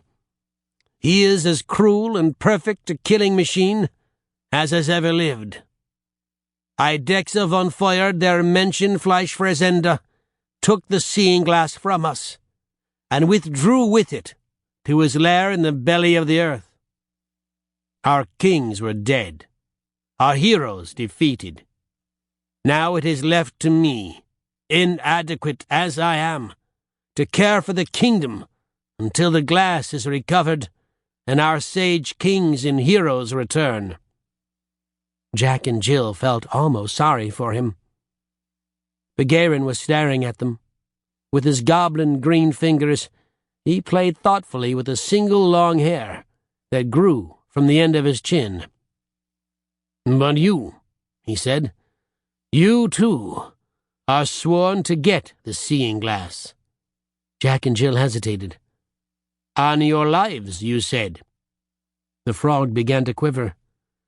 Well, Begarin announced, suddenly grinning, what are you waiting for? They traveled in something like a carriage. It was golden and royal and very luxurious. But like all very luxurious things, it had much in common with a cage. Jill stared through silver bars at the dark, winding alleyways of the goblin kingdom. Cobblestone streets twisted out of sight, and buildings of 4 stories hung out over the little alleys crazily. Jack said, "I don't get it. Is it a treasure or a mirror?" Jill shrugged. "Maybe it's both." "What does that mean? It's a giant mirror of gold or something?" Jill shrugged again. "What does it matter?" the frog moaned. "We're gonna be murdered by this Idexa whatever as soon as we get down there anyway." "That's true," said Jill. Jack was watching the goblin kingdom go by. "You know that deal we made with the old lady?" he said at last. "I don't think it was a good one." In the center of the goblin kingdom was a great sinkhole. It was protected by a thick iron fence.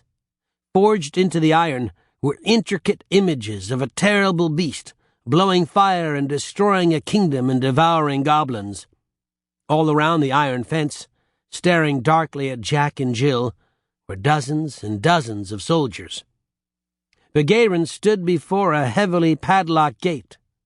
He followed the children with his deep, old black eyes. "Give them weapons," he called.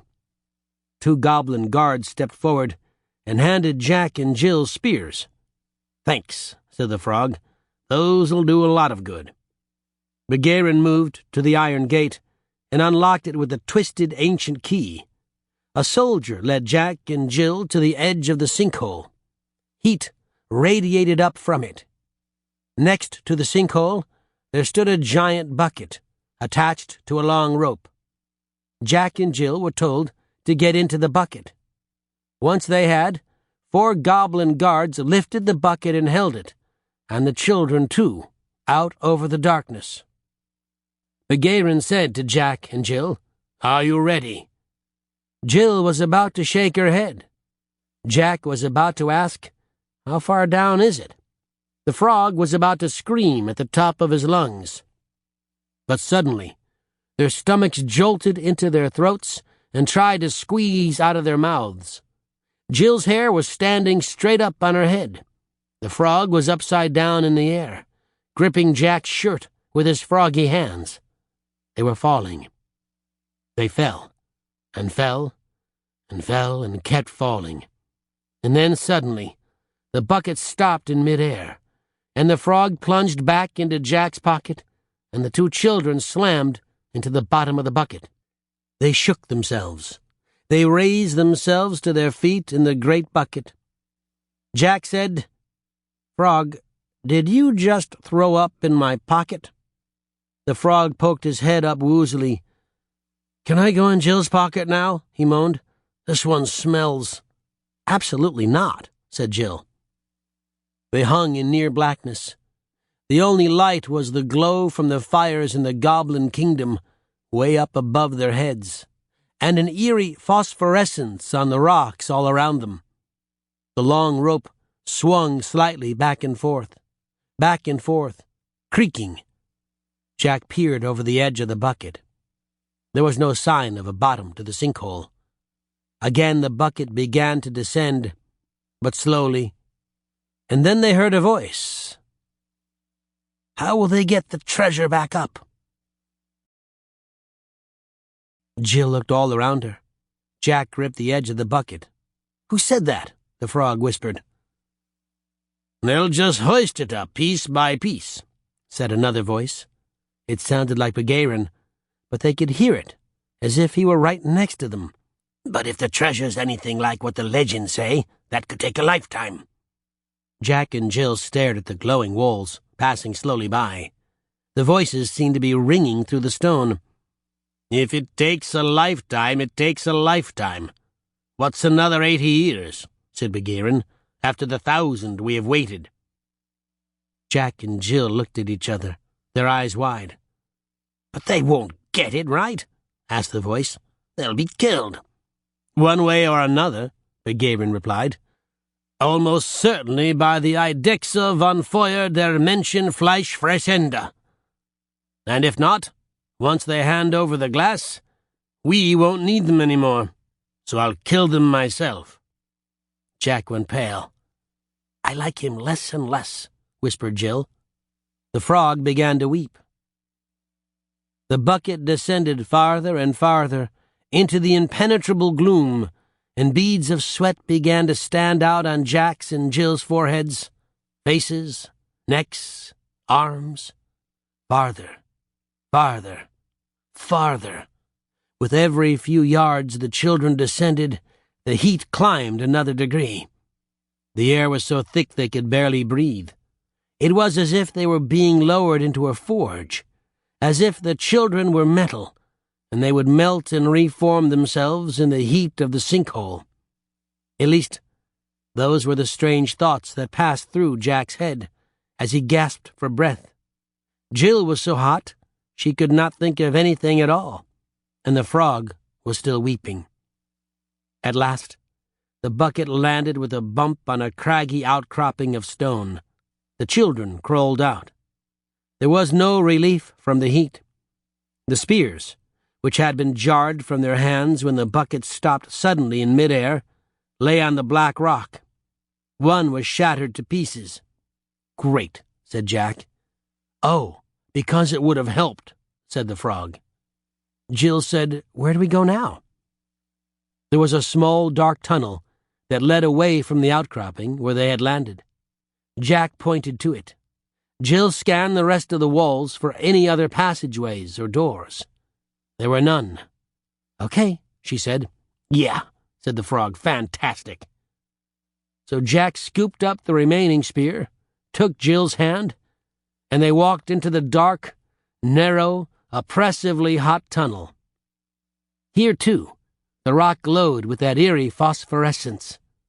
All it allowed the children to see, though, was that the tunnel was dark and rocky and descended gradually toward the center of the earth. The children walked in silence, thinking about what Begarin had told them of the beast. He kills reflexively, as if he were born to. Were he even to breathe in your direction, he would be burned to a cinder. He is as cruel and perfect a killing machine as has ever lived.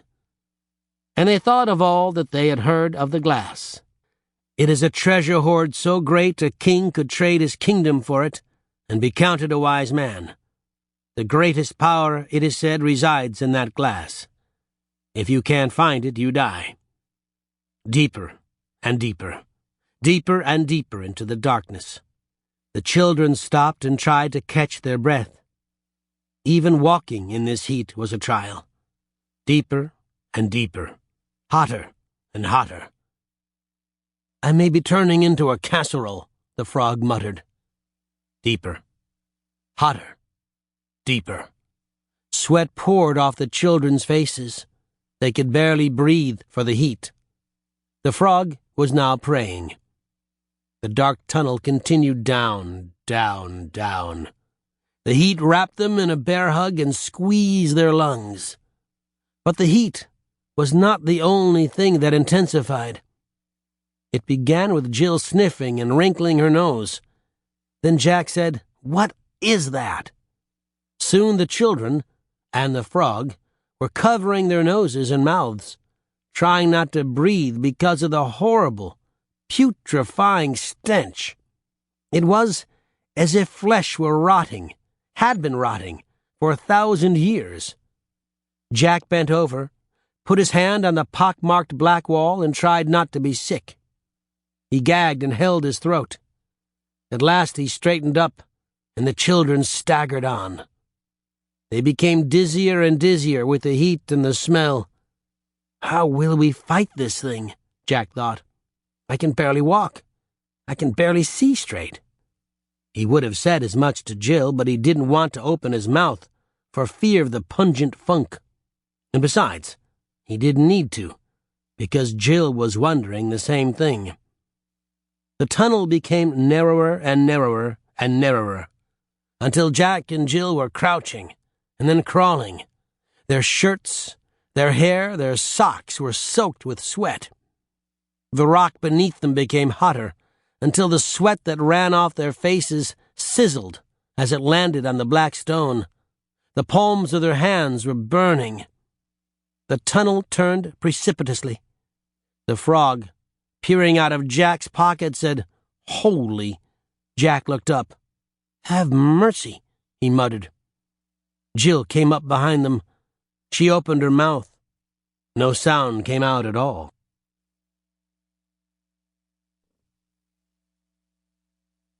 This ends Disc 4. In a Glass, Grimly, Disc 5. Chapter 10. Eidexa von Feuer der Menschen Fleischfressende. Once upon a time, there was a huge cavern under the earth. Jack and Jill and the frog stared. But the cavern was not what they were staring at.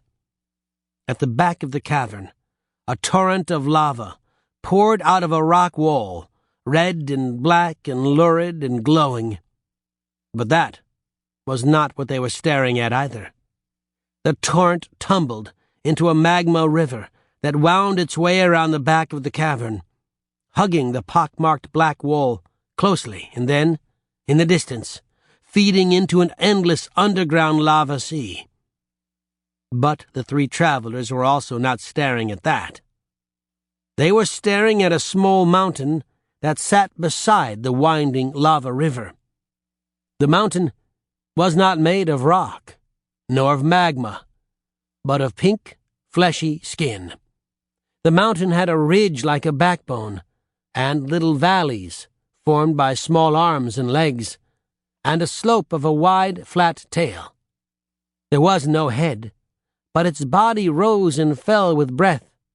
They could see thin black bones through the pink skin, and, in the distended bag of a belly, black organs wound around one another, pulsing. "I don't want to do this," Jill whispered. Jack shook his head and muttered, "Maybe we can go back and beg Begarin to let us up. Or we can just live down here." The two children backed into the tunnel they'd come from as swiftly as they could. But the frog said, "Wait." "What?" hissed Jill. "What?" said Jack, a little louder than he'd intended to. Jill looked at Jack, eyes wide, finger before her lips. Jack slapped his hand over his mouth. Silence. Jack said a wordless prayer of thanks. And then there was a roar that has never been described accurately in all the times this tale has been told. A roar that shook the walls and the roof, that caused waves in the lava sea, that made Jack and Jill fear their eardrums would burst, that made their very bones vibrate and ache within their bodies, that was felt in a tremble, not only up in the goblin kingdom, but indeed even on the surface of the earth above that.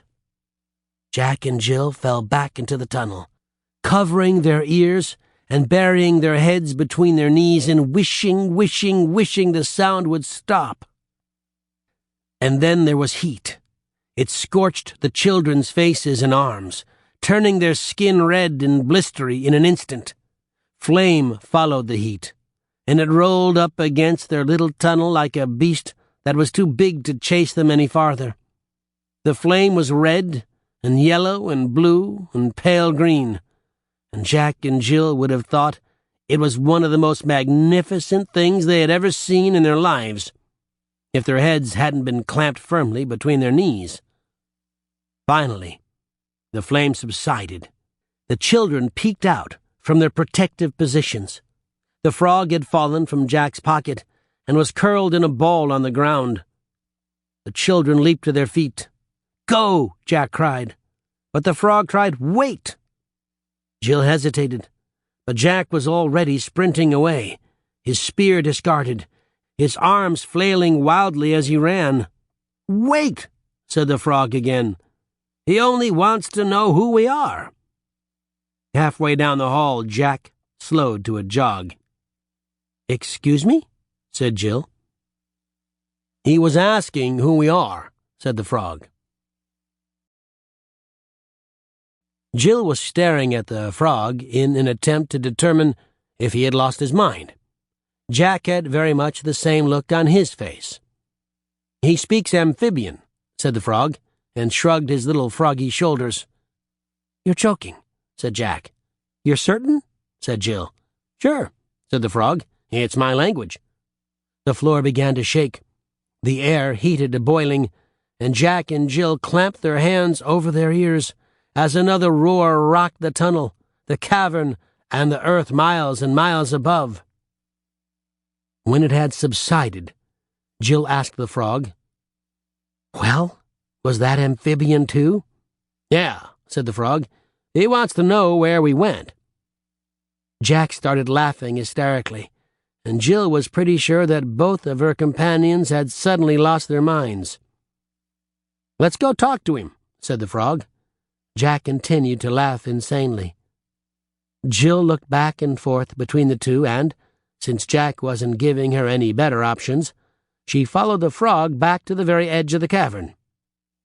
The mountain had moved. It had turned and raised a humongous, grotesque, fleshy pink head.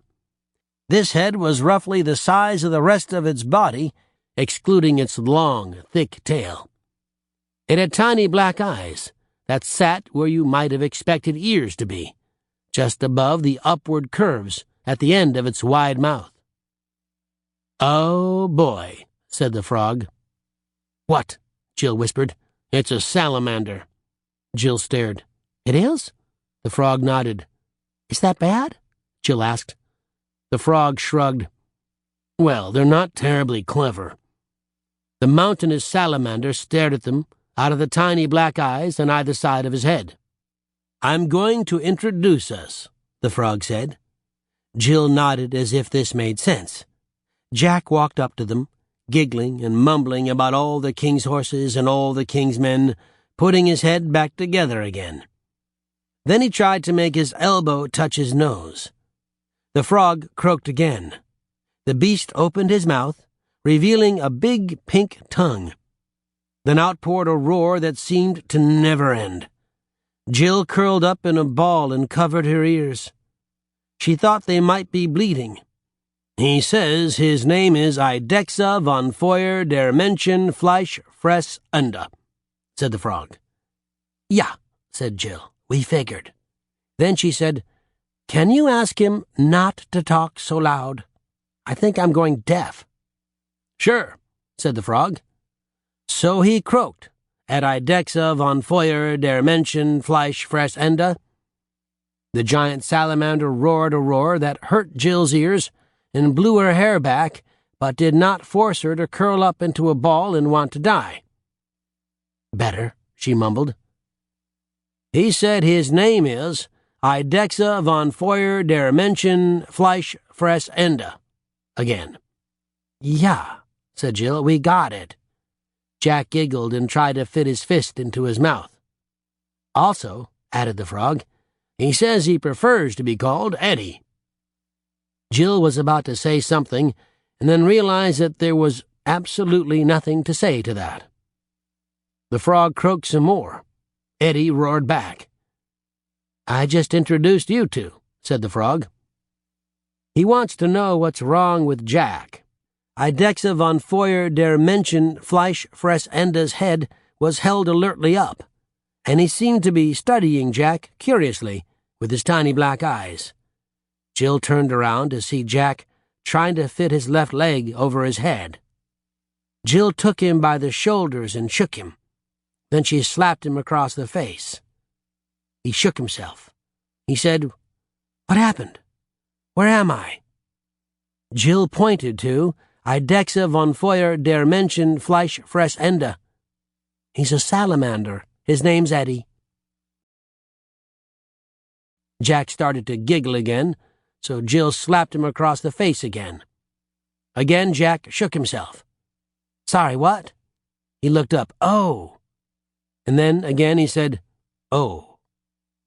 The children stared up at the beast of the translucent skin and the putrid odor.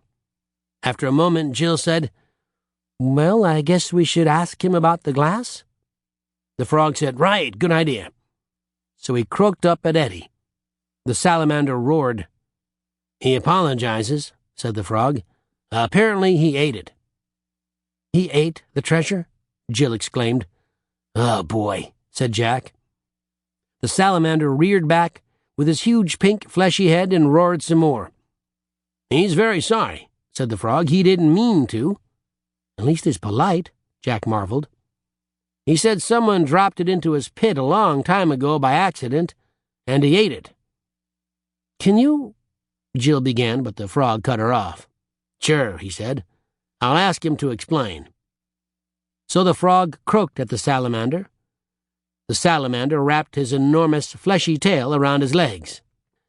As he moved it, the cavern shook and shifted, and in the distance hundreds of stone stalactites fell from the rock ceiling into the lava sea. The salamander roared. "He says he didn't used to live so far under the ground," said the frog. "He used to live near the surface." The salamander roared again. "The goblins used to like him," he says. "He sounds kind of sad about it." The salamander roared yet again. "He powered their forges with his breath." The frog waited for more from the salamander. When there had been silence for a moment too long, the frog croaked at him. Eddie roared in reply. The frog said to the children, "Right, sorry. He's starting the story over again. You've got to get used to this with salamanders. It's very hard for them to remember anything they've said more than a few sentences ago." After a bit of roaring, the frog said, "Okay, he's back to where we left off. So he lived in a big sinkhole, and would breathe fire to heat the goblins' homes and power their forges. But then one day, at some ceremony that he tried to explain but I didn't understand, they dropped the glass into his mouth, by accident, and they were very mad." Jack and Jill looked up at the salamander. He was watching them with his tiny black eyes, as if he wished they would understand. The frog croaked at Eddie, and Eddie roared some more. He forgot where he was again. Hold on. The frog croaked, the salamander roared, and the frog turned to Jack and Jill. And we're back. So once he'd swallowed their treasure, they drove him deep down into the earth by dropping boulders on his head and pouring cold water on him, which he did not like at all. So now he lives down here by himself, and he never gets to ask anyone any questions. "He never gets to what?" said Jill. "Ask anyone any questions," replied the frog. "You know, salamanders love to ask stupid questions." "Oh," said Jack and Jill at once. "Right." They stood there in silence, staring up at the massive, grotesque head of the beast, who stared back down at them as if he was waiting for something. The frog said, "Hold on," and he began croaking at the salamander. The salamander nodded his huge head, and the whole cavern shook. "It's still in his stomach," said the frog. "It's lodged right next to his intestines. He can feel it." Jill thought she was going to be sick. Jack said, "You mean he could cough it up for us?" The frog croaked at Eddie. Eddie roared back. "He's tried to disgorge it for however many hundreds of years he's had it in there. He can't, but he'd be happy to let you go in and get it." Jill turned green and shook her head violently. Eddie's tiny eyes narrowed. Jack looked up at him and thought that was probably what passed for a sly look for a salamander. Eddie roared. The frog turned to the children. "But before he lets you crawl down his throat, we have to answer his questions." "That doesn't sound so bad," said Jack. "It's going to be awful," said the frog. "Can we go back to the part about crawling down his throat?" Jill interjected. "One trauma at a time, please," said the frog. He croaked at Eddie and was answered by a roar. The frog smiled. He turned to Jack and Jill. "What's better, red or blue?" he said. "What?" said Jack. "Is that a joke?" said Jill. The frog smiled smugly at them. "It's the first question. Welcome to my world." "I don't know," said Jill. "What's the right answer?" "No idea," said the frog. "That's the beauty of it." "Blue," said Jack. "Red," said Jill. Eddie roared loudly. Jack and Jill clamped their hands over their ears. "Don't confuse him," said the frog. He turned and croaked at Eddie. "What'd you say?" Jill demanded. "Purple," replied the frog. Compromise. He accepted that? Asked Jack. But Eddie's eyes were glazed over, and his mouth was drawn back, like he was lost in a contemplative smile. That's going to be a lot of information for him to process, said the frog. Give him a minute now. Sure enough, a few minutes passed, and the salamander stopped grinning and roared again. He wants to know which is bigger, the sky or the earth. The sky, said Jill. The earth, said Jack. Eddie roared, and Jack and Jill covered their ears. Their bones shook. Guys, the frog hissed. Jill whispered, the sky goes all the way around the earth, and it is really, really high. It's bigger. But the earth is really thick, replied Jack. It's like wrapping a ball in a quilt. Which is bigger, the ball or the quilt? Depends on the quilt, said Jill. The frog turned and croaked. What'd you tell him? Jill wanted to know. Yes, said the frog. What's that supposed to mean? The frog glanced up at the mountainous salamander. I'm not sure, but he's working on it. Eddie's eyes were rolled back in his head, as if he were trying to remember what question he'd asked, and if yes was an acceptable answer. Eventually, he seemed to decide that it was. He roared again. He says he's always wanted to know which was hotter, summer or winter. Jill smacked her forehead. How long is this going to go on? Just answer him, Jack told the frog. So the frog did. The salamander shook the cavern with his appreciative nodding. He roared again. He wants to know if smelly is good or smelly is bad. Jack and Jill laughed out loud at that. The salamander roared fiercely, and a ball of fire exploded from his mouth. They both stopped laughing. Bad, said Jill. Right, said Jack. Wrong, said the frog, and he turned and croaked at Eddie. Eddie seemed very, very happy. He roared another question. He says, am I smelly? Very smelly? How smelly? Very smelly, both children said at once. Jill added, unbelievably smelly. The frog turned and croaked at Eddie, and Eddie's head started bobbing up and down, up and down. He's very excited, said the frog. Eddie asked another question. Does everyone have a birthday? The frog relayed to the children. Jill hesitated, but Jack said yes, and the frog told Eddie. Eddie roared. He wants to know when his is, said the frog. The children looked at each other and raised their eyebrows. What should we say? Jack asked the frog quietly. The frog shrugged. Say yesterday, said Jill, and tell him we're sorry we missed it, but congratulations anyway. The frog turned and croaked that to Eddie, who looked a little deflated, but appreciative of their belated good wishes. He roared. Are salamanders people too? Said the frog to Jack and Jill. Jill looked at Eddie, with his grotesque, translucent skin, his hideously wide mouth, his distended belly, and his thick, fleshy tail. But then she looked at his little black eyes, set just where you'd expect his ears to be. They looked at her.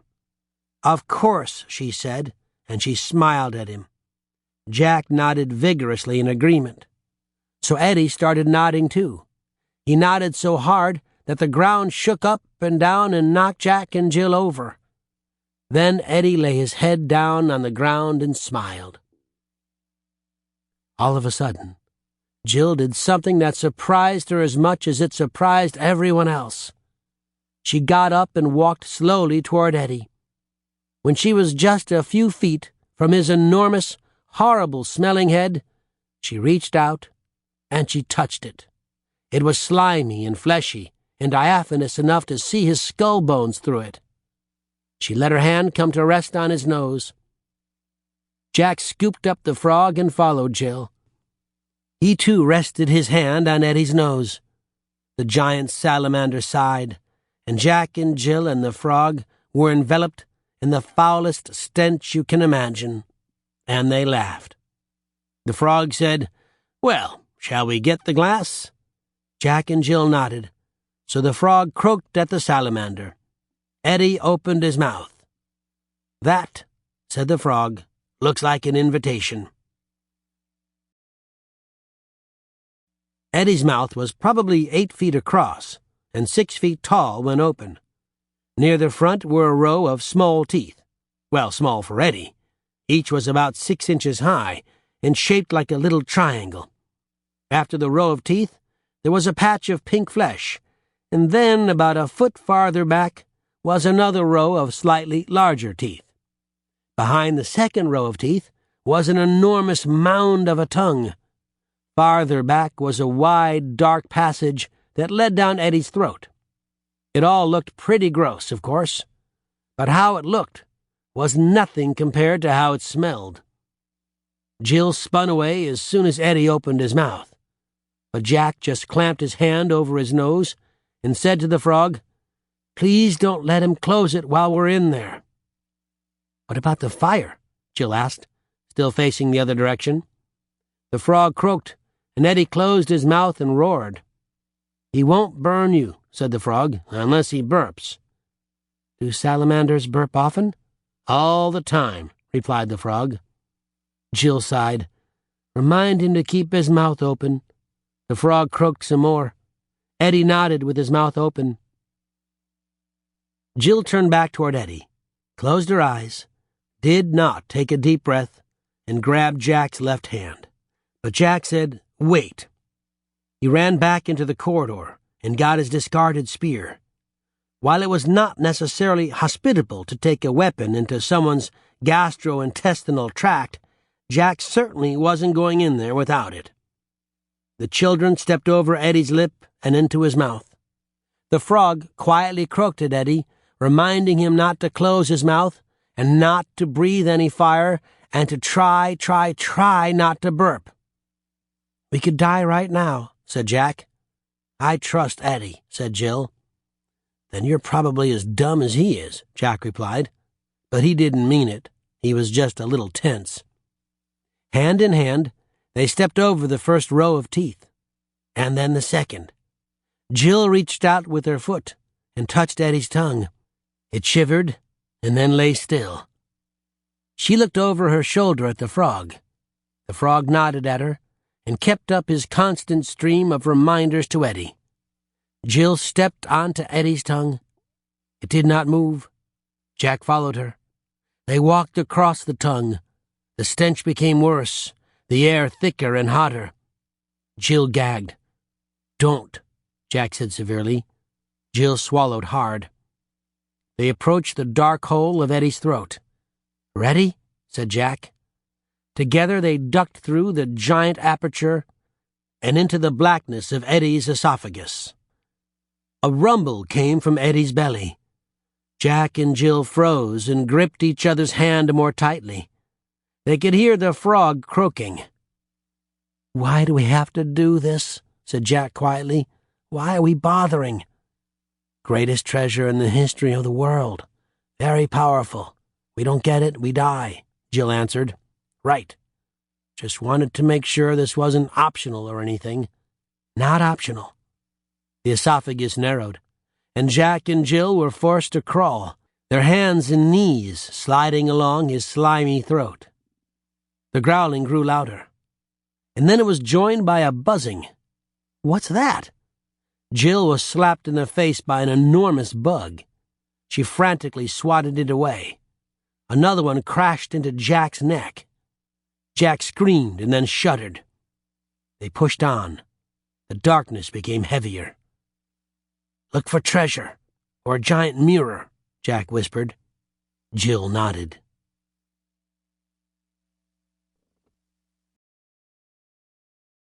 The two children slid out of the esophagus and into the stomach. This was a burbling swamp of acid that burned their skin when they touched it. Foul-smelling gloop dripped from the ceiling and coated their bodies, and then began to sting. Jack and Jill winced in pain. They couldn't hear the frog anymore. "Hurry," said Jill. They pushed deeper. Bugs slapped them in the face and got caught in the sticky, stinging gloop. The children pulled them off, and the bugs protested and stung at their hands. Jill thought she might cry, but she gasped, "Deeper." On they pushed. They felt with their feet under the pool of acid for treasure chests or strings of pearls or golden mirrors, anything that might be the seeing glass. They found nothing. "It's not here," Jack said. "Maybe Eddie got mixed up. Maybe he digested it. I can't believe it's not here." Sudden panic gripped the children. "What are we going to do now?" Jack demanded. They arrived at the back of Eddie's stomach. There, in the dim light that filtered from Eddie's mouth and down his throat, they could make out a round little hatch of muscle. It led, they figured, to his intestines. "That's all there is," said Jack. "The end." But suddenly Jill was pointing at something. It did not look like a bug or like anything edible. It was a round disc, about a foot in diameter. "What's that?" Jill asked. They waded up to it. It was lodged in the hatch of muscle. "Dunno," said Jack. "Pull it out." "If I do it, I think I'm going to throw up." "Well, I know I will," said Jill. So Jack grabbed hold of the little disc that was lodged between Eddie's stomach and intestines and yanked at it. It came out easily, and Jack fell backward into the burbling stomach acid. The acid burned his skin. He shouted and scrambled to his feet. Suddenly, everything went black. Eddie's entire stomach began to shift, and Jack and Jill were thrown into the fleshy back wall. Eddie was rearing up. Stomach acid poured all over the children, burning their faces, their arms, their hands, submerging them utterly. Jill began swimming upward to get to air, but Jack, holding on to the little disc with one hand and the spear with the other, could not. Jill reached the surface, looked for Jack, and began to scream. Suddenly Eddie slammed back to the ground, sending Jack crashing into Jill, and both sprawling into the stomach acid again. They got to their feet and groped frantically through the pitch darkness toward the throat. "What's going on?" Jill asked, terrified. "No idea. He forgot? Or he's decided to eat us? Was it a trap?" And then the darkness was cut by an orange glow. Jack and Jill looked in the direction of Eddie's mouth. It was still tightly shut, and no light came through at all. Where was the glow coming from then? They looked back into the stomach. A small fire was burning there at the back. A small fire, but growing. "He's erupting," Jill shouted. And though that wasn't exactly the word she was looking for at that moment, it was in fact exactly the right word. For the fire was blooming up the length of Eddie's stomach. Jack thrust the disc to Jill and gripped the spear with both hands. "What are you going to do?" Jill screamed. "I don't know." The fire boiled toward them. "This way," Jill shouted, and she grabbed Jack's arm, and they crawled through the esophagus and into Eddie's mouth. "Eddie, open up," she cried. Something exploded in Eddie's stomach. The fire burst into Eddie's throat. Jack aimed the spear at the roof of Eddie's mouth. "You're going to kill him," Jill shouted. "What else can I do?" Jack cried. "Eddie!" Jill screamed. And Jack sent the spear straight up at the soft part of Eddie's palate. And then, just before the point of Jack's spear hit Eddie's flesh, the giant mouth opened, and the great tongue flung Jill and Jack's spear out of Eddie's mouth. They spun through the air and hit the ground hard as an arm of flame burst from Eddie's throat and cut a line through the air, just above the children's bodies. The flame died. Jack and Jill turned and looked at Eddie. He roared. "Good God!" the frog cried. Eddie kept roaring. "What happened?" Jack and Jill shouted at the same moment. "He had to burp," said the frog. "I kept telling him not to. Eventually he closed his mouth to keep the burp down." "Why didn't you call to us?" Jack demanded. "I did. You didn't hear me?" The children shook their heads. "What's all over you?" the frog said. Jack and Jill looked at their arms, hands, bodies. They touched their faces. Their skin was raw and blistering, and totally covered in stomach acid. "You look horrible," the frog added. "Thanks," Jill replied. "And no treasure?" Jack held up the little disc. "This is all we could find." The frog turned and croaked at Eddie.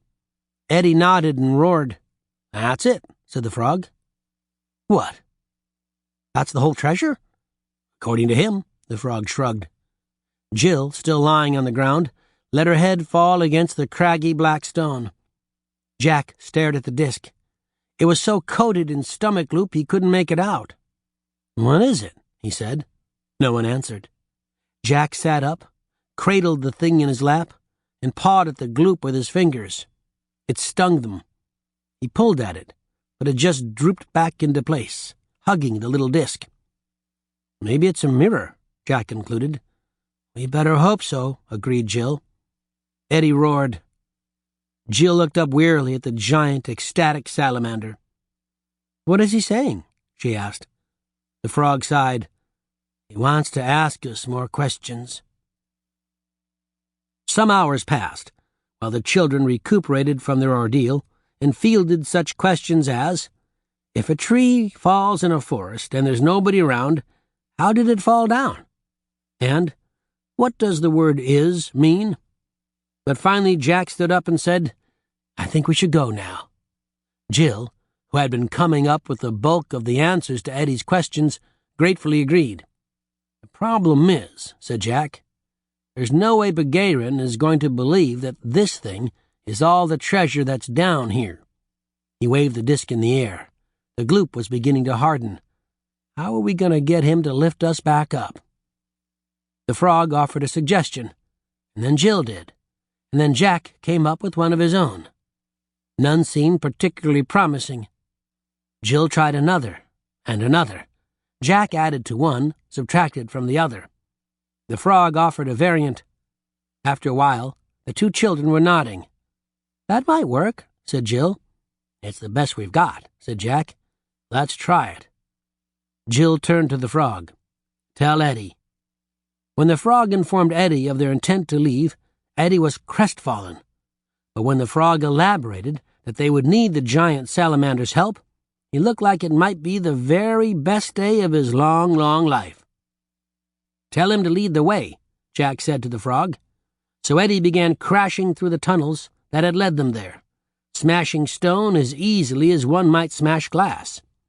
Jack and Jill ran after him. The frog nestled in Jack's pocket. Jack and Jill stood at the bottom of the sinkhole and stared up.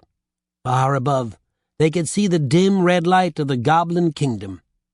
Beside them lay Eddie, still as death. Jack nodded at Jill. They cupped their hands to their mouths and shouted, Begarin! Their voices echoed up the sides of the sinkhole and then died away. No answer came. Jill nodded at Jack.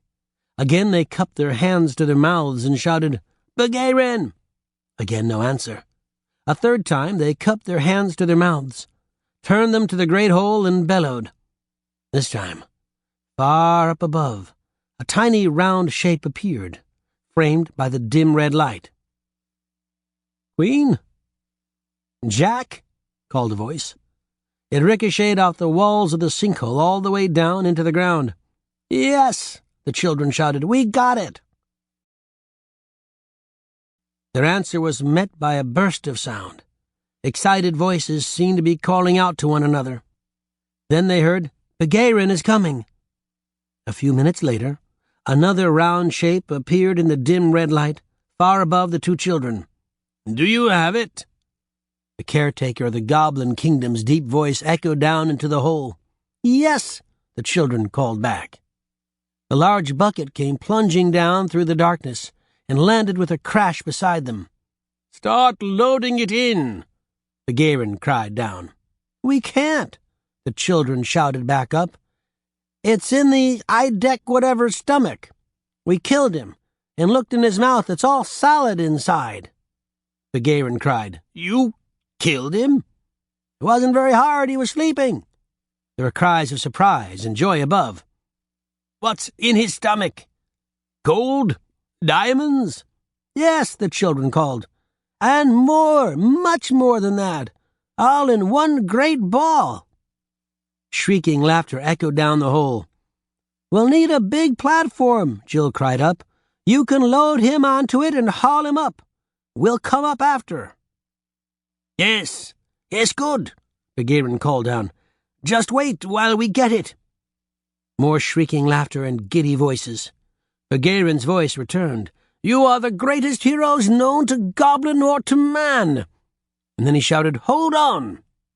They waited and waited. And then down through the darkness came an enormous platform with 36 of the strongest goblins the children had yet seen. The ropes that suspended the platform were reinforced with enormous thick chains. When the goblins saw the giant salamander lying as if dead in the clearing, they all huddled together, as far from the great body as possible. "It's okay," said Jack. "He's dead."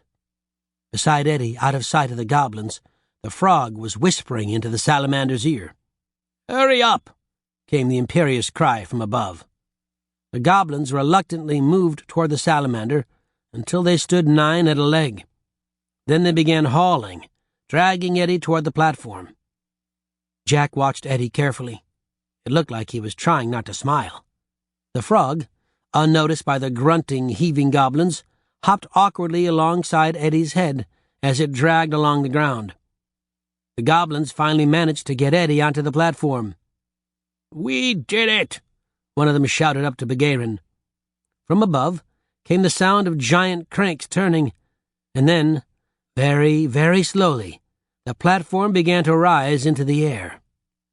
Jack scooped up the frog, and he and Jill clambered onto the platform with Eddie. "Hey!" shouted the goblins in the pit. "What?" Begairen called down. The platform continued slowly to rise. "They're on the platform!" one of the goblins shouted. The enormous load came to an unsteady halt, suspended just a few feet above the ground. "What?" Jack called up. "What's wrong?" There was silence from above. Then Begairen called back, "Cover the children!" 36 goblins turned and drew daggers from their belts and pointed them at Jack and Jill. Jack let his spear clatter from his hand to the ground below. The children raised their hands in surrender. A goblin grinned darkly and called up, "Okay!" And the platform began to rise again. Up and up and up, past the glowing walls, through the obscurity of the sinkhole, toward the red light of the goblin kingdom went the platform. The goblins, the children, Eddie, and, hiding just beside Eddie's great head, the frog. He continued to croak quietly in Eddie's ear, reminding him to keep perfectly still. Jill could see that Eddie was definitely trying not to smile. Finally, the platform cleared the edge of the sinkhole. The children blinked and shielded their eyes, for though the goblin kingdom was dim, it was far brighter than either the sinkhole or Eddie's cave. Thousands of goblins had filled the square surrounding them. Upon seeing Eddie, they began shouting and falling back. All, that is, save Begairen. He stared with wide eyes. "Get that thing off of the platform!" he cried. 24 more strong goblins surged forward and grabbed at Eddie's limbs. But Jill smiled and said, "He can do it himself." Begairen looked at her like she was crazy, and for one moment the entire goblin kingdom seemed to stand still. Then the frog croaked something, and Eddie lifted his head and roared. A giant arc of fire burned the air above their heads. The goblins began screaming. High, shrill cries of terror. They screamed and cried and surged in a mass away from the horrible beast. Except for Begairen. Begairen stared, unmoving. Eddie closed his mouth, reloaded, so to speak, and recommenced in spraying fire all around him. Half a mile away, buildings exploded and caught fire and people screamed. When Eddie finally closed his mouth, everything for half a mile around was charred kindling and burned cinders, and there was a pile of melted flesh just a few feet from where Begairen had been standing. Eddie turned his curious little eyes on Jack and Jill and the frog. He roared again. "He wants to know what to do now," said the frog. "Tell him to come down here," said Jill. So the frog croaked at the salamander, and Eddie lowered his enormous pink head to the ground. Jill threw her arms around his nose. Jack did too. the frog in Jack's pocket, croaked sad goodbyes to their giant, lovely, smelly friend. Then Eddie lifted his head high into the air and roared the most deafening roar he had ever roared. The children covered their ears and stared as fire spumed all the way to the great roof of the Goblin Kingdom, hundreds of yards above them. "He says goodbye," said the frog. Eddie gave a little jump with his huge body, and the whole Goblin Kingdom shook. Houses in the distance cracked and tumbled to the ground.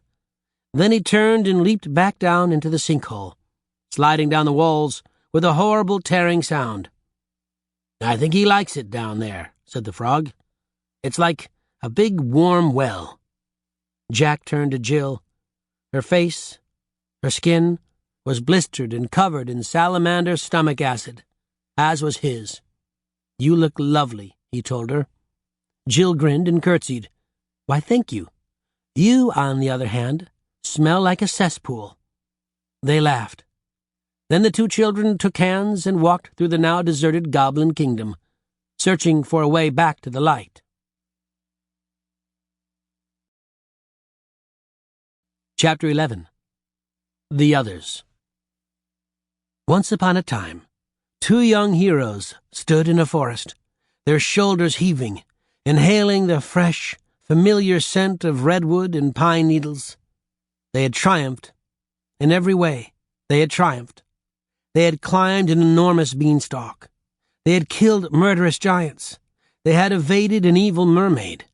They had outwitted a kingdom of goblins. They had made friends with an enormous, fire-breathing salamander. And they had won a mirror so rare and powerful a king could trade his kingdom for it and be counted a wise man. They had won the seeing glass. At least, they were pretty sure it was the seeing glass. It was still so caked in Eddie's stomach juices that they weren't even certain it was a mirror, much less the mirror. But what else could it be? Mies, the giant guard, had told them the glass was with the goblins. Garen, the goblin leader, had told them Eddie had it. Eddie told them it was in his stomach right next to his intestines. And this little disc was lodged right between Eddie's stomach and Eddie's intestines. So it was probably the glass. After leaving Eddie, Jack and Jill had made their way through the dark, nearly empty Goblin Kingdom. The goblins had all fled the return of the terrible Eidechse von Feuer der Menschenfleischfressende. But they had also blockaded the ramps to the surface to keep the beast under the earth. So the children had wandered and wended, scrounging for food and counting the days. At last, they had found a tunnel in a black rock wall and had followed it up and up and up. It led, finally, into a sandstone cave, and the cave led out into this pine forest. Excited, anxious, they moved out into the red-barked trees. Soon they came to a road. It was red dirt and well-worn, and looked strangely familiar. Around the bend appeared a flock of sheep, and herding them from behind a young boy. As he passed, Jill called out, "Excuse me, where does this road lead?" The boy shouted back, over the bleating of his sheep, "To the kingdom, of course." "Which kingdom?" Jack asked. The boy looked at Jack like he was stupid. "Märchen." Jack and Jill looked at each other, and then looked down the road, and then looked at each other again. Here they were, home again. Home again, jiggity-jig. Fear and excitement made their fingers tingle, their breath fast. Their hearts beat crazily in their chests as Jack and Jill walked down the road toward the kingdom of Märchen. What will my mother say? Jill wondered. What will Marie and the boy say? Jack wondered. What moronic things will the salamander say? The frog tried his hardest not to wonder. But as Jack's and Jill's minds wandered down those old lanes again, something tickled at the back of their thoughts. A new wisdom, still unformed and uncertain. A wisdom that had been creeping up on them throughout their terrible journey. A realization that, perhaps, they had been confused all along. Perhaps they had, all along, been looking for the wrong things. This was a very wise thought indeed, but beware, dear reader, For we go out into the wide, wild world, looking to change, looking to grow, looking for wisdom. But wisdom is hard to come by, and once achieved, it is very easily lost, especially when one is leaving the wide, wild world and returning to the place you once fled. More, though, than all of these questions and worries and prickings of new wisdom, Jack and Jill wondered whether the grimy disk that Jill carried really was the seeing glass, and what would happen, what would really happen if it were not. So preoccupied were the children that they barely noticed all the people that passed them on the road. They did not notice the fat man who was carrying his prize goat in his arms to see the doctor in town, nor the young woman with 4 baskets of fresh-picked wildflowers to sell at the castle. They did not notice a man with a round face and pale blue eyes lugging 2 enormous cases of silks, who eyed them for a moment as he passed by. They did not notice an old woman with the face of a baby, who hobbled along with a stick and watched them for just a moment too long.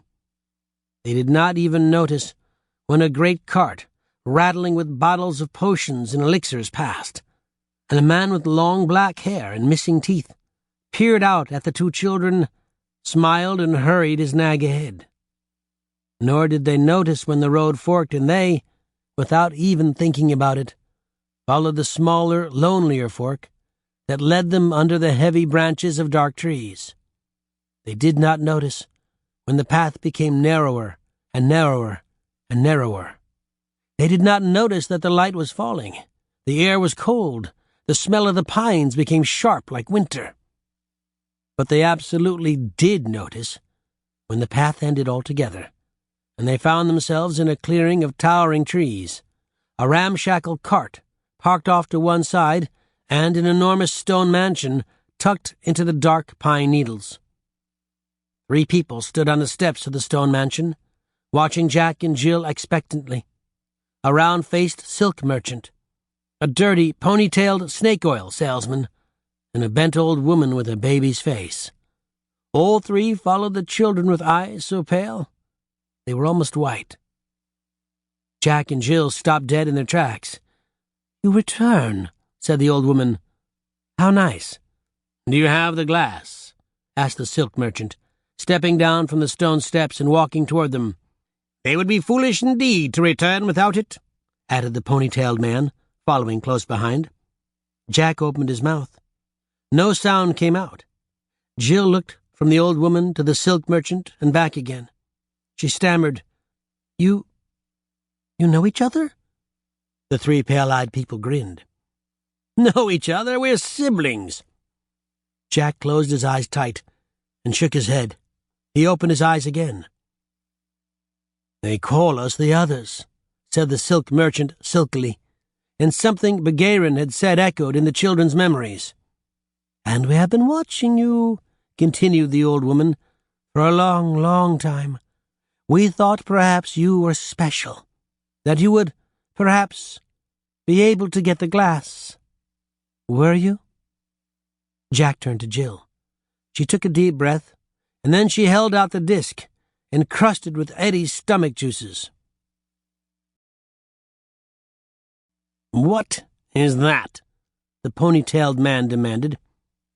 "Don't play with us, children," said the silk merchant, his pale eyes glowing in the dusk. "We had a bargain. You remember the terms." The 2 men stepped closer to Jack and Jill. The shadow of the great house enveloped them all. Its windows twinkled with yellow candles.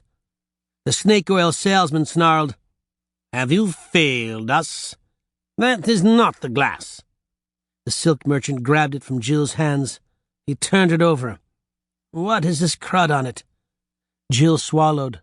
"From the stomach of the Eidechse von Feuer der Menschen Fleischversender." The others stared at the children. Then the old woman reached for the disc and said, "Let me see that." The silk merchant gave it to her, and the others huddled around. The dusky light, gray and blue and yellow, filtered through the trees. The old woman drew a deep breath, and then began to chant. "Mirror, mirror of the truth, Old in years long of tooth, reveal to us your honest hue. Shine to us like you were new.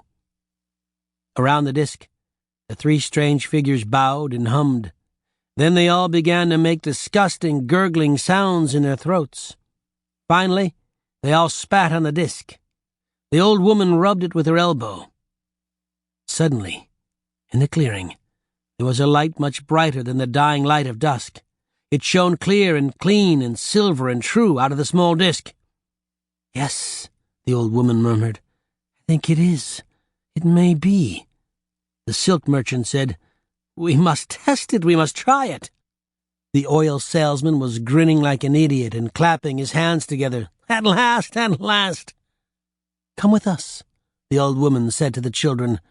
"We will try it, and then you shall have your reward."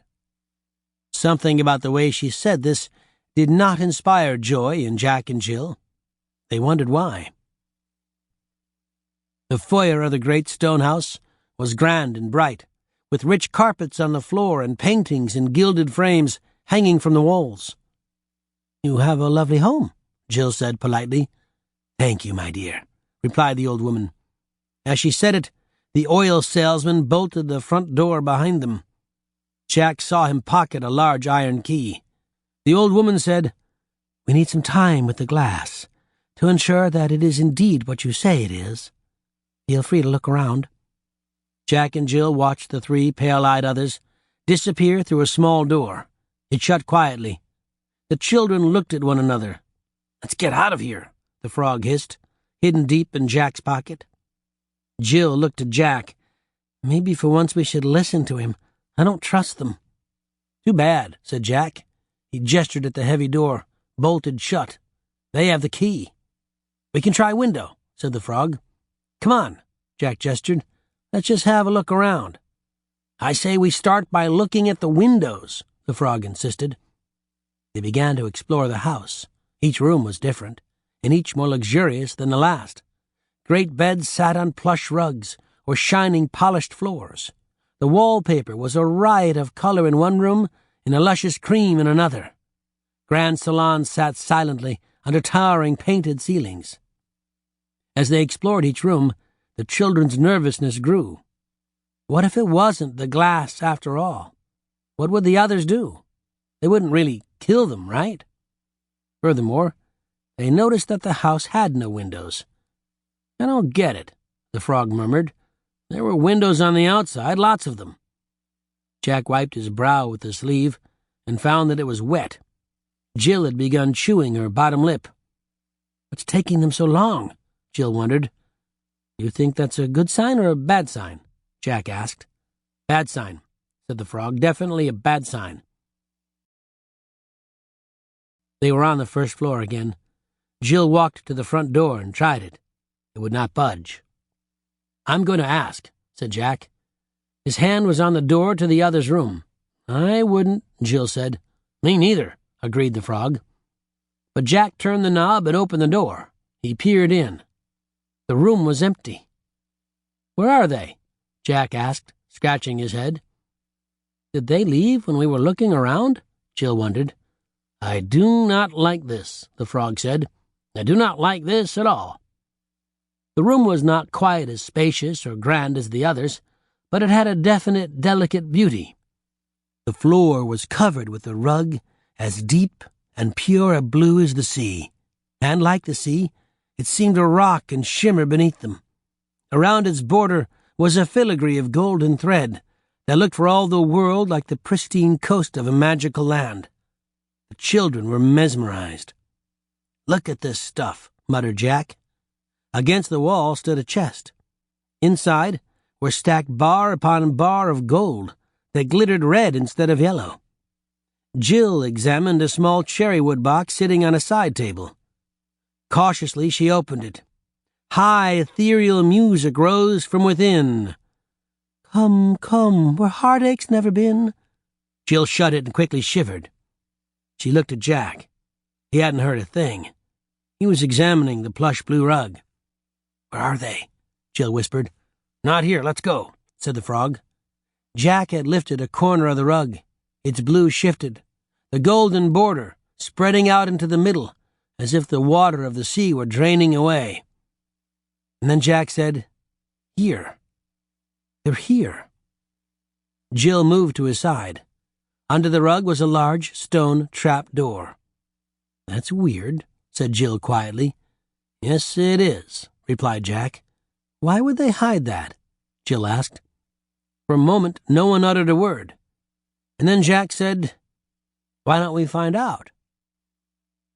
Now, dear reader, I will give you a little warning. I have not warned you much through the course of this book, and occasionally I forgot to until it was too late. Sorry about that. But now I must indeed warn you. I do not know if little children are reading or hearing this book. After all that revolting bloodshed with the giants and then the goblins, not to mention that horrible scene with the mermaid and the drowned girl, I certainly hope they are not. But, in case they are, or in case older children are reading this story and do not appreciate having the bejesus scared out of them, or in case you are an adult and you just aren't really in the mood to be upset, I warn all of you. This next part is not so nice. It took both children, using all of their combined might, to lift the heavy stone trapdoor. Behind it, beneath it, was darkness. The small flames of the candles in the room fluttered as a rush of wind came up from the pit. Guys," said the frog, peering just above the edge of Jack's pocket. "We're not going down there, right?" But Jack and Jill had come too far, done too much to turn back now. Besides, the only door to the house was locked and there were no windows. Where else could they go? "Okay," said Jill. "Okay," said Jack. "Not okay," said the frog. Jill reached her foot probingly into the impenetrable gloom. Her foot touched something. She put weight on it. The something held. She stood on the something and reached her foot forward again. Again she found something to rest on. She shifted her weight carefully. This something, too, held her. And now she could tell what the somethings were. They were stairs. Jack and Jill, holding hands, descended into the heart of the darkness. One step, and the children stopped. One more step, and they stopped again. The stairs were not even, but rather knobby and irregular. They twisted around and around in a tight spiral. Jack's and Jill's clasped hands were slick, and they held on to one another so hard they could not feel their own fingers. One more step, and another, and another. And then the obscurity was softened. There rose, from beneath, an eerie, flickering yellow. A few more steps, and Jack and Jill found a candle that seemed to hang suspended in the darkness. Jack reached out his hand and found a curving wall. It was not smooth. It was strangely ridged, oddly bumpy. He let his hand trail along it as they descended to the floating candle.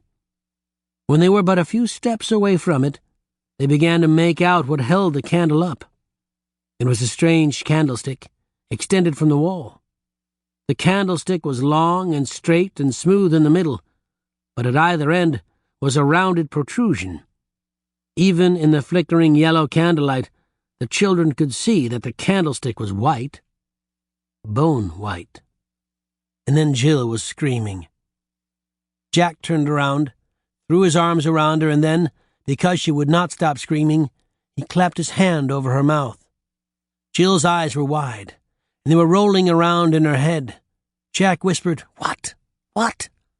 But still her eyes rolled. He tried to follow their frantic gaze. He looked at the candlestick. Then he followed the wall down. Then he examined the stairs that they were standing on. A cry rose to Jack's lips, but he clamped them shut and held it in. The candlestick, the walls, the stairs were made of human bones. "Run!" the frog cried. "Run!" Jack's hand shot out and clamped his mouth shut too. Jack's and Jill's eyes locked in the darkness. They stood up. "Okay, Imagine you're over at someone's house, let's say for a play date. Your friend disappears for a moment and you happen to go looking for her. You look all over the place. Then you look in the basement. And let's say that you discover that the basement was composed entirely of human bones. I hope in such a situation that you would do the sensible thing and run away as fast as you possibly could. In other words, I hope that you would not do what Jack and Jill did. This ends Disc 5. In a Glass, Grimly, Disc 6. Jack and Jill had seen cruel giants, and murderous mermaids, and child-snatching goblins, and Eddie. It was going to take more than a bone staircase to make them run now. Once on their feet, they pushed the horror in their chests down as far as they could, clasped hands once more, and started down the stairs again. The staircase twisted around and around, and now distantly spaced candles and candlesticks of bone lit their way, leaving just a single stair in complete obscurity before the dim light of the next candle made their horrible surroundings visible again.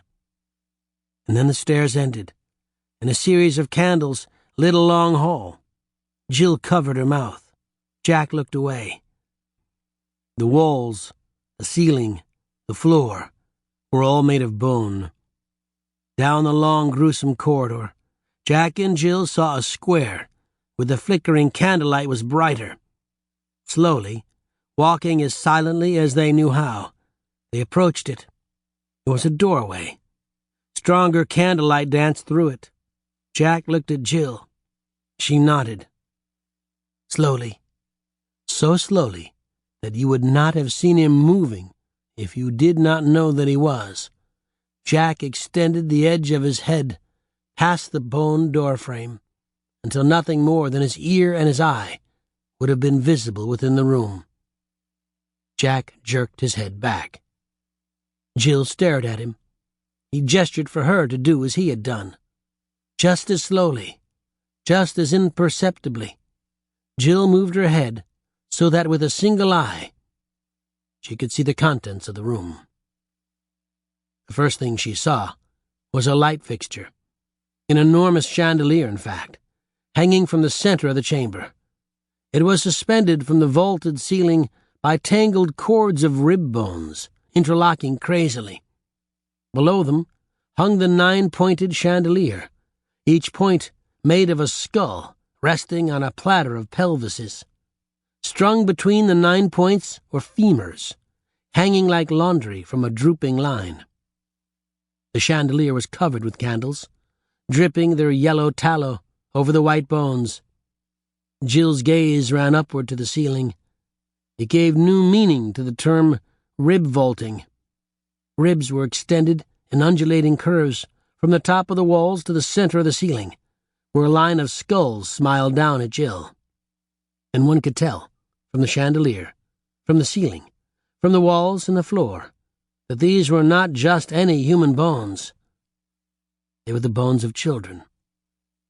From the rib-vaulted ceiling, long cords of rope hung taut, and at the end of each cord was a sack, a yellowed, blood-stained sack, just about the size of a child's body.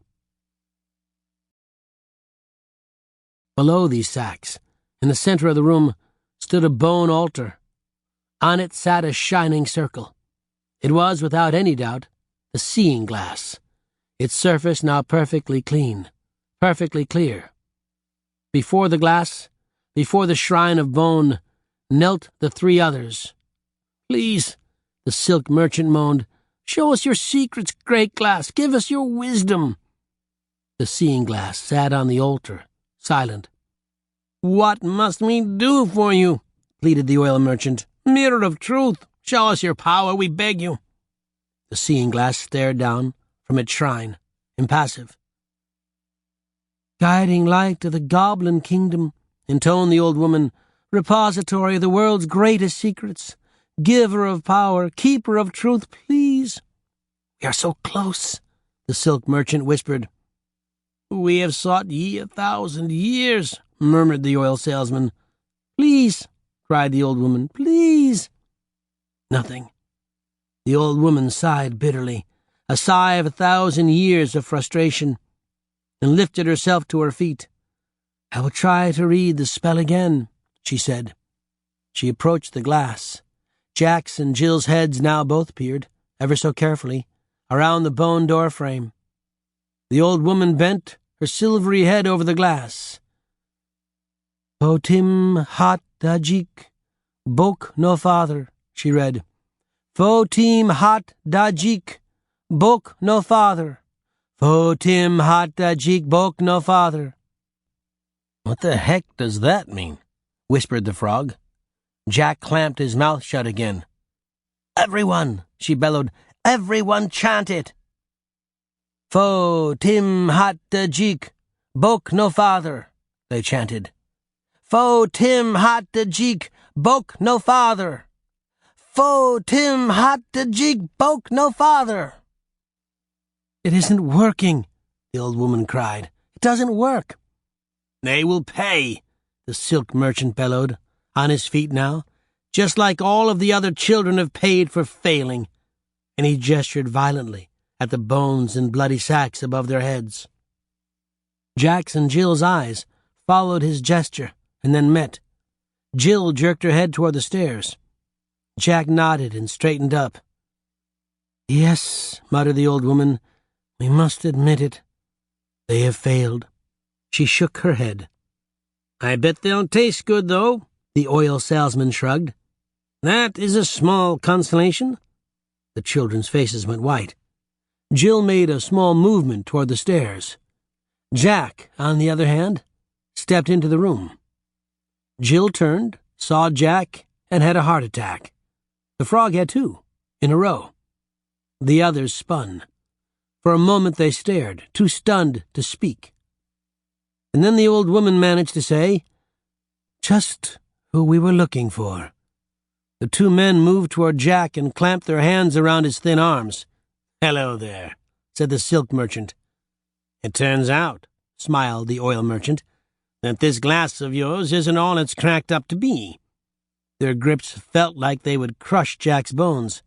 "Turns out," the silk merchant agreed, "it's a fake." The old woman shook her head. "And we did have a deal." Jack's chin was set, and his eyes were flashing like flint when he said, "Let us try. Let us try to make it work." Jill was standing in the doorway behind him, watching him, trembling. The old woman slid up to Jack and lifted her face to his. "You have an hour to make the glass work. Our patience has expired." And she swept past him, past Jill, and out of the chamber of bone. The silk merchant flashed Jack a smile. For the first time, Jack noticed that his teeth were like pins, tiny and sharp, sticking up from blue gums. Jack shuddered. The silk merchant laughed and left. The oil salesman followed him. Jack and Jill walked up to the seeing glass, now clean and clear. They brought their faces before its shining pane. In the glass, Jack saw a boy. His face was lined with sweat and caked with filth. His mouth was set in fear. In the glass, Jill saw a girl. Her hair was wet and matted to her forehead. Her skin was blistering and deathly pale. Above their faces, along the top of the glass, ran a strange script. It read, "Fotim hattajik bok no father." "What does it mean?" whispered the frog, peering from Jack's pocket. Jack and Jill shook their heads. "This is it?" asked Jill. "It just looks like a mirror." Jack picked it up from the bone altar. "Fotim hattajik bok no father," he muttered. Then he shrugged. "How do you think it works?" Jill rubbed the silvered pane. Nothing happened. Jack shook the glass. Nothing. The frog begged it, "Please do something, please, please." Of course, nothing. "I don't understand," said Jack. "Begarin said it was the greatest treasure in the world." "Even Meese said it was worth looking for," Jill agreed. So they redoubled their efforts. They tried everything they could think of to make it work, from singing to it to wearing it like a hat. Nothing helped. The hour was nearly gone. "I give up," Jill cried at last. "Forget it, it's just a stupid mirror." "Now she says it's a stupid mirror," says the frog. "Now that we've gone to the sky and underground and are trapped in a room of bone by psychopathic cannibals. Now it's just a stupid mirror." Jack muttered, "They'll kill us. They'll kill us." The children sat down. Above their heads, the body bag swung slowly at the end of creaking twine. A few drops of blood fell to the bone floor between the two children. "Oh, God," Jill groaned. "Okay, that's it. Goodbye," said the frog. "I'm going to go hide. They've never seen me as far as I know. As far as I know, they don't know I exist. So I'm just going to hide. Sorry, guys. Good luck to you. Goodbye." He hopped from Jack's shirt and began looking for a place to stow himself until the carnage was over. "I'd stay and die with you," he added, "but this was not my idea. In fact, as you recall, I counseled you against this course of action about, 1,000 times. "They've never seen you," Jack murmured. Jill let her head collapse in her hands. "They've never seen you," Jack repeated, standing up. "So?" said Jill. "So I'm going to survive this thing yet," announced the frog. "They've never seen you," Jack grinned. Jill and the frog looked at Jack like he was crazy. 10 minutes later, the others slid back into the room. Their faces were dark, but their eyes were bright. "Well," said the silk merchant, "have you prepared yourselves?" "Salt and rosemary, perhaps?" The oil salesman smiled. Jack and Jill spun from the mirror at the same time. "It works!" they both cried excitedly. "It works!" Jill ran to the old woman and grabbed her arm. "Come see," she cried. "Come see." Jack was standing by the mirror, grinning madly. The three others rushed to the glass. They peered into it. "What?" demanded the old woman. "How? I can't see anything." She was shaking, as if the anticipation of this moment was too much for her. "Show me," she barked. "Show me." Jill said, "Step back." All three others stepped back at once, their eyes glued to the glass. And Jill said, "Mirror, mirror on the wall, who is the fairest of them all?" And from deep within the altar of bone a voice resounded, "In eye, in cheek, in hair, in hand, the queen is the fairest in the land." "It works!" the others screamed. "It works!" Their cries rumbled from the pits of their bellies and ended in a screech so high it hurt Jack's and Jill's ears. "It works!" The old woman grabbed Jill. "Do it again. Ask it another question." Jill took a deep breath. "Mirror, mirror, tell me, sing, of the giants who is king." And the mirror replied, "Great of arm but weak of head. Atheiantus was, now he's dead." "It knows!" the old woman shrieked. "It knows everything!" "How does it work?" the silk merchant demanded, grabbing Jack by the arm. "How did you get it to work?" "The same way you cleaned it," Jack explained. "Call it mirror, mirror, then rhyme your question." "That's it?" exclaimed the oil salesman. "That's all there is to it?" Jack shrugged. "That's all." "Out of the way!" the oil salesman bellowed. He pushed Jack and Jill aside. He took a deep breath. "Mirror, mirror on the wall, make me the king of Mershin." Jack looked at Jill.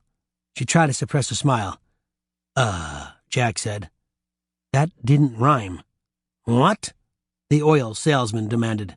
"It didn't?" "No," said Jill, "and it wasn't a question. The glass only seems to answer questions." The silk merchant pushed his brother out of the way and approached the glass. He said, "Mirror, mirror, king of men, when will my life come to an end?" The mirror was silent. A drop of sweat slid down the side of Jack's face. But finally the mirror spoke. "Obey this glass, through good and ill, and die? Oh no, you never will." "I knew it!" shrieked the silk merchant, leaping into the air with a scream of demented joy.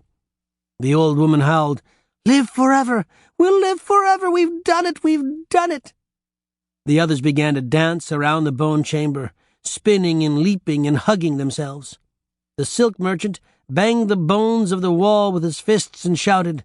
The oil salesman slapped himself in the face over and over again. Finally, the obscene celebration stopped, and the old woman approached the altar. She wiped the sweat of joy from her brow and intoned, "Mirror, mirror on the wall, who is the cleverest of them all?" The mirror paused, and then it replied, "Up a stalk or down a hill, none is as clever as Jack and Jill." The others were about to begin leaping and whooping in celebration again when they caught themselves. "What?" demanded the old woman. "What did it say?" Jack and Jill looked at each other, apparently befuddled. "It said we were," Jill shrugged. "That's not possible," barked the silk merchant. "We have the glass. We, who have been seeking it for 1,000 years, we have it." "You're asking the wrong question," the oil salesman exclaimed. "Here, let me try. Mirror, mirror on the wall, who is the bravest of them all?" This time the glass did not hesitate. Up a stalk or down a hill, none is as brave as Jack and Jill. "No!" screamed the others all together. "No! It isn't possible. How could it be?" "We are the cleverest. We are the bravest. Aren't we? Aren't we? Aren't we?" they all howled. The oil salesman came right up to the seeing glass and peered into its crystalline face. "Please, glass, please. We are the bravest, aren't we? Aren't we, glass, aren't we? Tell us we are." "Let me ask," the silk merchant demanded. Everyone moved back, and he chanted, "Mirror, mirror on the wall, who is the wisest of them all?" And the voice of the glass rang out like a brazen trumpet. "Up a stalk or down a hill, none is as wise as Jack and Jill." The chamber resounded with a scream so heart-wrenching and terrible that it would have brought you to your knees. "No!" the others howled. "Tell us it isn't so. Say it is not so." But it was so. The glass had decreed it. "How is it possible?" the others screamed. "They are children, stupid children. They are not clever. They are not brave. They aren't even smart. Not wise like us. None is as wise as us." And then Jack said, "You can ask why it thinks we're so brave and wise and clever. Or," suggested Jill, "maybe it can tell you how to be even better than us." The old woman looked at her, eyes burning and demented. "Yes," she cried. "Yes, of course. Now that we have the glass, we can know exactly what to do. Move aside." So everyone moved aside, and she bellowed, "Mirror, mirror, tell us true. To be the greatest, what should we do?" There was a long silence. In the bone chamber, the only sound was the dripping of blood from the body bags overhead, and the others' frantic, ragged breathing. Finally the mirror answered. "Jack and Jill braved terrors en masse to find and recover this sacred glass. Ye three have lived a life of sin. To prove your worth, turn yourselves in. Go to the guards of the royal throne. Show them your victims, show them their bones. If you can face justice without fear, then soon your own names from this glass you'll hear." The glass fell silent again. The others stared at it, frozen. "Turn ourselves in?" the oil salesman muttered. Jack and Jill watched the others' faces tensely. "Face justice," said the silk merchant. "But surely they'll put us to death." But the old woman raised her voice. "Mirror, mirror, master of fate, if we do this, will we be great?" And the mirror answered, "Face the punishment, standing tall, and ye shall indeed be the greatest of all." "We will be," the old woman crowed. "We will be." And then she barked at her two siblings. "Come on." She ran from the room. For a moment the two men continued to gaze at the glass. Then slowly, resolutely, they turned and followed their sister. For nearly 20 minutes, neither Jack nor Jill said a word. They merely stood stock still, listening to the pounding of their hearts, praying that indeed the others were gone. Finally, the glass intoned, "Well, that must have been the greatest performance in the history of Märchen." The frog crawled out of a hole between two rib bones at the base of the altar. He was beaming. "It was pretty good," Jack grinned. "Pretty good? It was great. It was genius. I am a dramatic genius." Jack laughed. "You may indeed be a dramatic genius." "I am indeed," the frog agreed, but then he paused. "Still, I can't believe they fell for it." "Why did they fall for it?" Jill replied, "Didn't you see how they worshipped the glass even before it spoke? Didn't you recognize that from somewhere?" Jack said, "I know I did." "They are confused," said Jill. "With the glass," said Jack. The children stared at the seeing glass. "Maybe," said the frog. "Or maybe I am just a dramatic genius."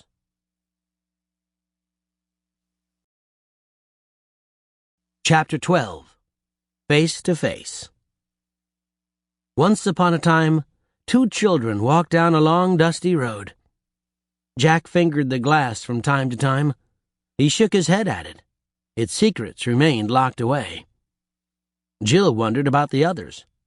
She wondered where they were, and if they were following the mirror's advice. She watched the road warily. The children's stomachs were all tied up in knots, and their throats had lumps that made it hard to breathe. But not just because of the others, nor solely because of the glass. Their stomachs were in knots and their throats were thick with lumps because, at long last, they were returning to the places they had fled, the people they had run from. They were, at long last, going home. They came to a fork in the road. "I go this way," said Jack. Jill nodded. "I go this way." They embraced. "Oh," said Jack, "do you want the glass? I don't know what to do with it." Jill shook her head. "You keep it. We don't need another mirror in my house." Jack grinned sideways. "Sure," he said, and then he whispered, "Good luck." "Good luck," Jill whispered back. Then they parted. As Jack made his way over the small country roads that led to his father's house, he saw a group of boys playing blind man's bluff in a field. Marie was the blind man. His eyes were closed, and he stumbled around after the other boys as they dipped and dodged out of his way. "Hi," said Jack. Some of the boys turned to him. "Who's that?" Marie called, his eyes still tightly shut. "It's me," said Jack. "Jack." Marie's eyes flew open. All the boys were staring now. Marie asked, "What happened to you?" Jack grinned. "A lot. Remember when I bought that bean?" "Well then, no," said Marie. "I mean, what happened to your skin? Did you fall in a toilet or something?"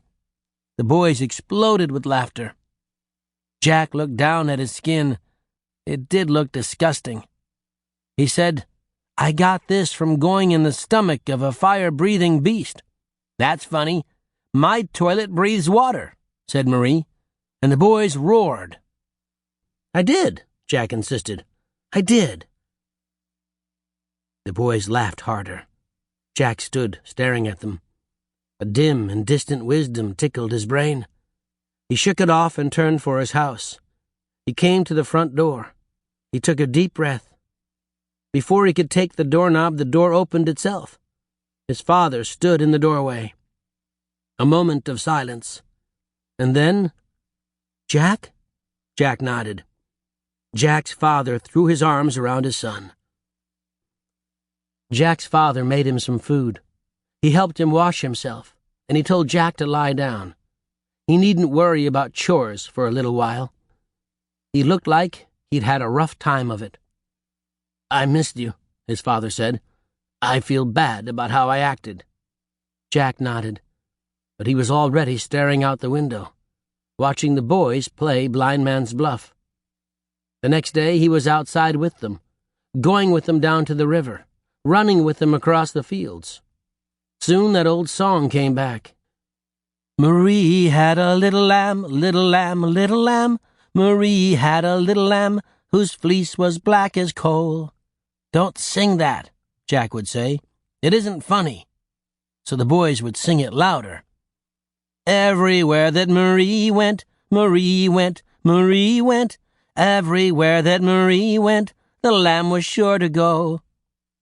Please stop. It made the children laugh and play, laugh and play, laugh and play. It made the children laugh and play to see the lamb follow.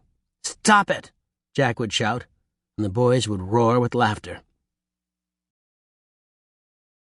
Jack tried to just be with the boys, not follow them, just be with them. He even tried to tell them of the places he'd been, the things he'd done. But they didn't believe him. Jack was a dreamer and a follower, always was, always would be. They teased him mercilessly, and when they weren't teasing him, they were mocking each other. Jack hated it. And the song would not go away. Marie had a little lamb, little lamb. And then one day Jack had had enough. Marie had been teasing him for hours, calling him toilet for his blisters and scabbing skin, and asking why he followed them around so much. The boys sang the lamb song again and again and again. Jack stood there, taking it, trying to laugh, as his face turned red, and he squinted his eyes against the tears. Just then, out of the corner of his eye, he saw 3 ravens fly past. He did not know if they were the talking ravens or not. They could have been regular ravens, for all he knew. But when he saw them, he remembered something that the talking ravens had said, something he had not understood at the time. When you do what you want, not what you wish. And suddenly he realized, I wish I could be friends with these boys, but I do not want to be. I do not think I like them at all. And without another word, he turned around and walked away. It was 1 week earlier that Jill left the frog on the edge of the well and promised she'd come and visit him soon. He looked unhappily into the mossy, smelly darkness. "You'd better," he said. She smiled. Jill headed for the front of the castle. She started walking very slowly, her stomach turning over and over. Then she walked faster and faster and faster. Soon she was running. She came to the castle gate. The guards took one look at her and said, "Princess?" Jill nodded, her eyes brimming, her throat too thick for words. "The princess is home!" they shouted. "The princess is home!" The call was taken up all throughout the castle. Jill ran to the great door, and then through the grand hall, and finally up the steps that led to the throne room. And as she ran, she heard, "The princess is home! The princess is home!" echoing from the walls, and also laughter, and whooping, and even some weeping. Jill burst into the throne room. Her father jumped nearly a foot at the sound of the door banging open. He cried, "Darling!" But Jill ran for her mother. Her mother had turned, and her eyes were wide like moons. And Jill catapulted herself into her arms, and, burying her face in her mother's neck, she said, "Mommy," and her mother held her, but not tightly. At last Jill pulled back. Her mother looked slightly disgusted. "Darling," she began, "what's happened to you?" "Well," said Jill, "it's a long story. It starts with a beanstalk. No, it starts with a frog who can—" But her mother cut her off. "No," said her mother. "I mean, what's happened to your skin, darling?" Jill felt like she had been punched in the gut. She took a step back. She looked at the floor. She said, "Sorry, Mommy, I'll go wash." So Jill got washed up as best she could, put ointment on her blisters, put on all the correct clothes, and went back to her life as it had been before, sitting by her mother's side as the queen reapplied makeup or fussed with her hair. But it didn't feel right. From time to time, she would tell her mother how beautiful she looked, and her mother would blush and deny it and smile, just as she always had. But now, this ritual reminded Jill of goblins and a throne and silken bonds. One day, Her mother was testing new shades of eyeshadow, and Jill was bored. She stared out the window, remembering that fateful day with the beggar. Then suddenly, across the square, she espied 3 dark forms. Her heart caught. Birds, she realized. They were black birds, casting long shadows on a windowsill. Perhaps ravens. She smiled to think that maybe they knew the future. Suddenly Jill was reminded of something the ravens had said to her. When you no longer seek your reflection in others' eyes. She thought of the others' pale eyes. Then she thought of her mother. At that very instant, the Queen looked up at her. "Darling, will you go put some more makeup on? Your blisters are starting to show again." Jill felt the familiar twisting in her stomach that she was again growing used to living at home. But she swallowed it down. She took a deep breath. She tried a new approach. "It's just the 2 of us here, Mommy, and I don't really care about my skin." "Well, I do. It looks dreadful. You look dreadful." And the Queen went back to testing eyeshadow. Jill stared at her beautiful mother, and then, very slowly, she reached for a heavy silver hairbrush that sat on a side table. The Queen was too busy admiring a new shade of blue to notice, nor did she notice Jill pull the brush back behind her head. But she certainly did notice the brush crash into the large silver mirror and send it shivering, shattering into a million pieces. "I don't care," Jill screamed. Jill's mother turned around, mouth agape, eyes as wide as moons. An anger and a hurt so deep, so old, exploded from the little girl. "I don't care what you think. I don't care. You stare in that mirror all day long, and you don't even see. You don't even see." And then Jill spun and ran. The Queen was frozen. At last she shook herself, stood, and hurried to her chamber door. She looked down the hall. Empty. She looked back in her room. Her mirror was shattered. And yet, in that moment, the Queen was not concerned with the mirror. Not at all. She was much more concerned about something else. Someone else, which she found very, very surprising. "Jill!" she cried out. "Jill!" But it was too late. Jill was gone. Jill arrived at the well. She stopped. Jack was already sitting on the ledge. The light on his face was dappled by the bare trees. Birdsong echoed throughout the grove, as did the creaking of branches in the wind. Jill sat down beside him. Neither said a word. They did not have to. Jack pressed his lips together in a weak excuse for a smile. Jill put her arm around his shoulders. Just then the frog clambered up onto the edge of the well. "Hooray, you're back!" he cried. "How'd it go? Good? Better than here, I hope? I thought Eddie was smelly. Geez, a frog leaves his well for a year, comes home, and it's like they've been growing mold on purpose. In fact, they probably have.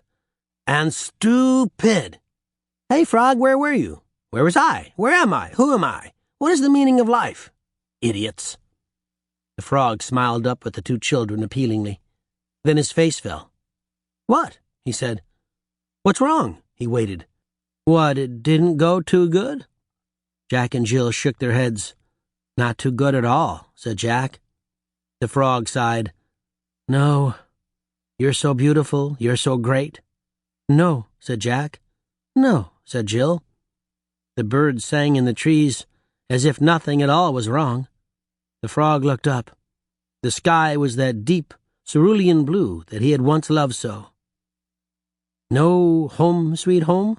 the frog tried again. "This isn't my home," said Jill. Jack looked over at her. She said, "Home is where you can be yourself." Jack pressed his lips together. He nodded. He took her hand, picked up the frog, and stood up. Jill stood up too. And then Jack and Jill walked away. As Jack and Jill walked, no destination in mind, they came to a very tall hill, just on the outskirts of town. Around the base of the hill, A large crowd had gathered. The two children came up and tried to ask what was going on, but no one would listen to them. All strained their necks to see the top of the hill. Finally, Jack nudged a boy about his own age. "What is everybody looking at?" he asked. The boy said, "3 murderers are being punished. They're to be rolled down this here hill." He was a small boy, with a sooty face and no front teeth. "Rolled down a hill?" said Jack. "What kind of punishment is that?" The boy grinned at Jack with his gap-toothed smile. "Well, they came to the royal guards and confessed to being murderers and cannibals, so they were brought before a judge. Not just any judge, the beggar judge." Jack and Jill shrugged. "You don't know the beggar judge?" the boy exclaimed. "But he's famous. He's the beggar that gave his blanket to the princess when she was naked." Jill blushed hotly and stared all the more intently at the boy, who went on, oblivious. "The king saw him do it, and for being so kind and merciful, he made him a judge, and he's the best judge we've got, wise and fair." The boy continued. "Anyhow, the murderers were brought before the beggar judge. He asked them why they confessed, and you know what they said? They said once they confessed, they would be the greatest, bravest, wisest creatures in the whole world. Creatures, that's what they said." The boy was clearly enjoying the story. "So the judge said, 'If you're so wise, you can be my assistants and help me be a judge.' Well, the murderers like that, don't they?" The boy took a deep breath, readying himself for the story's climax.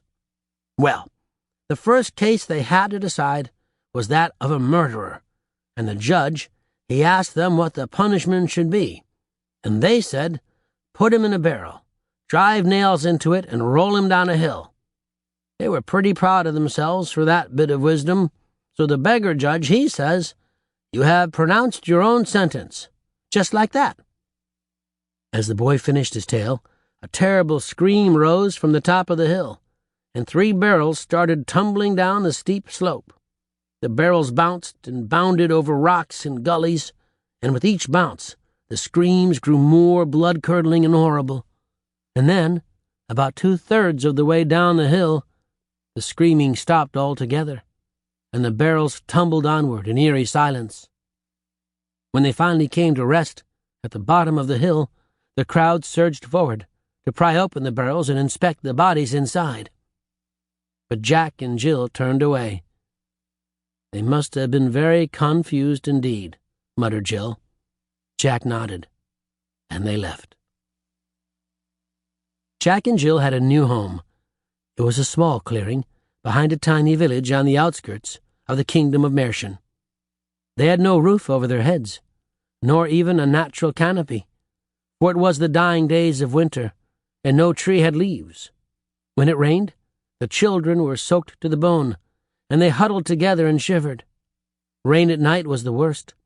As they held each other against the freezing needles, the frog would sigh and say, "Even my well is better than this." But he stayed with them anyway. During the day, Jack and Jill collected fallen sticks in the forest and laid them out in the center of their clearing to dry.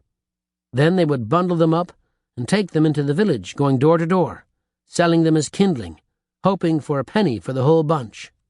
Most people refused them.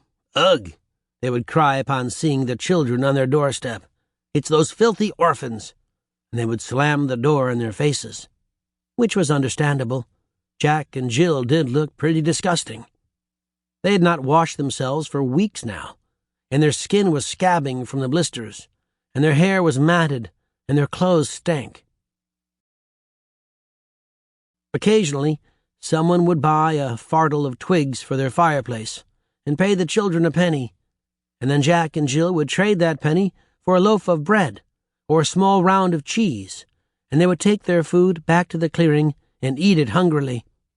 But most days, the children would just sit in the driving rain, huddled together on the muddy ground, the bare branches lashing against one another, wailing in the wind. Jack's arms would be around Jill, or hers around him, and the frog would curl up between them, and they would be pummeled by the rain, or the sleet, or the hail, and there was nothing at all they could do about it. From time to time, they would take out the seeing glass. They would stare at it, and think of all the mistakes that had brought them to this place, foremost of which was going out to look for this stupid, useless mirror. And then, as the days became weeks and the weeks became months, things started to change. The weather turned from late winter to early spring. Little buds appeared on the branches above where the children slept at night, and then the buds burst into white blossoms. After collecting twigs for the day and laying them out in the sun to dry, Jack and Jill would play. Jack, you will remember, had the most incredible imagination. He would create fantastical scenarios and narrate them to Jill, and they would act them out, meeting dragons and speaking invented languages and finding buried treasures. Jill was the funny one. She would make these jokes that were so dry, Jack wouldn't recognize them as jokes until the frog started laughing, and then Jack would start laughing too, and keep laughing until his sides hurt. The people of the village still shouted at them, and children would see them playing and tease them, even throw stones at them. But the strangest thing was happening. Jack and Jill began not to care. They would run deeper into the woods, pretending they had been chased by giant man-eating unicorns or something equally ridiculous. Later, they would climb trees and leap from their branches. They would run headlong into a swollen, muddy stream and make balls of mud and hurl them at one another, and the frog would scream and they would keel over laughing. And then at night, they would lie under the stars, and the night was not as cold as it had once been, and Jack would think, I had fun today, and Jill would think, I was happy with what I did. It was a strange sensation. Do you know what is happening to Jack and Jill right now? I'm not sure, but I think it's something like this. There is this weird thing that happens when you stop worrying so much about what other people think of you, when you are no longer, to use the Raven's word, confused. At that moment, you suddenly start seeing what you think of you. For the first time in their short lives, Jack and Jill felt free enough to see what they thought of themselves, and they were shocked to discover something very surprising indeed. They were shocked to discover that they actually liked themselves. They were funny and silly and imaginative and very, very loving. They'd never realized it before, but actually, they liked themselves quite a lot. And then something even stranger happened. It was on a warm spring day. Jack and Jill were wading in the stream, lobbing mud balls at each other and laughing at the top of their lungs when a small girl appeared in the trees at the edge of the stream. Jill saw her and decided to ignore her. The girl was probably waiting to throw a rock at them. But Jack saw her and stopped. When he did, one of Jill's lobbed mud balls hit him directly in the head. He stumbled. He looked up. The little girl, who had stringy orange hair that hung to her shoulders, put her hand up in front of her mouth. She was hiding a smile. Jack wiped the mud from his face and smiled back. Jill hit him in the head with another ball of mud. "Hey!" he shouted at her. Jill cackled. Jack turned back to the girl. "Do you want something?" She continued to stare at them, shrugged, and then she said, "Can I play with you?" Jack's mouth fell open. So did Jill's. Said Jack, and then he said, sure." The little girl waded directly into the stream, leaned down and buried her hands in the muddy riverbed, collected a large ball of mud, and pelted Jack in the face with it. "Hey!" he cried again. Jill squealed and threw another at him. He bellowed, "Retreat! Retreat!" and the two girls went chasing him through the river, hurling mud balls after him. The next day, the little girl, whose name was Elsie, was at the stream again. She had brought her little sister, who had the same orange hair and spatter of freckles. Jack and Jill were in a tree this time, inventing stories for each other. "Can I come up?" Elsie asked. Jack gestured for her to join them. "Can I?" echoed her little sister in a thin voice. "Sure," said Jill, and she slid over on the branch to make room for the girls. Over the course of the next week, a small group of children formed in the forest. Each day, in the warmth of the late afternoon, they would gather and play with Jack and Jill, and no one said anything about their skin, or their clothes, or where they lived. They just did not seem to care. Soon it was a regular ritual. Every day, after Jack and Jill had sold the last of their sticks, they would be greeted by a small group of boys and girls at their clearing in the wood. It felt good. It felt like home. From time to time, Jack and Jill still took out the glass. They peered into it, marveling at its perplexing uselessness. How did the goblins find it so valuable? Jack wondered. Dunno, Jill shrugged. They studied it for a while longer. Guess the whole quest was a waste, she concluded, tossing it aside. Yeah, Jack agreed. But neither child felt that way. Not anymore. Not at all. And then, one day, the frog poked his head out of the hollow log in the clearing. Hey guys, I figured something out. Jack lifted him out of the log. Get the glass, too, the frog instructed Jill. She looked at him oddly, and then reached down and withdrew the glass from its hiding place in the log. Hold it up, the frog directed Jill. She held the glass in front of him. Still looks like a fat old frog, said Jack. The frog ignored him. I think I know what it says. Jack looked at the frog's reflection. You know what says? The inscription, dummy, cried the frog. Suddenly the children's expressions grew serious. Jill said, It says, Fotim hat da jik bok no father. Great wisdom, added Jack. Maybe it's in Goblin, Jill wondered. No, stop, listen for a second, the frog insisted. It's not Fotim hat da jik bok no father. That first letter isn't an F, it's a T. Two? Jill said slowly. And in the next word it's not a T, it's an F. Jack and Jill leaned more closely over the glass. And an N, not an M, and I guess a weird-looking D. How much time have you been spending on this? Jack asked. A lot, said the frog. And that's a W, not a decorative squiggle. Jack leaned over, his finger on his lips, peering at the letters. Oh, he murmured. And that's a Y, not a D, and an E, not an A. Where did you learn to read? Jill asked suddenly. But Jack said, Frog, you're a genius. The frog grinned and went on. Then there's an S, not a J, and that's two O's after an L, not a B and an O. Jill nodded wonderingly. Finally, said the frog, that's not an A, it's a U and an R. Jack and Jill studied the mirror. Their eyes traveled down the silvered pane. They stared at their reflections.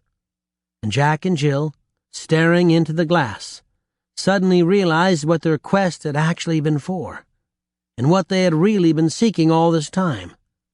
And at that very moment, they found it. Wait. What? What just happened? What had they been looking for? What did they find? Is the mirror magic? What did it show them? Look, kid, I'm just telling this story. I don't have all the answers. You gotta figure it out yourself. Said a voice. Excuse me, but did that frog just talk? Jack and Jill and the frog all spun around. Elsie and her little sister stood at the edge of their clearing staring at them. Oh, boy, muttered the frog. Well, said Jack, yes. How? Said Elsie. Can I see? Asked her sister. Jack looked at Jill. Jill looked at the frog. The frog shrugged. Come over here, Jill said. She patted a spot on the log beside her. Meet our friend Frog. He can talk. Hello, said the frog. Hi, said both red-headed girls at once.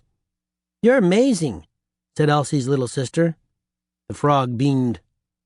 How do you talk? Elsie asked. It's a long story, said the frog.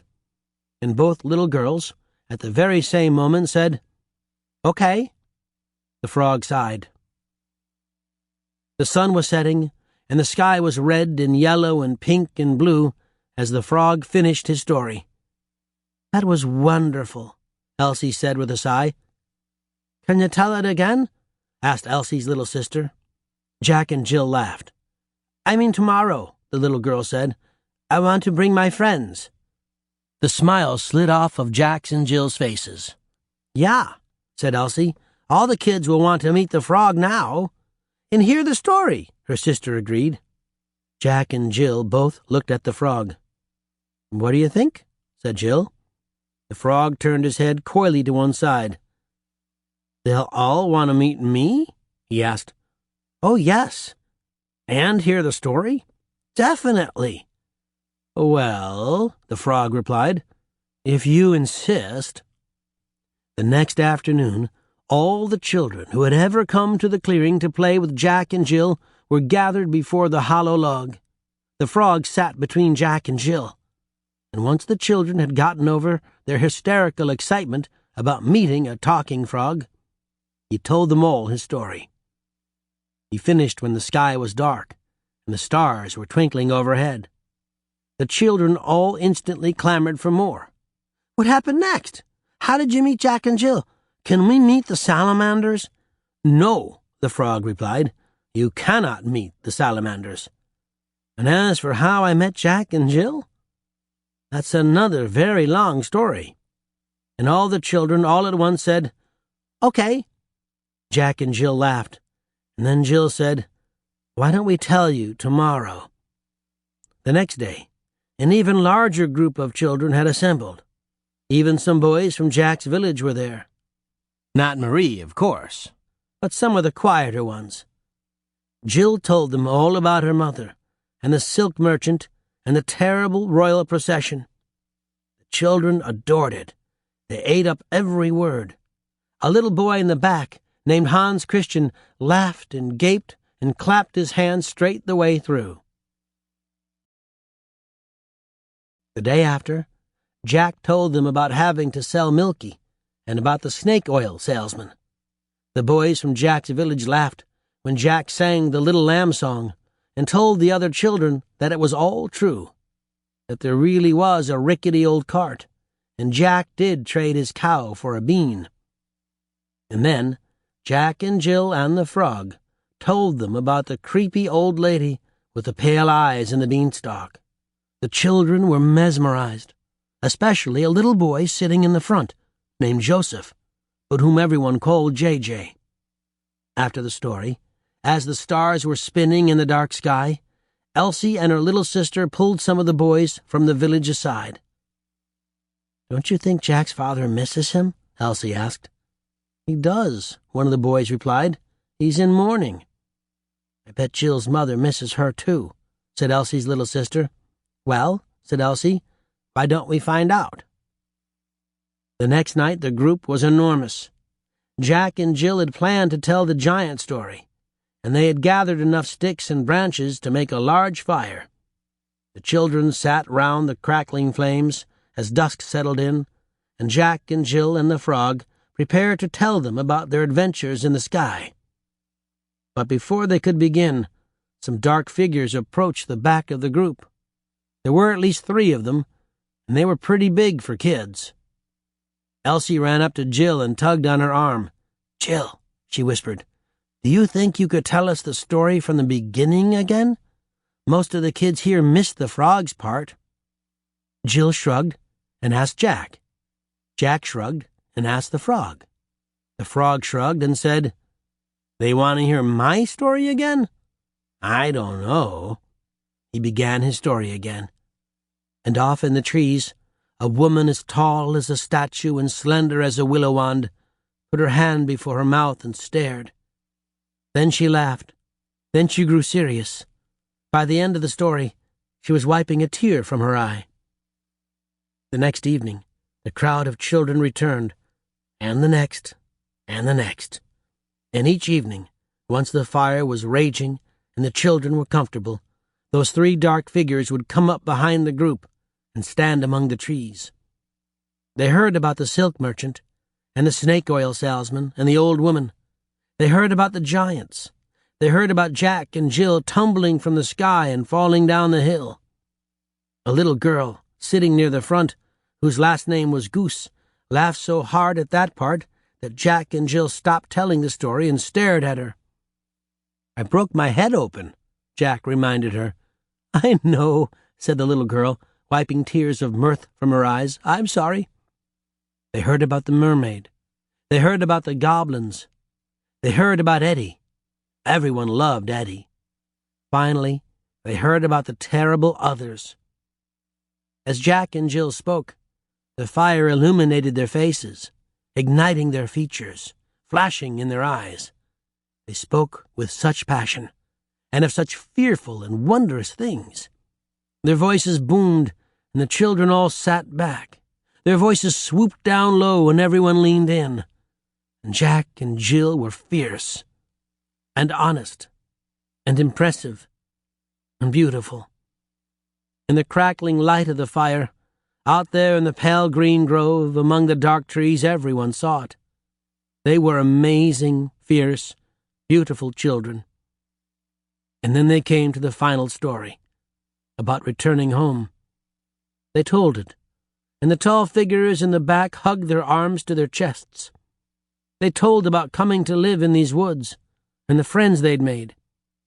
And then they invited the frog to tell about the seeing glass, and his discovery. So he did. He told them that what had seemed to say, "Fo Tim hat dajik bok no father," did not say that at all. He told them that the F was actually a T. He told them the T was an F. He told them the M was a... "Just tell us what it said," someone cried. "Oh," said the frog. "Sure." He cleared his throat. "It said, 'To find what ye seek, look no further.'" In the clearing, there was no sound but the crackling fire. "What does that mean?" a child asked. Jack smiled and answered, "It means that it took a crazy quest, and almost dying lots of times, and more pain than anyone should ever have to go through. But we finally figured out what we'd been looking for all along. And," said Jill, "at that very moment we found it." "What was it?" a big boy shouted. "It was right there in the glass," Jill replied. "What?" said Elsie. "What did you see?" Jack smiled. "What do you think we saw?" "It's a mirror. We saw ourselves." And then suddenly, something burst inside of that tall, slender figure standing among the trees. She broke from the shadows and ran forward, over and through the seated children. Jill stood up. "Mom?" she said. Her mother threw her arms around her. She whispered, "My beautiful, wise girl." Jack's father, and then the king too, emerged from the trees, came up to the children and embraced them. Then the queen let go of Jill and turned to the frog, who was frozen, staring at her. And she said, "I owe you this." And she picked up the frog and kissed him, right on the mouth. All the children broke out cheering. The frog, on the other hand, fainted. The queen turned back to Jill to embrace her again, but Jill had turned away. She and Jack had put their arms around each other's shoulders, as best friends will do, and they were watching the black smoke from the bonfire rise into the sky. Overhead, the darkness was still littered with stars, but in the east, there were signs of dawn. Wait, go back. Are you saying the glass was just a mirror? It wasn't magic or anything?" "No, I wouldn't say that. I'd say that all mirrors are magic, or can be. They show you yourself, after all. Really, seeing yourself, though. That's the hard part." Suddenly, a roar shook the forest. It was so loud that the leaves fell from branches, the earth shook, and an old tree fell over. Everyone in the clearing doubled over and covered their ears. Their eyes were all panic. What was happening? Was the world coming to an end? Jack and Jill were doubled over too, but they were not panicked. They were laughing. Once the roar had subsided, a giant head emerged from the darkness. "Run!" someone screamed. "Run! It's a dragon!" But it was not a dragon, of course. It was Eddie. On top of Eddie's head sat the three ravens. "Sorry to intrude," said the first raven. "But this guy was lost," said the second. Everyone around the bonfire stared at the talking birds, perched atop the head of the most enormous, foulest-smelling beast they could have ever imagined. "He was looking for you," the third raven explained. "Looking for us?" Jack asked. "He's been looking for you for weeks now," the second raven said. "Why?" demanded Jill. "Is everything all right?" "Oh, I think so," said the first raven. "I think he just has some questions he'd like to ask you." So everyone sat around the bonfire as the sun rose in the east, trying to define the word "in" for Eddie, and deciding who was smellier, Eddie or Fred. Not that they knew who Fred was. The Queen put the frog on her knee. The boys from the village sat beside Elsie and her little sister, and Jack and Jill had their arms around each other's shoulders. Perched far up above in a pine tree, the three ravens looked down upon the scene. The third raven said, "Okay, I have a question. What happens next to Jack and Jill?" "Don't you know?" scoffed the second. "You see the future as well as we do." "Yes," said the third, "but the future is very large, and it's hard to keep track of everything." "When they grow up, they will share the throne of Mercian," said the second raven. "But they'll marry other people," the first interjected. "Right, and Eddie will lead their armies." "Not that they ever fight a war," said the first. "Who would want to fight Eddie?" "True, and they will govern by the light of the seeing glass." "Which just means," explained the first, "that they'll read the inscription from time to time to remind themselves." "Exactly. And they will be the greatest and wisest rulers in the history of the kingdom of Mercian." "And," added the first raven, "they will live happily ever after." The three ravens sat in silence for a while, watching Jack and Jill, who were stronger than giants, more beautiful than mermaids, cleverer than goblins, and fast friends with a giant, fire-breathing salamander. Finally, the third raven asked, "The end?" And the second raven said, "The end." And the first raven said, "The end." And it is, indeed, the end.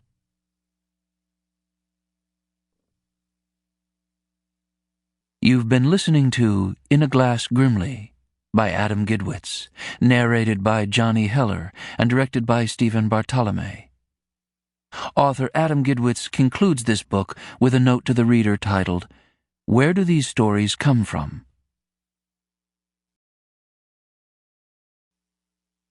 Sometimes kids ask me where I get my ideas. My answer is always the same: I steal them. Every writer steals, and writers who work in folk traditions steal liberally. But we don't just steal. For hundreds of generations, writers and storytellers have taken the threads of older tales and have rewoven them into new garments that reflect our hands and our visions, and that fit the children we know and care for. All writers do this even today. We who write in folk traditions are just a little more transparent about it. My first book, A Tale Dark and Grim, took its inspiration from the tales of the Brothers Grimm, and I was, in that book, often quite faithful to those awesome and bloody stories, just as the Brothers Grimm were often, but not always, quite faithful in retelling the stories that they collected. I am far less faithful to my sources in a Glass Grimly. This is because many of these tales are Kunstmärchen, or original fairy tales, tales that were invented by a known author, like Hans Christian Andersen or Christina Rossetti. And what better way to be faithful to invented stories than inventing my own? So the plot, the themes, and the architecture of In a Glass Grimly are wholly mine, as they were in A Tale Dark and Grim. But this time, most of the chapters are wholly mine too, with a wink and a nod here and there to those awesome story weavers who came before me. My chapter, The Wishing Well, is based on the Frog King of Iron Heinrich, collected by the Brothers Grimm. It is the most faithful retelling in the book. The name of the kingdom, Märchen, is actually the German word for fairy tales. Though fairy tales is a bad translation, Really, it just means stories you tell around your house if you want to scare the bejesus out of everybody. The details about tears on water waking the stars, and the stars granting wishes, were also used in my first book, A Tale Dark and Grim. Those details come from the grim tale, The Seven Ravens. The chapter The Wonderful Mother is based loosely on Hans Christian Andersen's The Emperor's New Clothes. Jack and Jill in the Beanstalk is inspired by Joseph Jacobs' story Jack and the Beanstalk, though I've changed just about everything in it.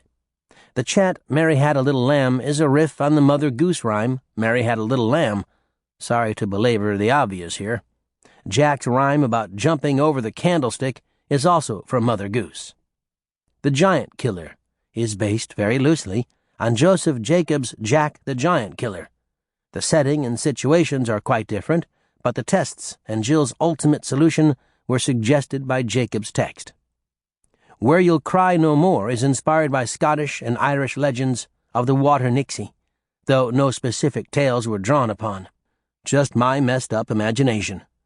The beginning of that chapter, when Jack and Jill fall from the sky and then down the hill, and Jack breaks his head open, is my homage to the Mother Goose rhyme Jack and Jill. Goblin Market is inspired by Christina Rossetti's brilliant poem of the same name, which I really wish I had written. The fruit seller's chant is lifted directly from her poem. The Grey Valley is original, though the three ravens, whom you might remember from A Tale Dark and Grim, come from the grim tale Faithful Johannes. Death or the Lady is inspired by three sources. The first is Frank Stockton's original story, The Lady or the Tiger, first published in 1882. It is unforgettable and highly recommended, but better for adults than kids. The second is the Jewish folk tale, The Grand Inquisitor, collected by Nina Jaffe and Steve Zeitlin in While Standing on One Foot, puzzle stories and wisdom tales from the Jewish tradition. This story also appears in Nathan Ausubel's A Treasury of Jewish Folklore. The third source, where I first heard the riddle with the slips of paper in the casket, is a puzzler from the NPR show Car Talk, which was called The Lady or the Tiger. The Descent and Eidechse von Feuer der Menschenfleischfressende are original. Jack's mumbling about all the king's horses and all the king's men is a reference to the Mother Goose rhyme Humpty Dumpty. I must thank Chiara Frigani for her help with my, shall we say, creative use of German in coming up with Eddie's full name. The chapters The Others and Face to Face are also original. When Jack and Jill start into the kingdom of American, I quote the Mother Goose verse, home again, jiggity jig. The rhyme, mirror, mirror on the wall, who is the fairest of them all, is from the Grimm's Snow White. The rest of the mirror rhymes are invented. The Others' punishment, and the fact that they unwittingly choose it themselves, is drawn from the grim tale The Three Woodsmen. The book's inscription comes from the New Testament, 1 Corinthians chapter 13, verse 12. We see now as in a glass dimly, but then we shall see face to face. The book's title, and the title of the last chapter, and the whole structure of the book reflect this verse.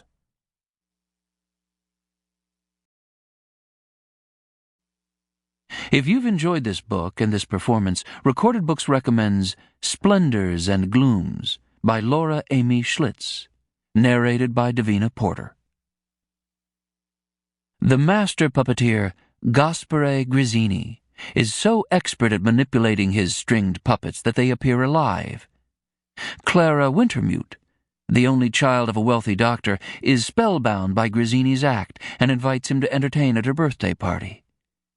Seeing his chance to make a fortune, Grizzini accepts and makes a splendidly gaudy entrance with caravan, puppets, and his two orphaned assistants, Lizzie Rose and Parsifal. Dazzled by the Wintermute home, Clara seems to have everything Lizzie Rose and Parsifal lack: adoring parents, warmth, and plenty to eat. But in actual fact, Clara's life is shadowed by grief, guilt, and secrets. Newbery Medal winner Laura Amy Schlitz's Victorian Gothic is a rich banquet of dark comedy, scorching magic, and the brilliant and bewitching storytelling that is her trademark. Recorded Books offers a wide selection of bestsellers, mysteries, classics, histories, and more. So visit us at recordedbooks.com to learn about our latest releases and special offers. And thank you for being a Recorded Books reader.